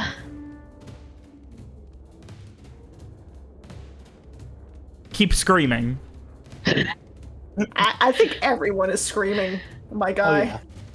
I'm okay, certainly he's screaming. turning, looking back at this tree behind him, and he's just going to tell Mira, just follow me. And he is going to press a hand against the tree. I'm going to use my Rune of Destruction on it, Okay. which is a main action, which makes basically the radius of the tree will explode once something enters it, but Mira and I are already in it, so we won't trigger it. And Frey is gonna hope he lucks out and run this way. 5. Provoking an God, opportunity yeah. attack. Yes. All right. So it is going to attempt to attack. Mira, are you screening or not? Don't. I will re-roll. That is unfair that you know the roll before you make the decision. So I'm sorry. That 9 would down me. I mean... Either way, one of us is going down, probably. It's your call, Alex. Literally, it's your call. I think Mira would. So yes. Yeah. All right. Mira goes down. Sorry. Mira will not be following you, Frey. Mira will be in the blast radius of your route of destruction. Oh, well, fuck. I didn't think about it that way. That's me being stupid. I feel like Ronnie, it sounded like you were thought that would only hit one thing. Is that the case? No. Or because it seems like an explosion. No, that's why Frey said follow me. Yeah, it's a ring or around Garrett will that. lead it. Okay. So, is Garrett technically the Garrett's good. corner Garrett's inside good. that? He's good. Okay. This is the literally center, the so it's the tree. 3x3 grid of the tree. Yep. Okay. All right, so Frey, as you say follow me Well, and start I already running, said it. I can't change my mind. Mira Fuck. dives to body check this thing and stop it from chasing you, and immediately just falls onto it limp and unconscious. Ah. Oh, and that 8 would not have downed me. Oh my god. Oh, fuck me, I guess. Oh, Oh, right. I okay. should have listened. Why don't I listen? 15. Well, I hope it will chase me to trigger my rune. Wouldn't that blow up Mira on the ground? I don't know. Will she? Will it blow her? Will? I mean, I do have the Birth? thing where once a day I can say Oh, no to magic. I don't know if I can do that while I'm unconscious.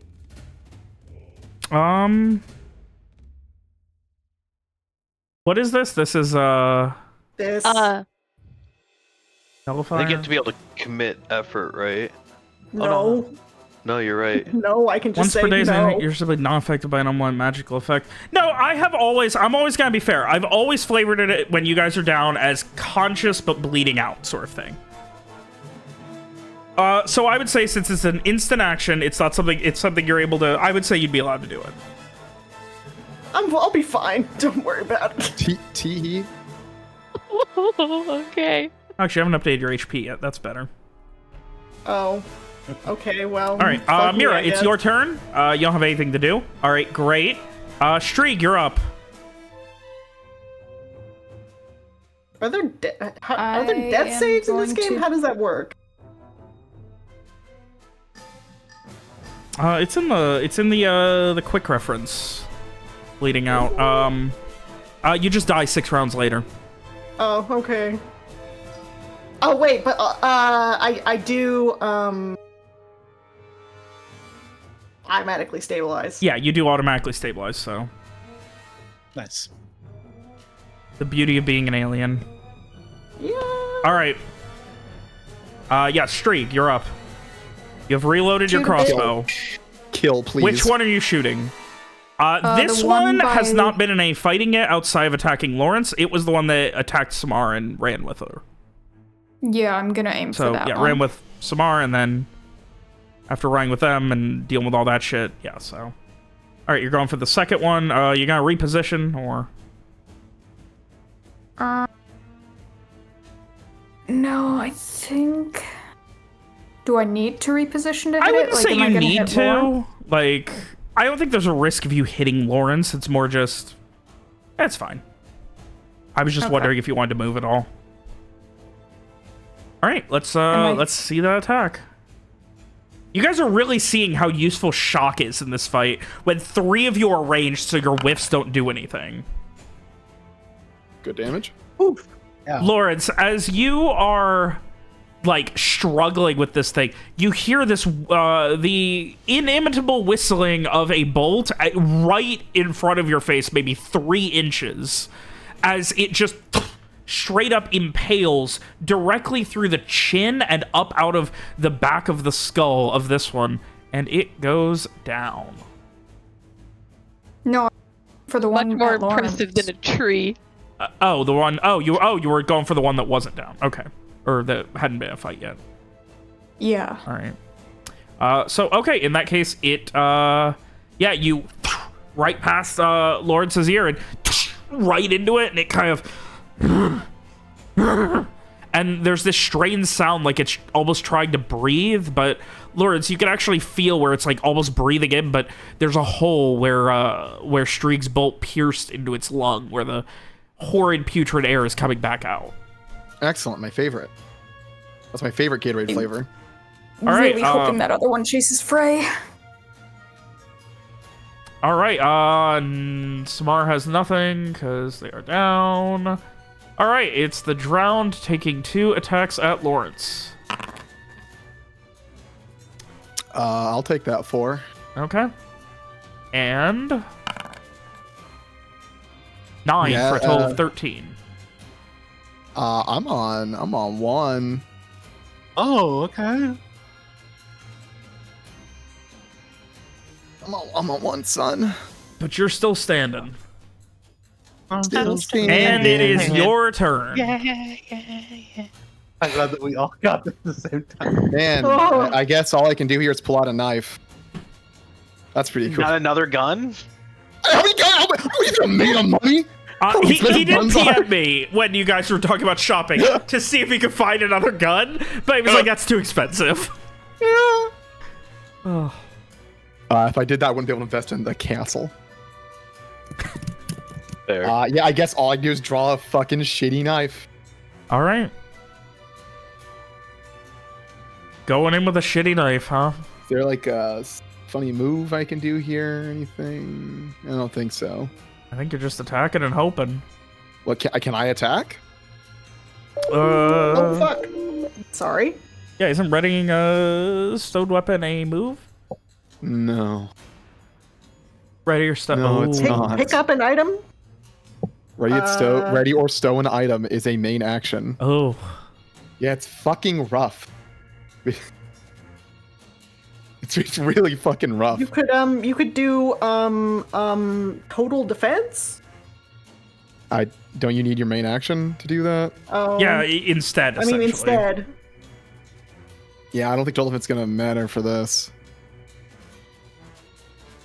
I mean, plus I 2 can't use AC and immune to can't use shock it. damage. So just hope the archers kill it. I mean, immune to shock You damage and have plus a 2 better AC. idea. You know what? Fine. I'll do that instead of readying the dagger. All right. Lawrence is gonna get some ancient pirate martial arts going on here to try to not get his fucking All right. shit slapped to death. All right, Lawrence. That's all you got. Yeah. This one is going to charge at Frey. Hey, boom. Okay. It explodes, All right. shattering the tree. Okay, so that's going to be 2d6 plus 5. All right. Roll big. 11. Not bad. And Lawrence, you kind of like fall back a little bit and just like grab onto this thing's arms, trying with everything you've got to like hold it back until some kind of help can arrive. And as you do, you see the other one starting to charge after Frey. And as it does, there's just this silent second, the briefest, just, and you just see this. Well, Frey, go ahead and describe this horrifying explosion. So it is just like bark and wood exploding outwards as like just part of the trunk just shatters, shards going in every direction, jamming into this thing just all over. Mira, I would like a luck save. Okay.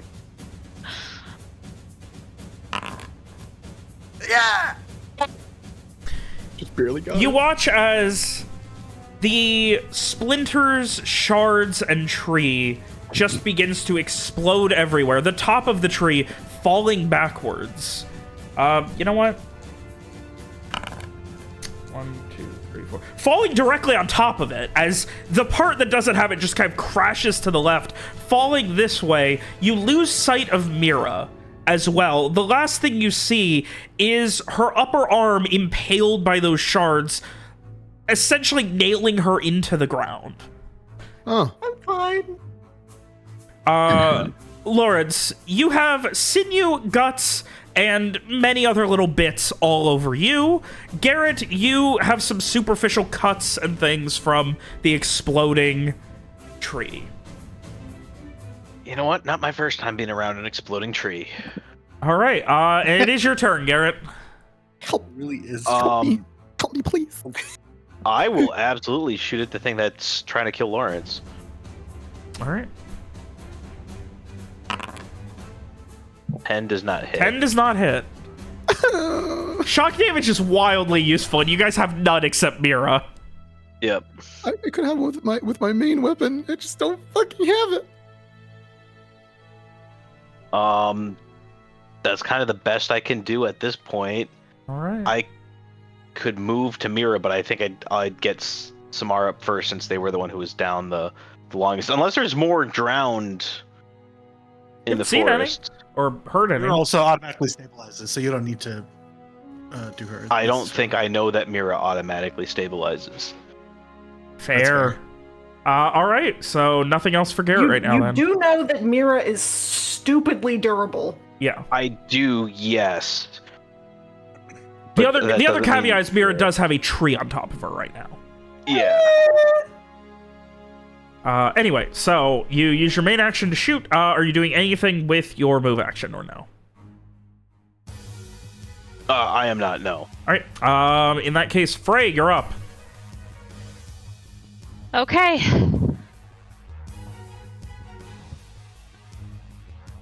Frey is going to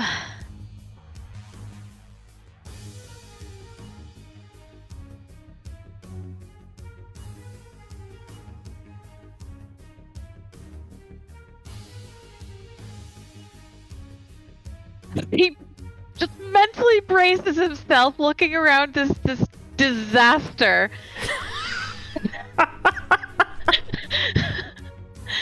And he is going to go forward, and he would like to pick up a burning, like, slug or something out of the campfire. Oh my. All right. You know, makeshift weapon. Okay. Like a stick. Oh. That will be his turn. All right. Jesus. All right, that is his turn. Strieg, do you have anything besides reloading?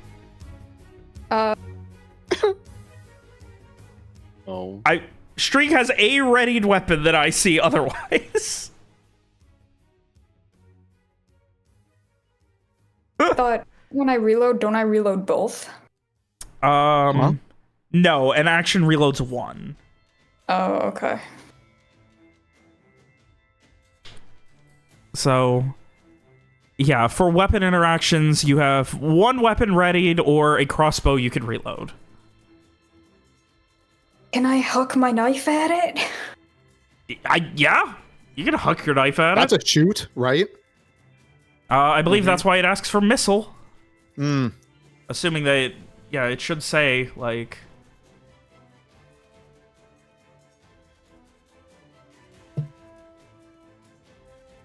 Don't know where it's saying that. Let me take a look here. Let me just...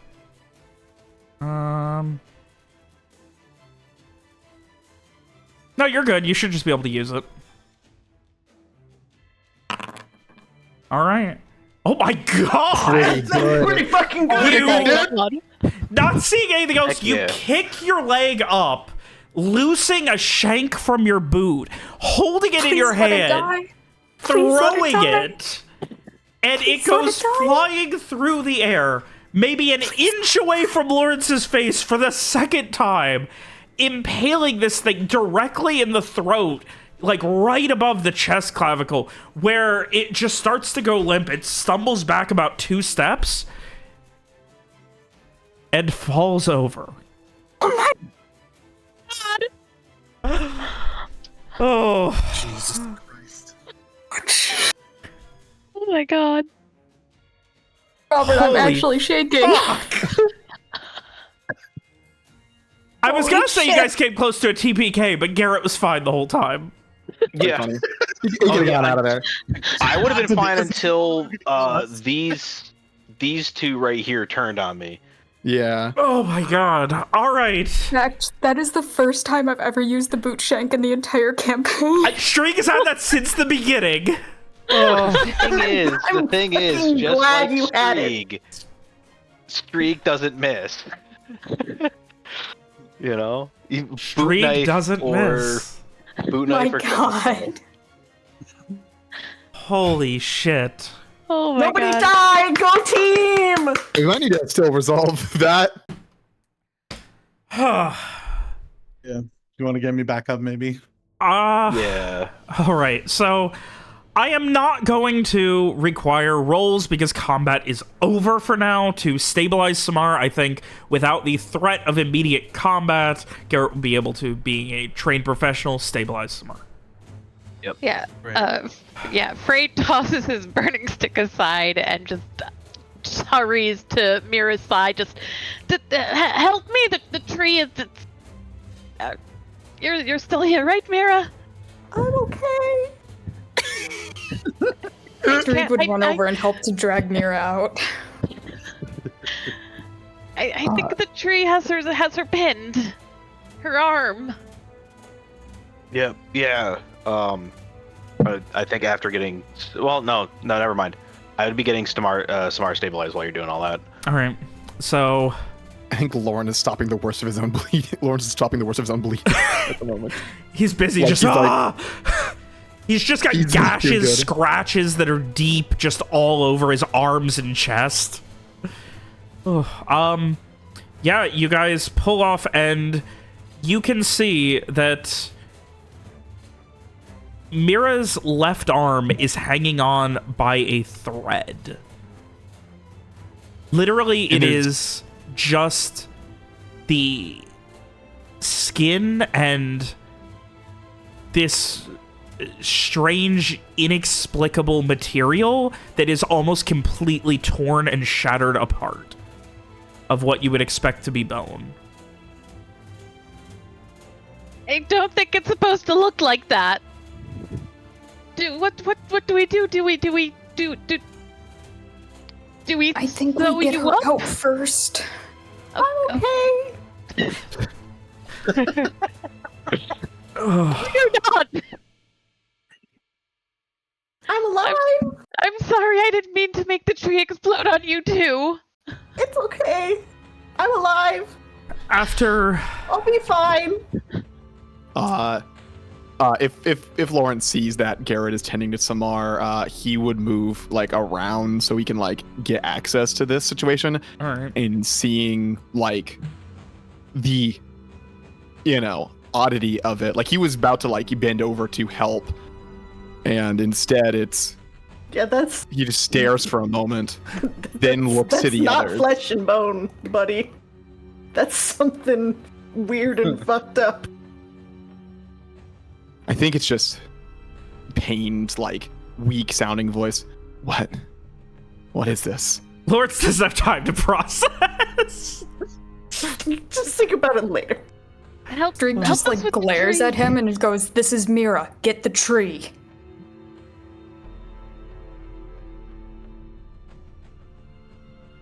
It is a moment's pause. So Lawrence on this side of the fire, and Straight glares at him. Yeah. Well, it is as Samar had expected. Eyes the color of the daytime sky. But it was after the pause that he will move over, still bleeding from quite a few places, to help free the Pull Mira. the top, the canopy of the tree off. And as you finish pulling it off with Strieg, you're like, oh, it's still and you finally give it one more yank, and with it comes Mira's arm Like off? off. Oh, okay.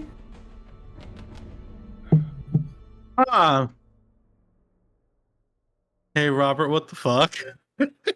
I mean, Mira was unconscious and got blown up by Frey's giant Yeah. explosion. What do you think? Hey, do you remember when Rowan died and I asked for a luck save to determine whether or not he was gonna lose a limb or die? Yeah. Okay. Did you say like a minute before she could use an ability to nullify it? To say no to the thing? Yeah, I He was also nullified wondering the about that. explosion magic But not- damage from it, but it was the tree falling. Yeah, was my okay, that makes understanding. sense. I mean, I don't want to argue you out of An arm. saving your own character. You know, I was just saying like that. I thought that was my understanding of what the ruling was, but if it was different, then yeah, argue for your character. That's also true. I mean, I got I mean, what does it say?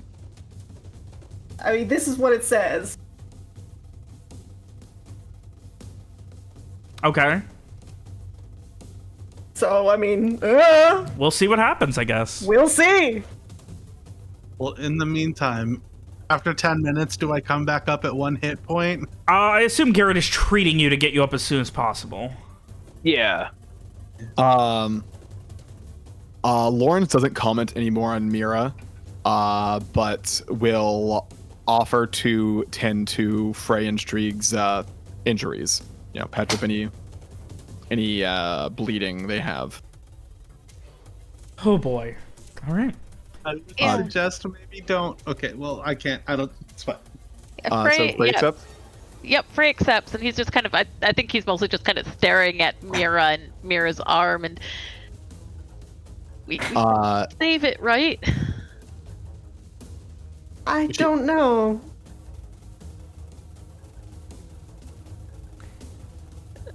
So, as you guys lick your quite literal and proverbial wounds here at this camp from these, where you sailed in the night by these drowned meat puppets, for lack of a better term, that were far more resilient and far more dangerous than anything anyone had ever heard about any sort of risen.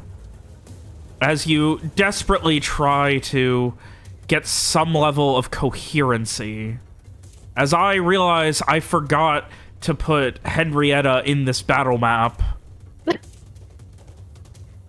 She ran away. She's Mira fine. contemplates what all of this might mean, what's going to happen next, as Lawrence tries to figure out what the fuck he got himself into, and as the reality of what Umbraei deep in the wilderness truly can mean. It is here in the dead of night that we will be ending tonight's fucking session. Hooray! Well, Oh, that was stressful. Well, I we're like not dead yet. the more rigid combat of everyone having a turn. It felt like it made the combat go by quicker. Except for the felt time like where I you tried it. forgot 3 people and skipped them on mistake. I feel like I really Like didn't that. appreciate how bad 9 HP is until today.